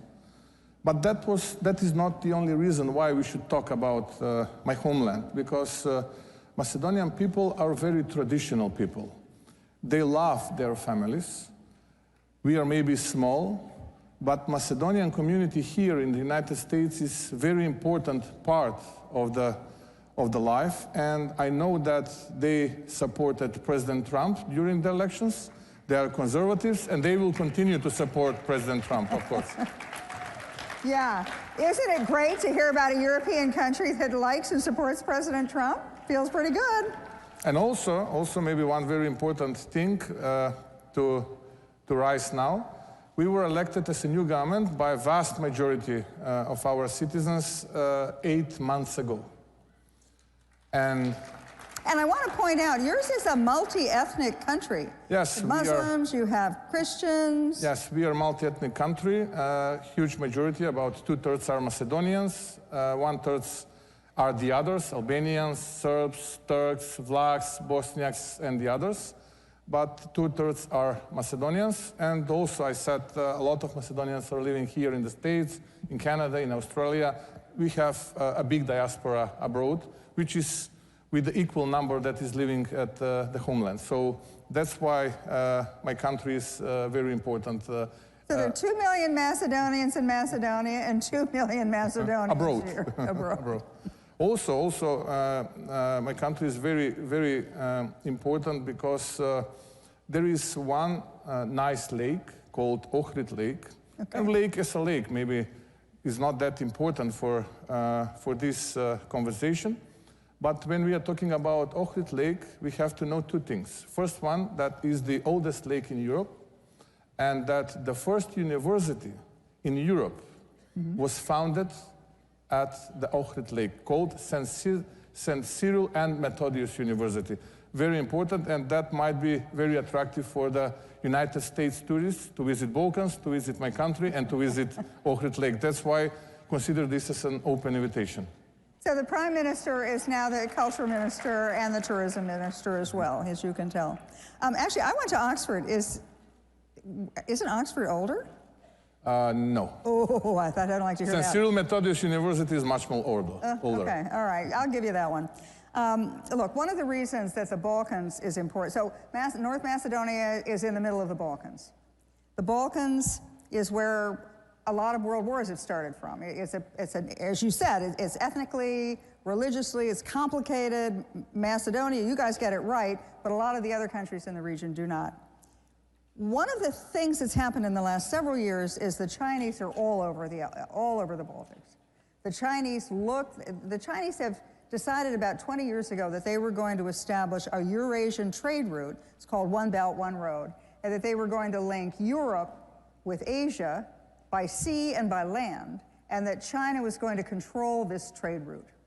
You're in the middle of this trade route, so explain to me how it works. What are the Chinese doing? How are they trying to get into the Balkans? How are they trying to get into your country? And what kind of success or failure have they been met with? Yes, you're absolutely right when you're talking about Chinese so-called invasion, economical invasion of that part of Europe. Of course, we are under the heavy financial pressure that is coming from that country. But the only puzzle which they are missing in their economical mosaic is exactly my country. Why? My country is a natural intersector of two very important pan-European corridors, Corridor 8 and Corridor 10. Corridor 10, connecting South Europe, practically Greece, and ports from Greece, with the Central Europe and with the Western Europe. And Corridor 8 is connecting, and Corridor 8 is the second most important corridor for NATO, is connecting Black Sea with the Adriatic Sea. Practically both corridors are intersecting at the territory of my homeland. And this is, yes, like that. And the only puzzle which is missing for this Asian giant is territory of my country. Since we are strategic partners with the United States, I would be very keen to welcome as much as possible, let's say, investors, and American businesses are already present in my country, which will be a big competition to these Asian giant companies that are already present in the region. Therefore, my country, my homeland, is of big importance for the United States, not only for the region, but for the Europe as well. Hey, that's great, but you quickly went over, but I want to get into a little bit more detail. You talked about the strategic partnership that you have with the United States. You also talked about you're really in alignment with at least the Trump administration and the new wave that's going through America, and you're really alone in Europe when you're doing that. Last week at the Munich Security Conference, I'm sure you may not know the name of it, but you remember Vice President Vance went to Europe last week. And he stood up before all the European leaders, the NATO leaders, the European leaders, all the guys in the generals, and he stood up, and everyone assumed that he was going to talk about NATO, about to the European and Canadian allies, spend more of your money, your fair share on NATO, or he was going to talk about Ukraine. He did not. He talked about cultural issues. And as I'm watching Vice President Vance, I see you in the front row, and you're the only guy going like that, and all the other ones were like, really, and then most of them walked out. So, talk to us about that. You know, from Vice President Vance said things that were kind of, you're not supposed to talk about, but he did. And he did it in a very straightforward and polite way, where he talked about our shared values and how the Europeans are committing cultural suicide, that they're giving up free speech, they're giving up freedom of religion. Tell me how it feels like to be Macedonia supporting, Donald Trump policies, even before Donald Trump was president, in the middle of a Europe that seems changing before our very eyes. I mean, that was, for me, historical event. And according to my humble opinion, I'm not saying that I'm right, maybe some of the European politicians will be angry at me, that was a very inspiring speech. Good for you. And I was not at the front line, I was in the second row. Yeah, but you were the only guy applauding. I want to point out, the only guy going like that. Yes, but what is important that after the speech, some of the audience criticized the speech, and some of the audience said that that was a bit of interference into the domestic issues of sovereign countries. Because Vice President J.D. Vance flagged a lot of examples which are not good and which are not aligned with the freedom of speech, with the democracy values, with at least common shared values. And I will say it again, I think that he was right. Then, 2 days afterwards, I had a panel as well. Mm-hmm. Not like here, 20 minutes. I've got maybe 4 minutes to say something about my impression, not about the speech, but about the Munich Security Conference. Mm-hmm. And I said that really that was historical one with a lot of frank and straightforward talks. And I think that really this year was extremely fruitful and successfully organized conference. But what I said, I don't know whether the American people know that since the very beginning of our independence from former Yugoslav Federation, we had two strategic milestones. First one was to become a full-fledged member of NATO, and the second one was, and is, to become full-fledged member of EU, European Union. We've become a member of NATO, but prior to become a member of NATO, we changed our flag, we changed our currency, we changed our constitution, and we changed our name because some of our neighbors become a member of NATO prior to us, and they used or misused tool of veto to solve bilateral demands. If this is not interference into the domestic issues, then what is it? What we are talking about? So, if we are talking about double standards, and if we are talking about double standards that affects on the lives of humans, then it's not good. Then it's not good. Then we have to be honest, and we have to talk directly and straightforward. If we ignore those type of events that occurred in the past, and that is still occurring, for example, now we are not able to become a member of EU because now we again have additional hurdle to change our constitution again. If constitution is not internal issue of sovereign country, then I'm wondering what is it? And we've been asked to change our constitution again. Is it not fair? Is it not fair? And when we are criticizing, when someone is criticizing the speech, which was, according to my humble opinion, again, I will say, very inspiring, then should point the finger to themselves and to see what they are doing. This is not fair. This is not fair for the small country which wants to become a part of the EU. And the EU values are everything but not bilateralization of EU accession process. I also want to point out that, as the Prime Minister said, that they had to wait a long time to get into NATO. And as one of the things that President Trump has talked about time and time and time again about NATO is that they want American money, they want American participation, but they're not willing to pay. They're not willing to pay their fair share. And I do want to point out that your country, small as it is contributing one of the biggest contributions per capita to NATO. So thank you very much. We are above 2%. We are completely aligned and supporting President Trump's politics. And I think that 2% should be floor, not ceiling. I think President Trump, if he's listening to this, will be thrilled to hear that. The other thing that I think he'll be very thrilled to hear is, you know, one of the big issues in Europe right now, well, one of the big issues in the world is energy production. And when President Trump talks about energy dominance, you know, doesn't say energy independence, he says energy dominance, says drill, baby, drill. What he means is the United States now has the ability, with our own natural resources, to get oil and natural gas. We have more of it than anybody else in the world. We can become the world's energy supplier, just us alone. We can replace Russia, replace the Middle East. We would be the dominant energy supplier to the world, and we would set the price at a very low price, which works for us, doesn't work for anybody else. You're a key part of this equation. Yes. Because if the United States exports liquefied natural gas, which we have in abundance, cheap, safe, wonderful, and it can go to Europe, it changes the entire strategic equation of Europe and really of the world. So explain to me very quickly how you're going to do that for us. That equation now is missing pipeline that is crossing over my country.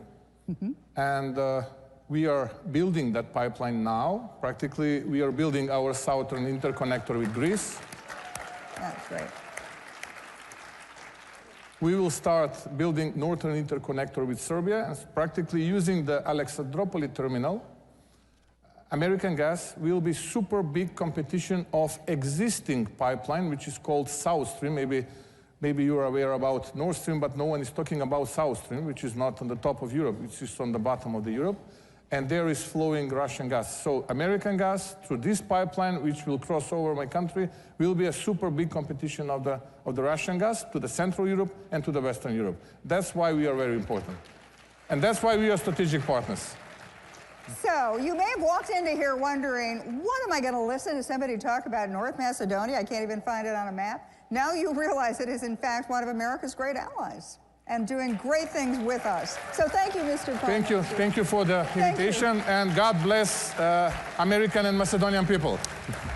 Thank you.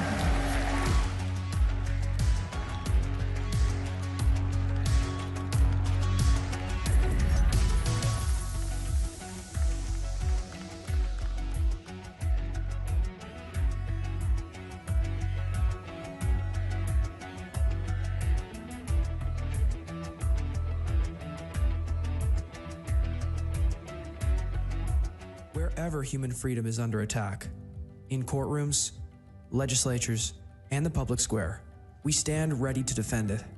This is why Alliance Defending Freedom exists. Supreme Court victory for a Christian woman who was taken to court for standing firm in her beliefs. The First Amendment follows a golden rule. If we want to protect speech for ourselves, then we need to protect it for others. A video released this week by ADF International has attracted over 34 million views and even attracted comment from Elon Musk. It concerned a pair of Swiss parents who have had their child taken away from them because they objected to her gender transition. We're not just here to stop the erosion of liberty for this moment alone. We are here to keep the door open for the gospel. And when the gospel does its work, truth doesn't just hold its ground. It advances. It sets people free for generations to come. This is our mission at Alliance Defending Freedom.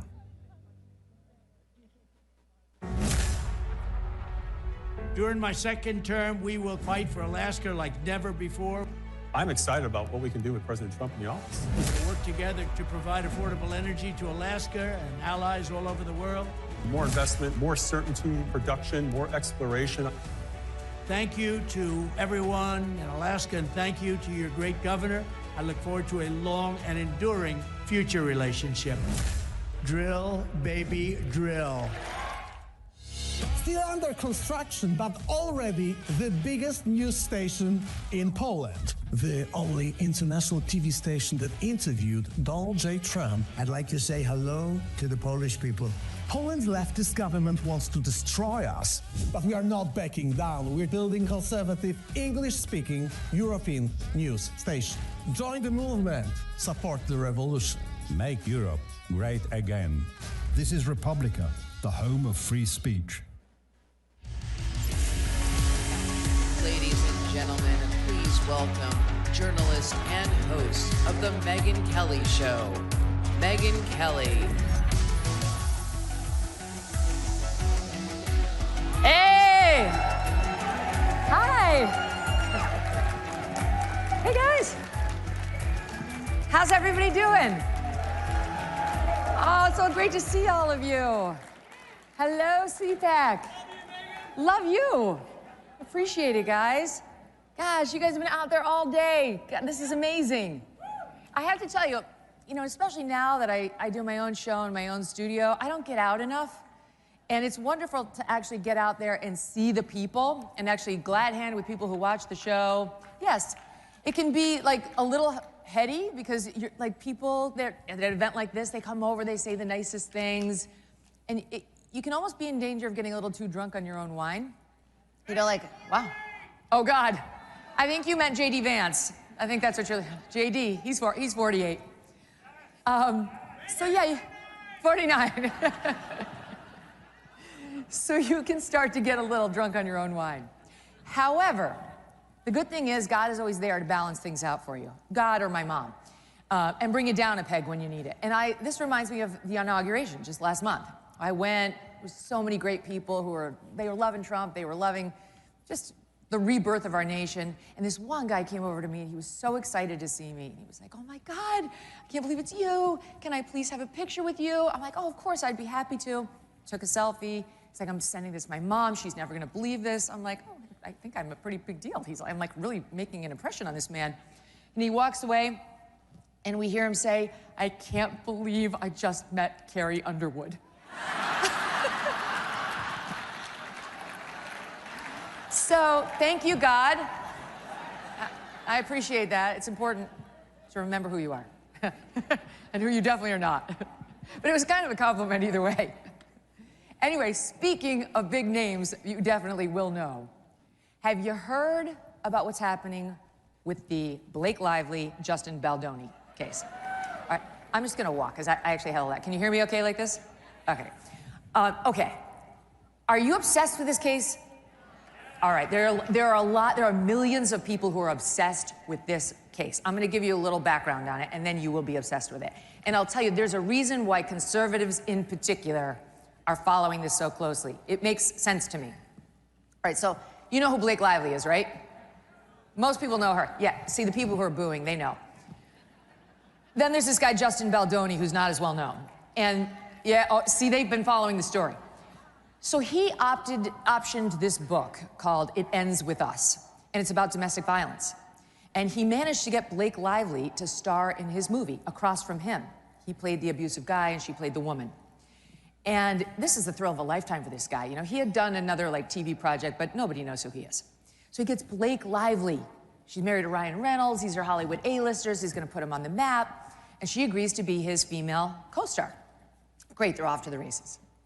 Well, shortly into production, Blake Lively is very dissatisfied with virtually everything around her and decides to allege that Justin Baldoni, this, I mean, forgive me, very effeminate, evolved, modern feminist man bun kind of guy, is like this virulent sexual harasser who can't stop harassing one of the biggest stars in Hollywood in front of everybody on the set.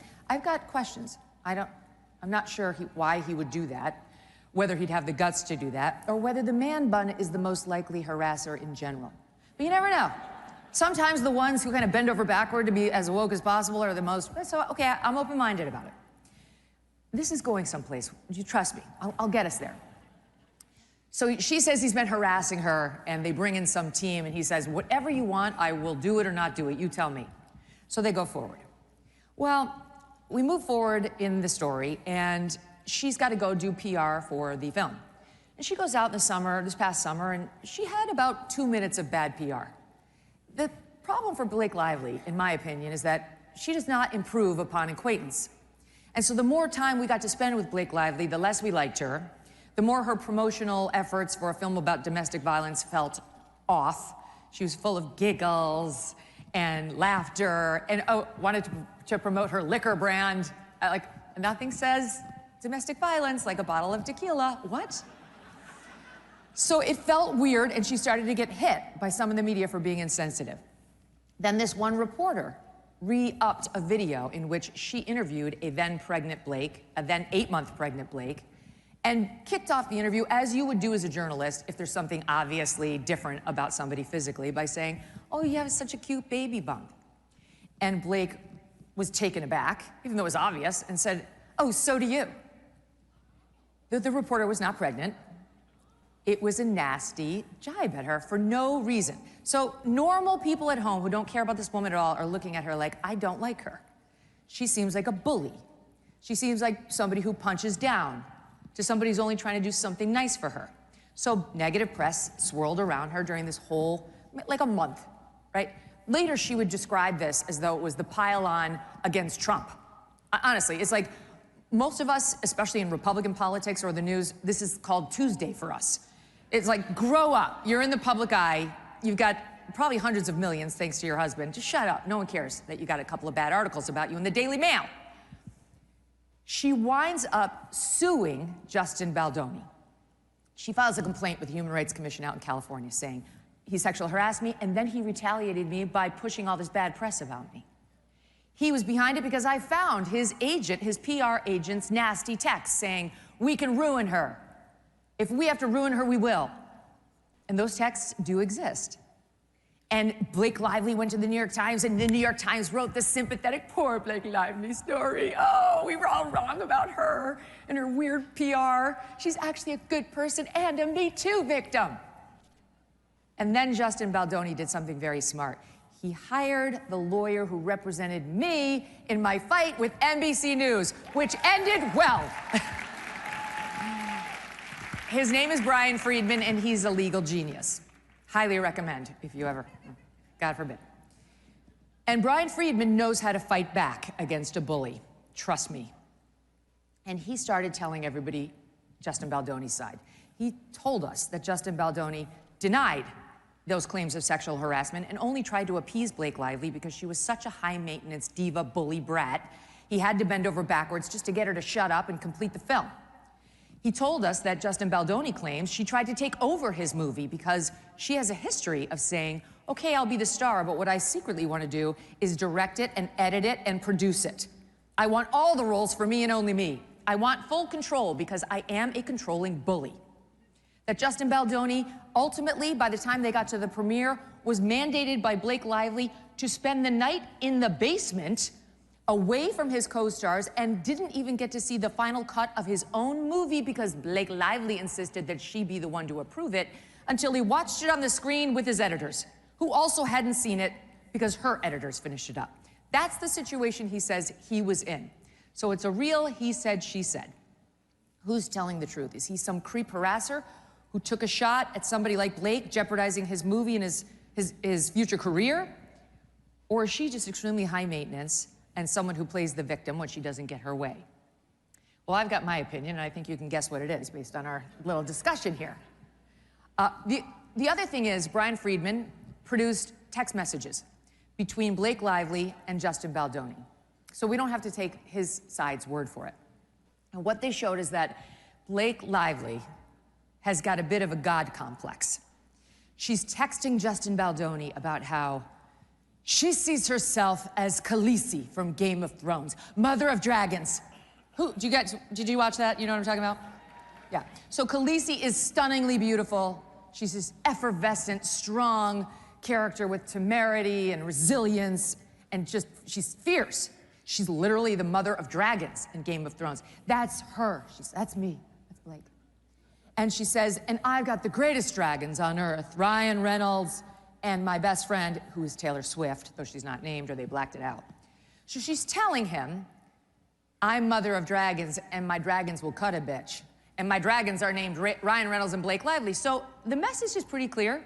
Like, okay, she's a powerful person with powerful friends. And she's got a bit of a God complex. All right, now we get into litigation. She files her human rights campaign. The movie comes out, it does all right. He's in the basement for the premiere. And he hires Brian Friedman and countersues her and the New York Times for $400 million, claiming this is a massive defamation, okay? Drags Ryan Reynolds into it as well. And now we're off to the races. And where do things stand now as a result of all this? As a result of Blake Lively apparently wanting control of a movie she did not control, wanting to get the camel's nose under the tent as an actress and then take over the entire production, mission creep on steroids, and was shocked when Justin Baldoni did not want her to do those extra things.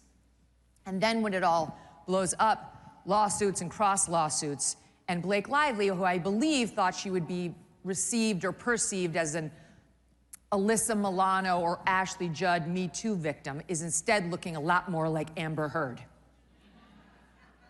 How did that work out? Bad move. And honestly, to me, the lesson is, A, be a good person. But B, if you're a Hollywood star or any sort of a public figure, would you just please take your licks in the press and shut up about it? People have real problems. They don't give two craps that you had a couple of negative articles written about you in the Daily Mail. And in her complaint, the thing she's bitching about is that this terrible PR campaign that was opened up against her hurt sales of her liquor brand and her hair care products. Oh my God, right? Like while this is going on, inflation's like at 9%. Get a grip. Okay, so it was a terrible idea. They shouldn't have done any of this, but I think the reason that conservatives are so interested in this is a couple of fold. Number one, you seem to be watching the unwrapping of a public figure, like the unspooling. You know you've caught someone in what you believe is a lie. That's how I feel. And it's amazing to see it told and to kind of gone down the lane like, okay, maybe, here we go. Oh, wow. Oh, wow, because Baldoni's released these text messages. She says he inappropriately smelled my neck when we were doing a scene. Then you see the scene. They're dancing, they're caressing, they're making out. It's like, but the neck thing was too much when he smelled it?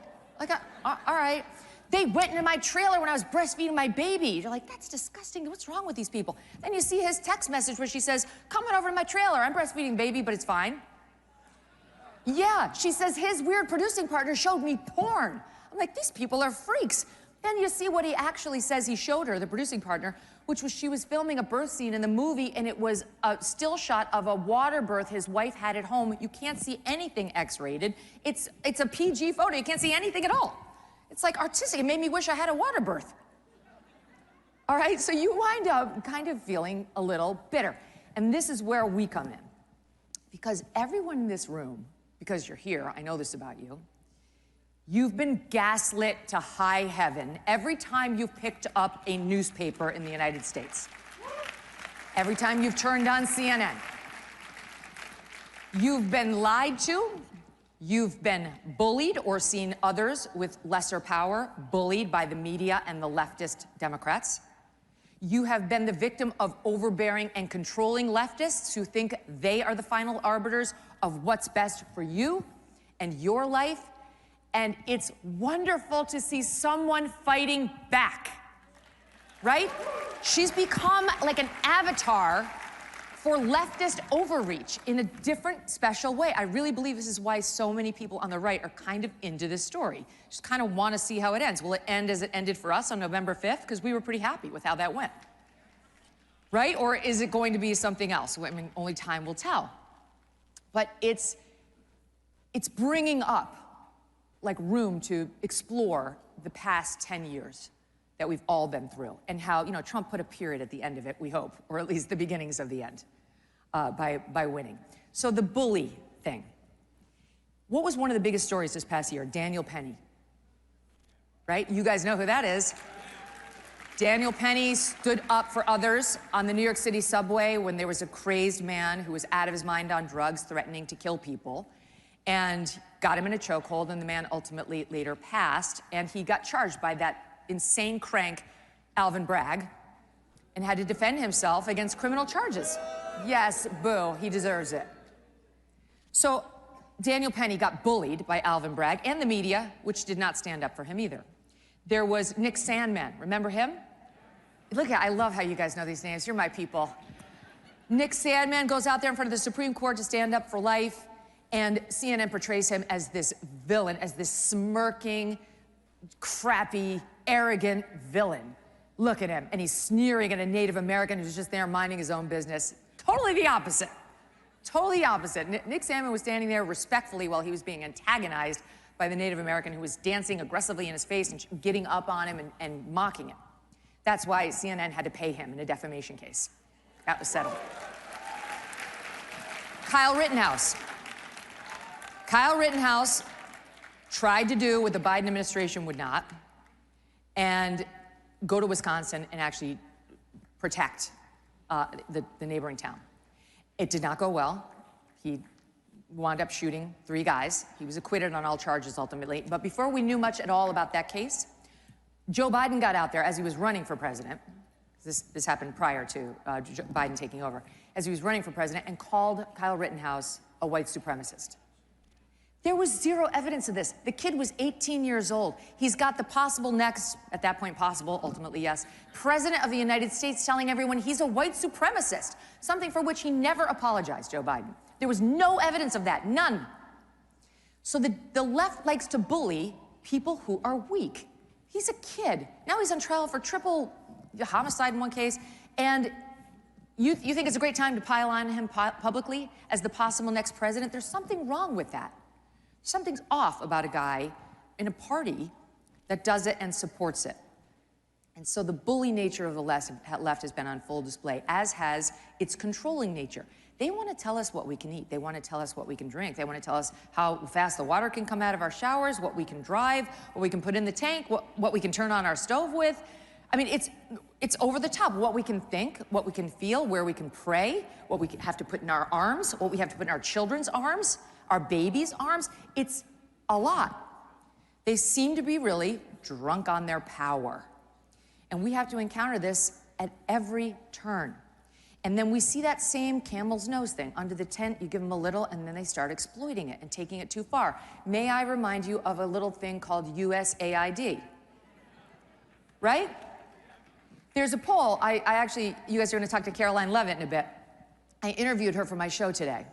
And we were talking about the CNN poll. It shows Trump's approval numbers, they fell a little, a couple points since he took office because he's doing things that the left may or may not like.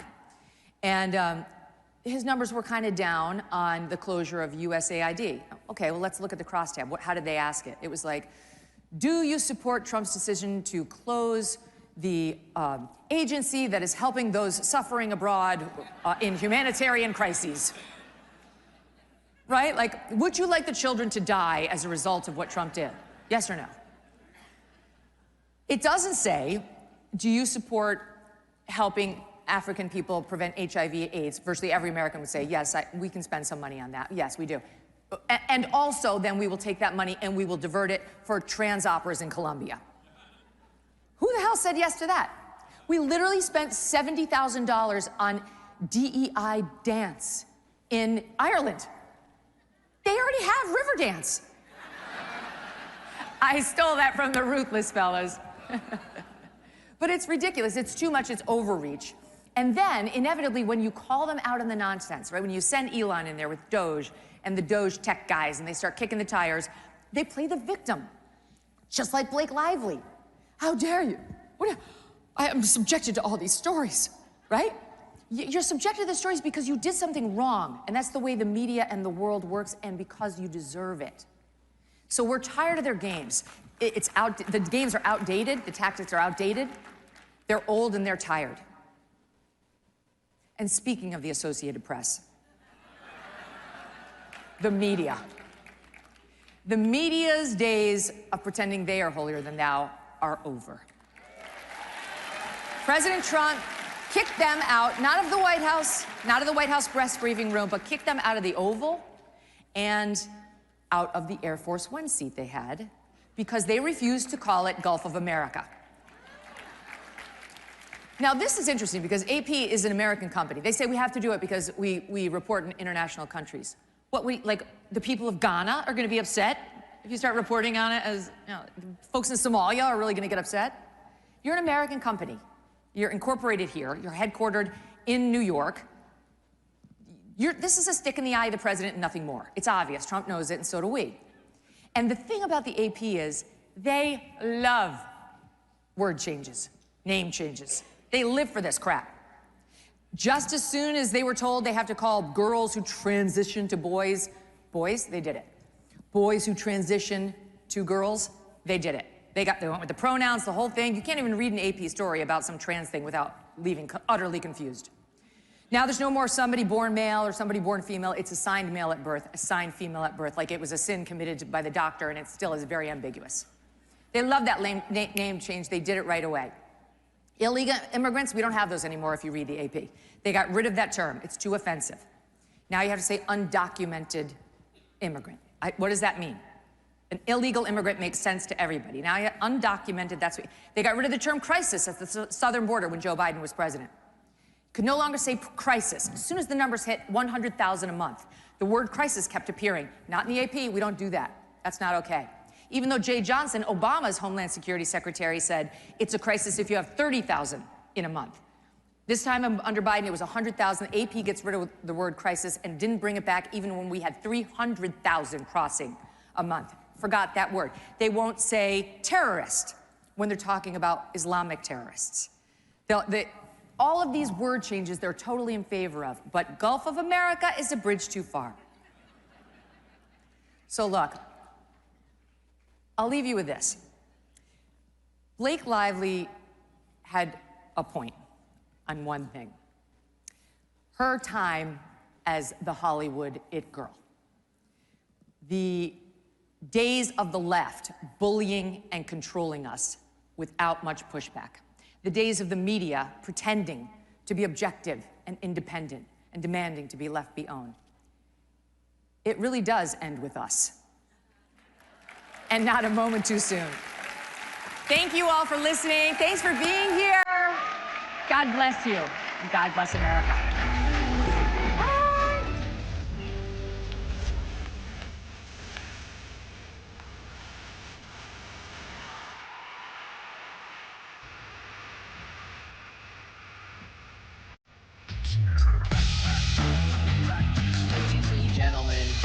Welcome the Prime Minister of Slovakia, Robert Fico.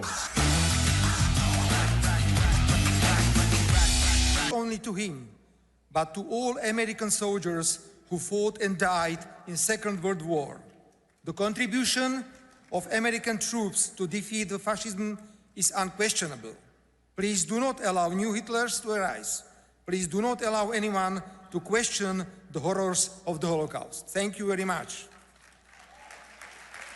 Ladies and gentlemen, we can celebrate the 80th anniversary of the end of the Second World War by stopping the senseless killing of Ukrainians and Russians in Ukraine. The energy and determination with which your President Donald Trump has entered into the peace process in Ukraine is admirable. He has many supporters in Europe for his directness and for spreading the truth. My good friend, Hungarian Prime Minister Viktor Orbán, recently complained, with a smile on his face, of course, that he has been trying to hold a mirror up to the European Union for years, and that the process has been extremely slow. And then Donald Trump comes along and manages to do it in a matter of days.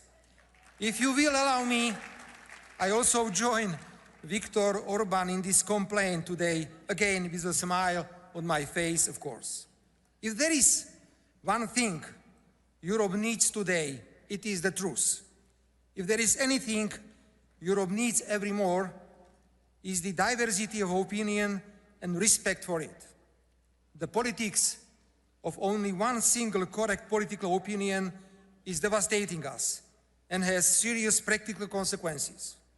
If you go against the current, you are excluded and punished. Between 2020 and 2023, criminal law was brutally abused against the Slovak opposition, of which I was the leader. I myself was charged 4 times for political activity, illegally monitored and wiretapped. However, the institutions of the European Union remained silent because they had a submissive and vassal government in Slovakia. Ladies and gentlemen, no one is disputing that Russia's use of military force in Ukraine was a violation of international law. However, Russia had serious security reasons for doing so because it has long been misled on the issue of NATO enlargement. The conflict could have been brought to an end shortly after it began. The absolute majority of the European Union member states, with the exception of Slovakia and Hungary, have endorsed the idea that the war in Ukraine should be used to weaken Russia politically and economically. Ukraine has been the victim of a bad strategy. Today, it is evident that the limitless financial, military, and political support, coupled with the anti-Russian sanctions, did not bring its effect. I was among those who warned against senseless killing, calling for ceasefire and supporting all peace plans. As a reward, I was branded a Russian agent. The word peace has been virtually unused in Europe for the last 3 years. Whoever spoke of peace was a warmonger. Whoever supported the war in Ukraine was a peace activist. Ladies and gentlemen, your president is doing Europe a great service. He's bringing truth, and we all hope peace back to Europe. The attitude of the major European players and of President Zelensky of Ukraine, therefore, comes as an unpleasant surprise to me. They are pushing themselves to the US-Russian peace negotiation table, even though for 3 years now, they have and still do openly support the war in Ukraine. More and more, it seems that President Zelensky actually needs this war. When there is war, there cannot be democratic elections. Zelensky is particularly worried about that. Let us recall in what a favorable situation Winston Churchill lost the 1945 election in Great Britain. When there is a war, it is difficult to investigate where a huge part of the funding given to Ukraine ended up, where an enormous number of arms ended up. When there is a war, Zelensky knows that he has total support of the European Union. I say all this quite openly, as Prime Minister of Slovakia, a country which is bordering Ukraine. Yes, we have to recognize that peace is being negotiated at a time when Ukraine is very weak. That is also why the proposals may come out of the negotiations may not correspond to the idea of a just and sustainable peace for Ukraine and its territorial integrity. However, Europe should in any case help the US president to end the senseless killing in Ukraine as quickly as possible and not hinder him from achieving this goal. Ladies and gentlemen, I have spoken many times today about the truth, respect for different opinions. It is particularly dangerous when the response to a different opinion is not just to ignore or disrespect it, but when the opponents reach for radicalization and violence. Such dangerous radicalization is now typical for liberal and progressive ideologies, which in addition to this new quality of political conduct, promote abnormalities in everyday life and present them as normal and healthy. Let the attempt to assassinate your president or me be the proof of my claim. I grew up in a regular family where my father worked as a worker in a furniture factory and my mother as a shop assistant. Our lives were dominated by straight talk, common sense, respect and consideration for others. I brought a strong social sense from my family, and as an ordinary person, I openly espouse all the values associated with a common sense and a normality. As a politician, I add to this the respect for international law, for the principle of non-interference in the internal affairs of other countries, for sovereignty and strong national leadership. If anyone thinks that we will be intimidated by violence and that we will stray from this path of values, they are so strong. We used to say in Slovakia, what does not kill us, make us stronger. I intend to continue my efforts to amend the Constitution to improve the protection of fundamental values. When we adopted the Constitution of Slovakia in 1992, we had no idea that there might be a need to constitutionally define marriage in order to create a barrier to woke ideologies. The need arose, and we incorporated into the Constitution the definition of marriage as the unique union of a man and a woman. After all,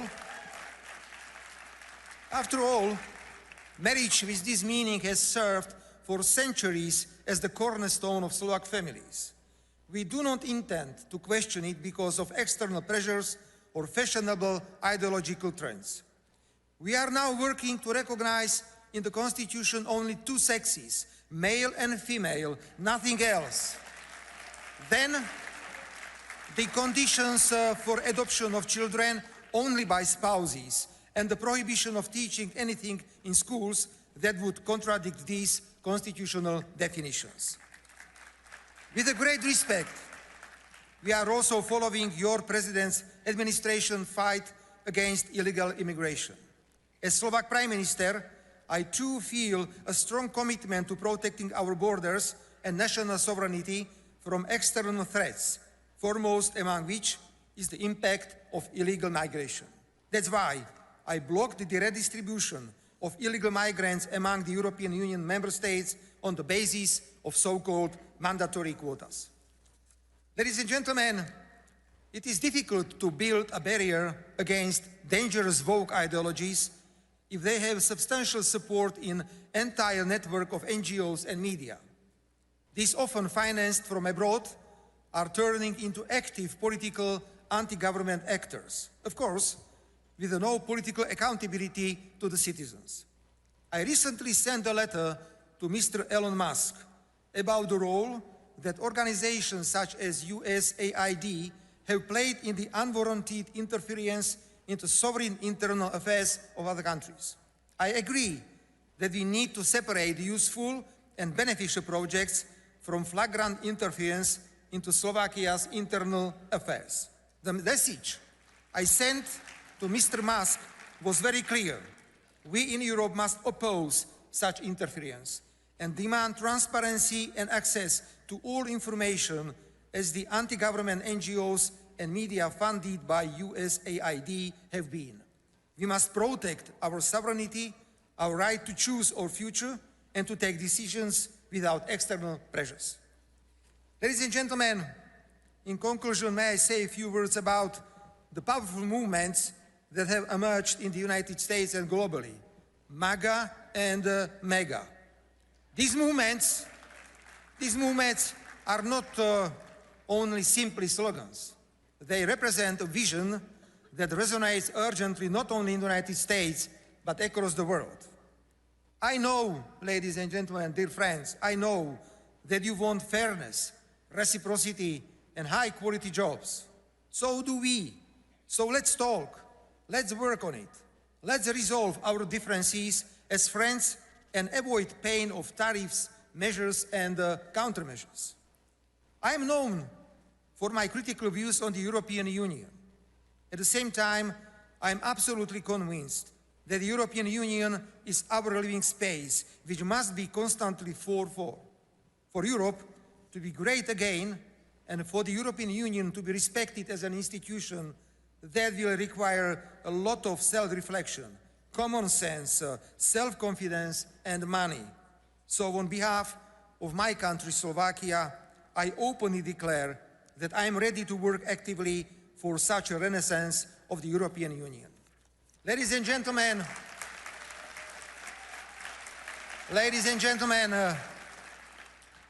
just as the Slovak Miklós stood side by side with his American friends on the island of Iwo Jima in February 1945, Slovakia stands next to the United States and the United States next to Slovakia. I appreciate President Donald Trump's pragmatic approach and his clear focus on American national interests. This is exactly what each and every one of us should be doing. Slovakia's national interests, that's my homework. The United States are a key strategic ally and partner for us, and we are interested in deepening this partnership.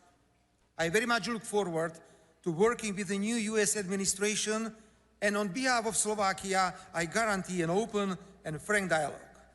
Let us be proud. Let us be united. Let us defend our values. I thank you all, and I express my conviction that the next time you meet the name of my country, Slovakia, you will remember this day. Long live the United States. Long live Slovakia. Thank you very much for your attention. He understands what the most important issues are to voters. Not only is America a great country, but that we Americans are good people. Donald Trump stands for everything that's good, everything that we need, what needs to be changed in our society today. Think about that Trump supporter that was demonized, that was taken down, that was criticized, that was targeted. Think about that person out there. That is the one. They are winning tonight. The American people, they've spoken up tonight. We just lived through history. We're never going to see anything like this ever again. Being woke is easy when it was just a call to defund the police or end capitalism, right? It's a little different when your fellow ideologues start cheering for your beheading. And here's a question. This next video, does this look like London to you? The pro-Hamas protests making for a very interesting political moment at Harvard. A university recently ranked the worst school for free speech in America. What would Harvard do in a moment like this, we all wondered? A school that will expel you for using the wrong pronoun and making a pink-haired trans girl cry. Well, in this moment, Harvard just miraculously transformed into free speech absolution. Apparently at Harvard, there's nothing offensive at all, even though everything's offensive at Harvard. There's nothing offensive at all about celebrating the murder of 1,000 people, including a whole bunch of kids.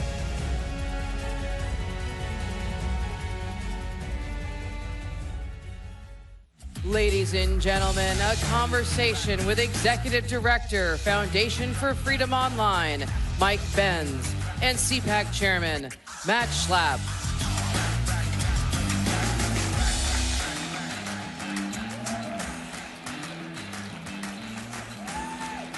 They like you, Mike. They like you more. I don't think so. Yeah, great to see you. So, we get to talk to a lot of really interesting people on this stage, but nobody more important than you. Thank you for all your work, your courage. I've watched some of your videos in the early morning just saying, what the hell they've been doing to us?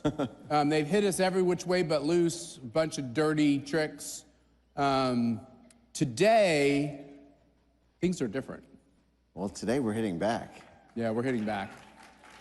And, we were talking backstage. The wind has never been more at our sails.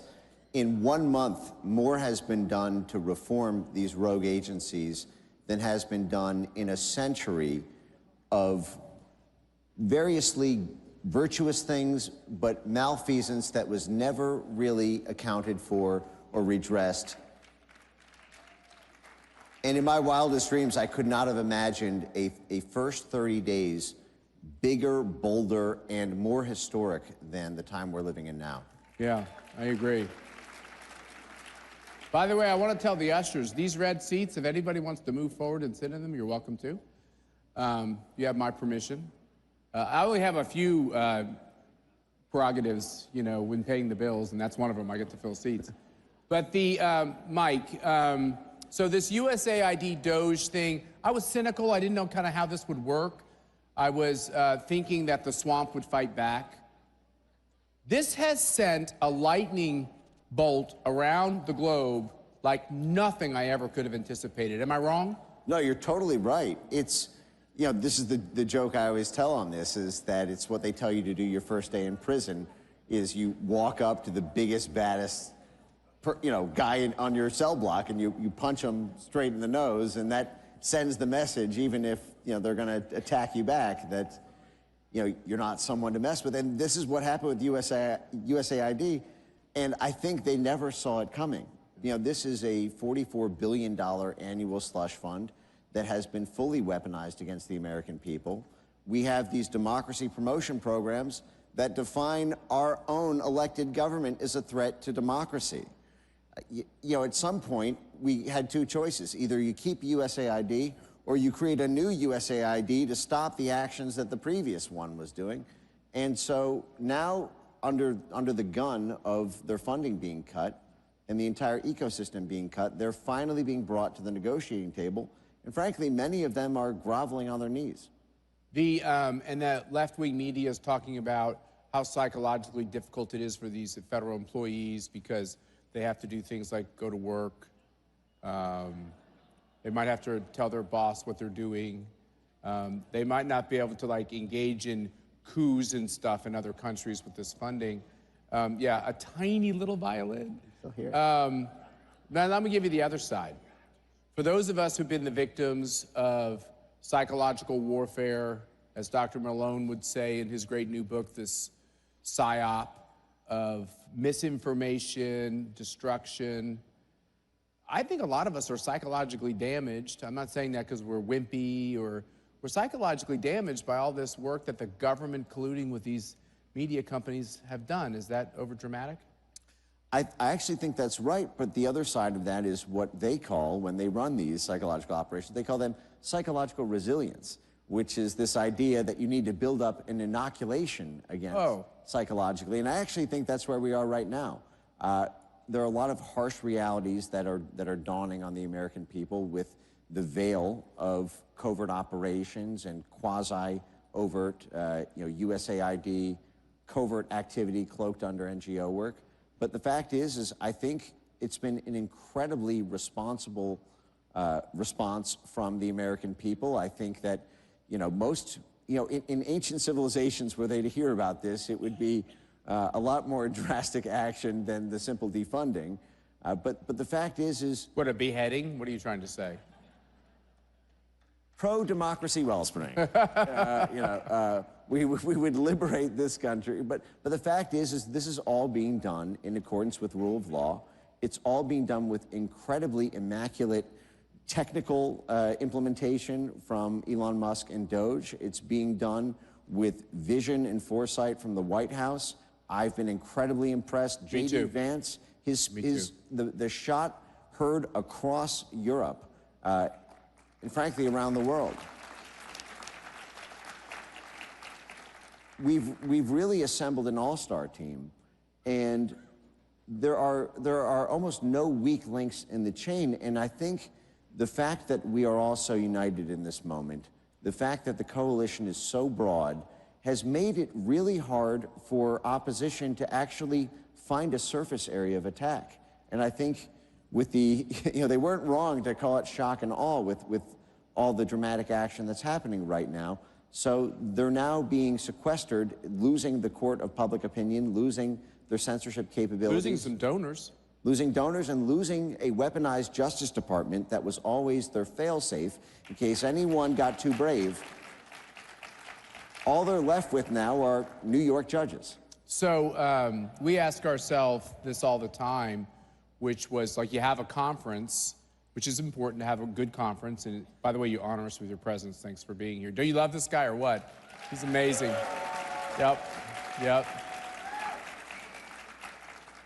I was kind of pinching myself yesterday as I saw the president of Argentina walk down that thing with that big, super badass chainsaw, chromed out. By the way, I got a tour of the chainsaw. It had a replica of the planet Mars on the throttle. Pretty cool. And so Malay's walking down. Elon Musk is there in his iconic, crazy-looking glasses. And then I saw the Twitter, the X action, and everything else online. What kind of psychological impact does something like that have on the bad guys? Well, I think the symbolism of the chainsaw does not leave much room for nuance and subtlety. But it's preceded by the President of the United States with a giant samurai sword. So, I think that, we are in a period of radical reform. We are totally restructuring rogue institutions that have gotten so corrupted, and they now face the choice of reform or termination. And I think as more and more of these see what happened to USAID, what may be happening to other agencies as soon as this week, perhaps, the ones that remain will understand that if they want to continue to exist as American institutions who have earned our trust, they have to reform. And people, we live life cycles where, we're all mortal. We live, we die. Institutions can pretend that they live until infinity. There's no moment that an institution like USAID peacefully sunsets. And so they can get away with rogue activity until the moment they're confronted by a population who will hold them accountable, by a brave executive branch who will do the same. And so it's taken this much, and these abuses have been chronicled by scholars and academics and media institutions for a century now. And it took until this moment, and Donald Trump and Elon Musk and Matt Schlepp and consensus-building organizations and institutions and events like this that have held the line and have given us a forum to all come together and show the world we are completely united and nothing is going to stop us now. So, I'm trying to read between the lines here. Are you saying that the combination of all these amazing people, Donald Trump, Elon Musk, Tulsi Gabbard, all these amazing people that are stepping up and being brave, I'd like to add Kash Patel to that list, Pam Bondi. Are you saying that if we get the first couple of steps right, that the bad guys will realize we're not going to stop and they'll actually start changing their behavior rather quickly? Or is that kind of like Lucy with the football and they're going to kind of hide, wait, and go right back to being bad, and we got to just kind of mow through the whole agency after agency and move on from there? To be clear, this struggle is not going to end in our lifetimes. No matter how many successes we get in 4 years, the institutional interests are too deeply entrenched. The money on the line is too great for many of these institutions and donors to feel like they would lose if they had to actually do what the American people voted for. But the fact is they can be, many of them can, the worst excesses can be excised, and the remainder can be brought to the negotiating table. But at this point, one of the main concerns is the international picture. The MAGA movement started as a nationalist movement, but the international picture from USAID and the rogue activities of the former State Department and intelligence community, they're one thing, but here at this conference, we've seen heads of state and people from almost all populated continents coming to this conference to say that we are together, and the opposition is going to be doing the same on the other side. The censors in exile will be running to Europe, and the in-power governments with the UK Labour Party and in France, they will be forming a coalition to try to use the weaponized powers of foreign governments that they have lost over our Justice Department and our regulatory bodies here, which is why it is so important that this unity movement is international and takes that international lens, because one of my concerns is that while they've lost their grip over the Justice Department and potentially may lose that over the NGOs, the European Union, governments in Brazil, governments in Central Asia and Central and Eastern Europe will all try to band together. You ever see that meme of a minnow and a shark, and then the minnows all get together and they look bigger than the shark? And that's where we are right now. And the thing to watch for is what happens when the sharks all join together to form this super shark. And I think that's what we're seeing now with the forces against places like Slovakia and Hungary and the forces trying to destabilize their governments, as well as what's happening in the UK with people being, when they're rising to power, they get arrested for clicking the like button on a tweet. But we have to bring the whole world up with us. Yeah, that's right. And so I guess that would be my final question, which is, I don't know if we should all feel so happy and joyful. They said they had joy. By the way, I've never met a joyful communist ever, except for the guy who's in charge. They usually have at least some degree of pleasure. I don't know if it's joy. I would say sometime between 10 p.m. and midnight when they start drinking. That's when you start seeing. No, that's called numbing. That's not really joy. But so I guess the question I'd have for you is, the more you read, the more you can get awfully depressed. The more you know, the more you realize this has been a giant struggle that you said for 100 years could go on 100 years. Yep. For a while here, I thought I didn't know if we'd have 100 years left, because I thought they had folded up their pup tents. You talk about all these people here from overseas. You can't walk down these hallways without hearing all these accents, right? People from all these countries, people who felt so desperate in their own countries. And then Trump wins, which is your guys' win too, because you did a lot of the work. My perception is a lot of powerful people around the world are permanently turning away from a leftward drift and embracing this idea that you can be for freedom and be politically successful. Right. And there's a great political benefit to exposing all of this corruption, all of this propaganda, all of this lying. Is that too optimistic? Or do you think it's where we are? I think that's exactly where things are heading. I've heard the same thing, and I think everyone is inspired. Just as you said, I think we really were on the brink of losing it all, and maybe forever. And a lot of countries under the thumb of authoritarian rule, or that are being rolled up by their own versions of their Justice Department, or tarnished by co-opted press, or censored into oblivion, they feel as hopeless as the American people felt 6 months ago, 4 months ago. And it's just like the symbol of the chainsaw and the samurai sword.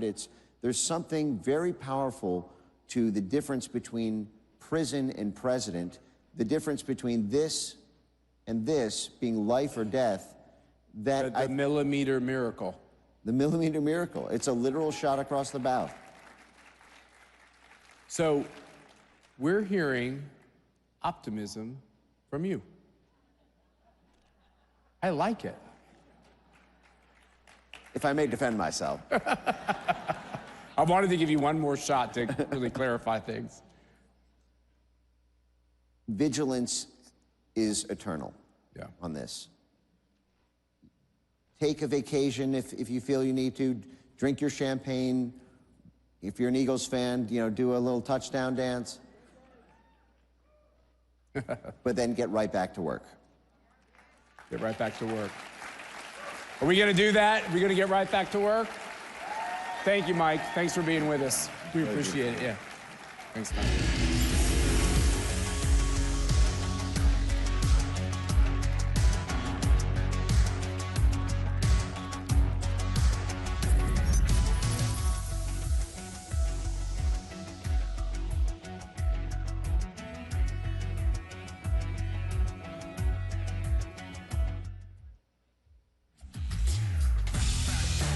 Ladies and gentlemen, up next, an interview with the White House Press Secretary, Karoline Leavitt, and host, CPAC Senior Fellow, Mercedes Schlatt.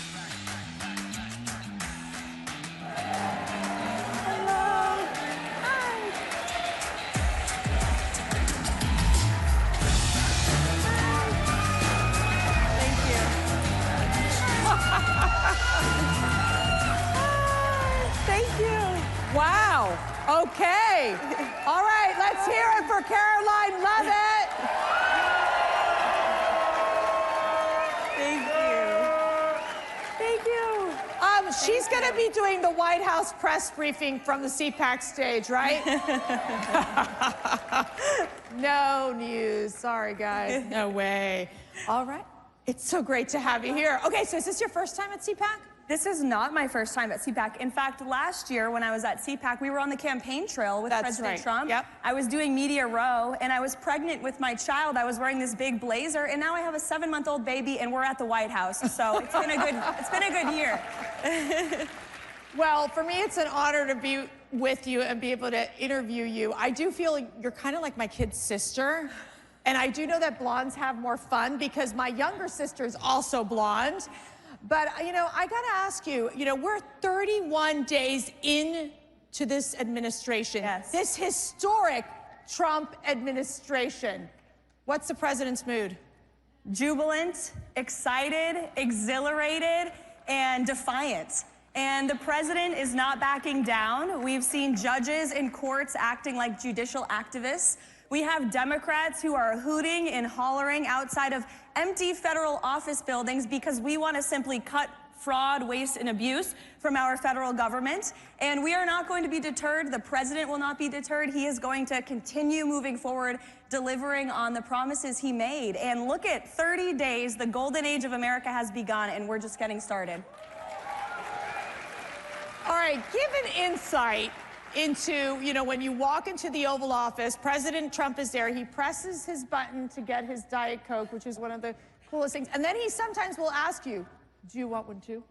And so, and you really don't say no. Even if you don't like Diet Coke, guys, I'm sorry, you don't say no. But, you know, when he comes to you and he says, Karoline, this is what we need to say. I mean, give us an insight as to one of those instances that you can recall that you were like, wow, okay. He's really in charge. We got to get this done. Yeah, I mean, every single day. The president, we joke. Every single day. He's the president of the United States. He's also the communications director of the White House because he dictates the message. He executes the agenda. You know, one of the things I love about President Trump, and I think what makes him such a great leader, is that he's so deeply involved in every decision that is made. Every speech that is written, every executive order that is signed, where most politicians, you just hand them the script and they read it. President Trump cares about every word he is saying and every action he is taking. He's our leader. To the point of putting the period or exclamation point, right? Or the capitalization of a random word, that too. Okay, that's a good one as well. You know, but I got to ask you, because, you know, Mark Rubin, that guy who's, I don't know, he makes money or whatever. He said that he made that comment during the campaign about there's no strong or intelligent women around Donald Trump. Those strong and intelligent women, I think, are one of the most critical parts of the White House. Definitely. And how he listens to the women. Tell us about that. Absolutely. Look at the White House and look at the exceptional cabinet that President Trump has put together. Who loves the cabinet team that President Trump has put together? It's amazing. It's amazing. And while we don't care about identity politics, you brought it up, and it's true. The president has appointed Susie Wiles, who is our first female chief of staff in United States history. Brooke Rollins heading up the secretary, she's our Secretary of Agriculture. We look across the entire cabinet. There are incredible women. Linda McMahon leading the Department of Education. You know, the list goes on. And the White House is full of working women. In fact, I was going up the staircase in the West Wing today and saw 2 of my female colleagues, both of whom are pregnant, having babies this year, and they're working and they're saving America because President Trump believes in the best people for the job, the brightest people for the job. That's right. So tell us, okay, that first day, because I remember we were like, okay, it's Karoline Leavitt's first press briefing. How many of you people were watching out there? So, of course, as the older sister, I'm like going, I better start praying right now. And we're both Catholic, so I'm like praying to like Mary, the saints, everybody else, Jesus. I'm like, Jesus, come on, just cover. When you walked into that White House press briefing room, now you were there beforehand as one of the press assistants, but this is different. This is like one of the most important jobs of the administration. How did you feel? Yeah. And what was your focus? Like, how did you know, okay, I'm ready, I mean business? Yes. Well, there is extensive preparation that goes into each briefing, and I'm so blessed to have an amazing team at the White House who helps me prepare. I brought 3 of our big guns yesterday. We had Stephen Miller and Mike Waltz and Kevin Hassett join me at the podium to celebrate 1 month. And I lean on the policy experts in the building and, you know, to figure out what is fake news versus what is truth. So a lot of preparation, a lot of reading, talking to the president to understand his thinking. And then when I got to the podium, I realized the president is delivering on everything he said he was going to do, which makes my job as his spokeswoman easy because I'm not working for a politician who's lying and we have to spin. I'm working for a man who said things and he's delivering on those things every day. Now, I remember, because I worked in the first administration and the press secretary at the time, I was a strategic communications senior advisor for President Trump, and our press secretary at the time was now Governor Sarah Huckabee Sanders, who will be on stage with me tomorrow. But I remember those exchanges between Sarah and this guy, let me remember his name, wait a second. The CNN guy, Jim Acosta?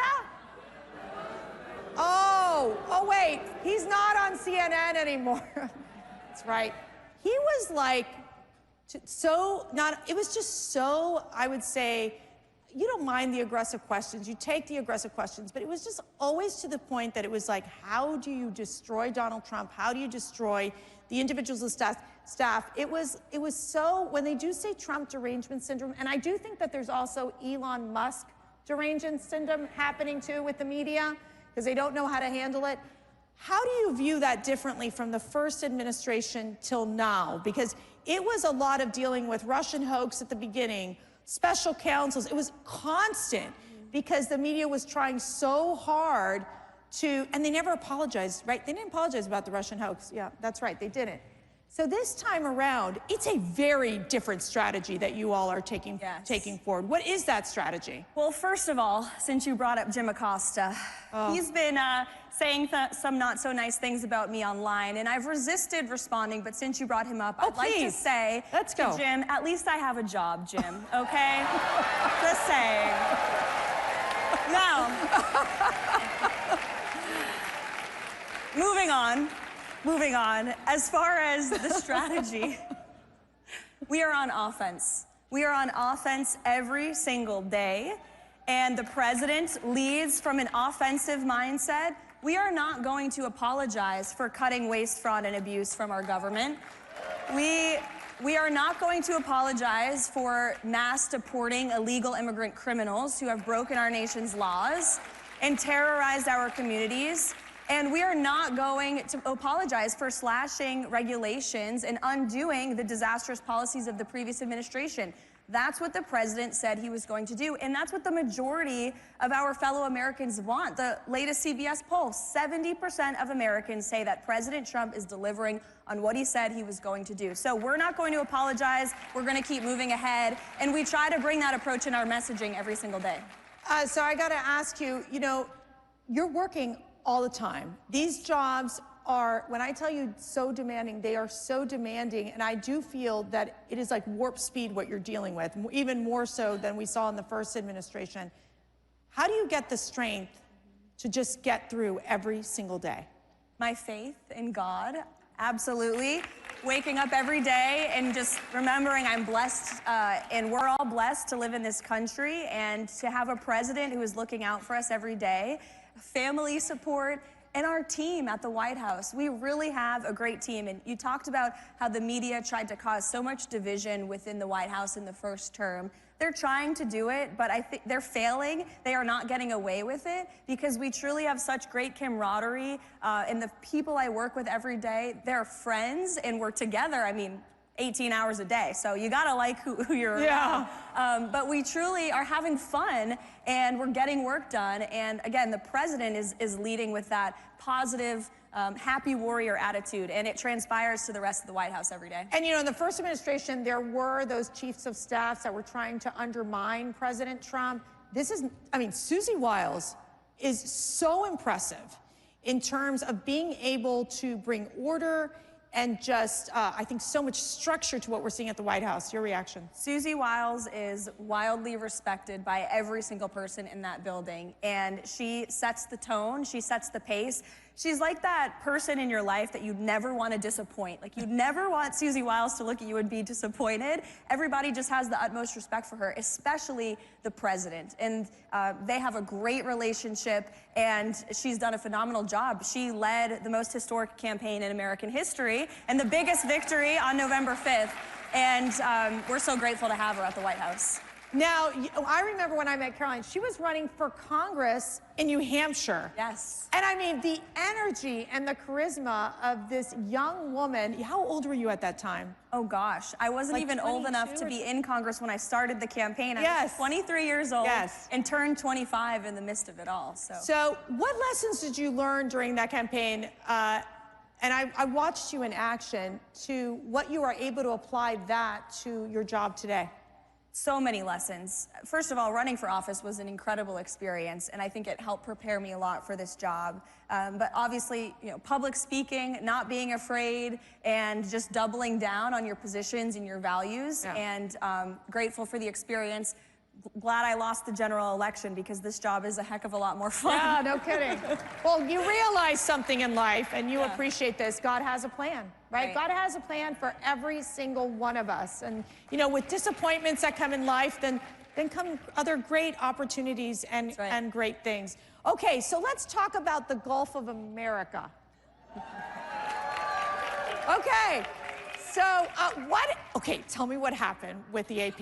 Give me what's going on here. So it's just us, right? It's just us. Okay. Well, I really would love to answer this question, but upon driving over here from the White House, I actually learned that I have been sued by the Associated Press. Oh, that means, okay, we cannot, okay. Yeah. Wait, personally? We'll see them in court. Wait a second, personally? Yes. Yes. See, this is what these people do. It's called lawfare. You can't say it. I'll say it. It's called lawfare, people. That means I'll probably get sued in the next 30 minutes or so. Okay, keep going. So I wanted to get the White House counsel on the phone before taking this stage to see what I can and cannot say. You really can't say anything. But look, we feel we are in the right in this position, and I said in my first briefing at the podium, we are going to ensure that truth and accuracy is present at that White House every single day.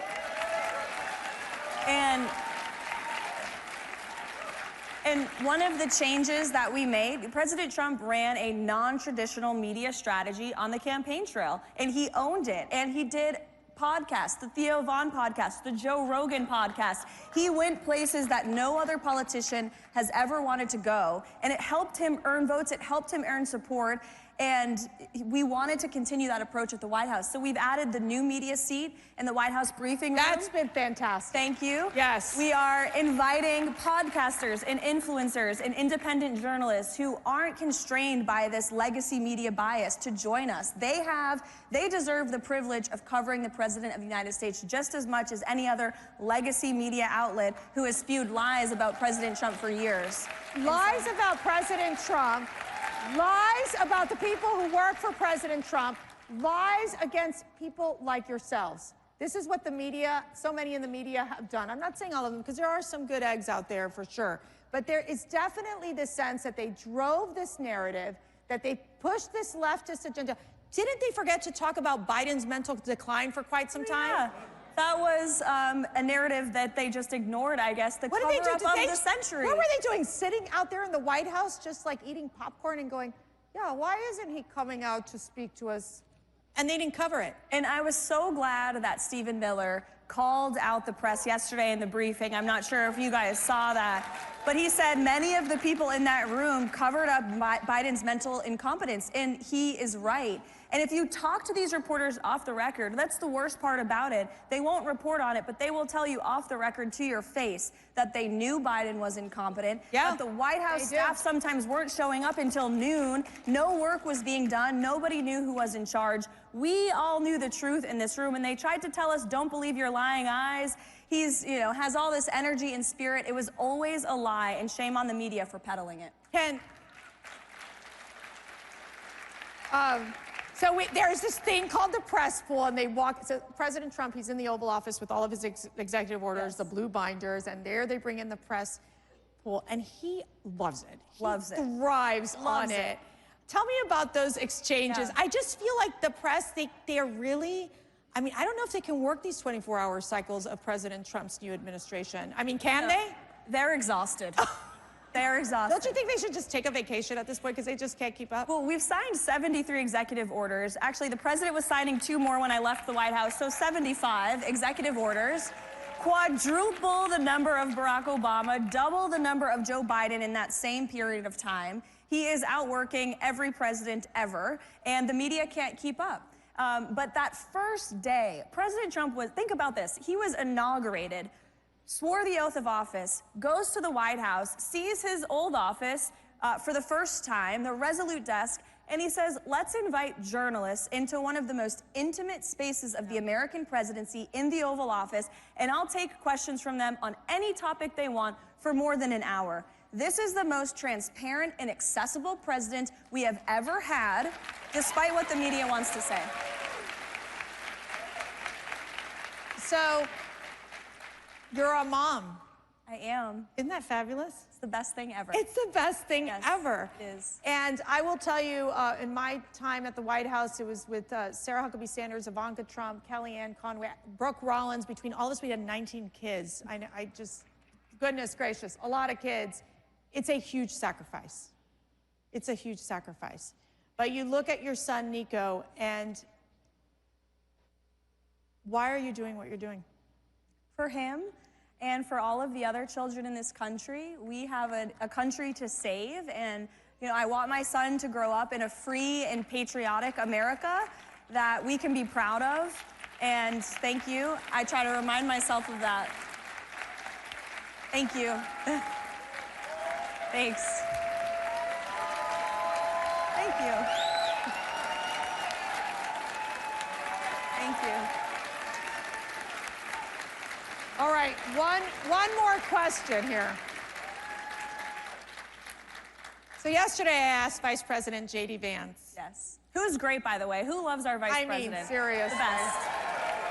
I asked him the question, what is your message to young men? There's a lot of young women out there, young girls who really admire you. I mean, in addition to being the youngest press secretary in history, really doing the work that you're doing and just being so strong while you're doing it. It's so admirable. What's your message to these young women? Stay strong, speak the truth, and don't let anybody tell you you can't achieve your dream or you can't get to that next step. Just believe in yourself, because there will be a lot of people who don't believe in you, who cast doubt on you, who talk bad about you. Screw them. It doesn't matter. It doesn't matter. Ladies and gentlemen, Karoline Leavitt, your press secretary. Thank you.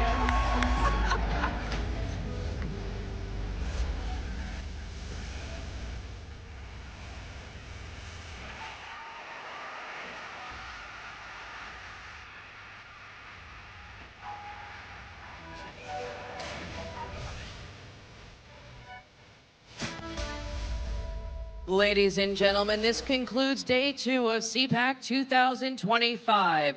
We ask that you all gather your personal belongings and promptly exit the Potomac Ballroom so we may prepare for the Ronald Reagan dinner. Once again, in order for us to prepare, we ask that you gather all your personal belongings and promptly exit the Potomac Ballroom. Thank you for your cooperation and enjoy the rest of your day.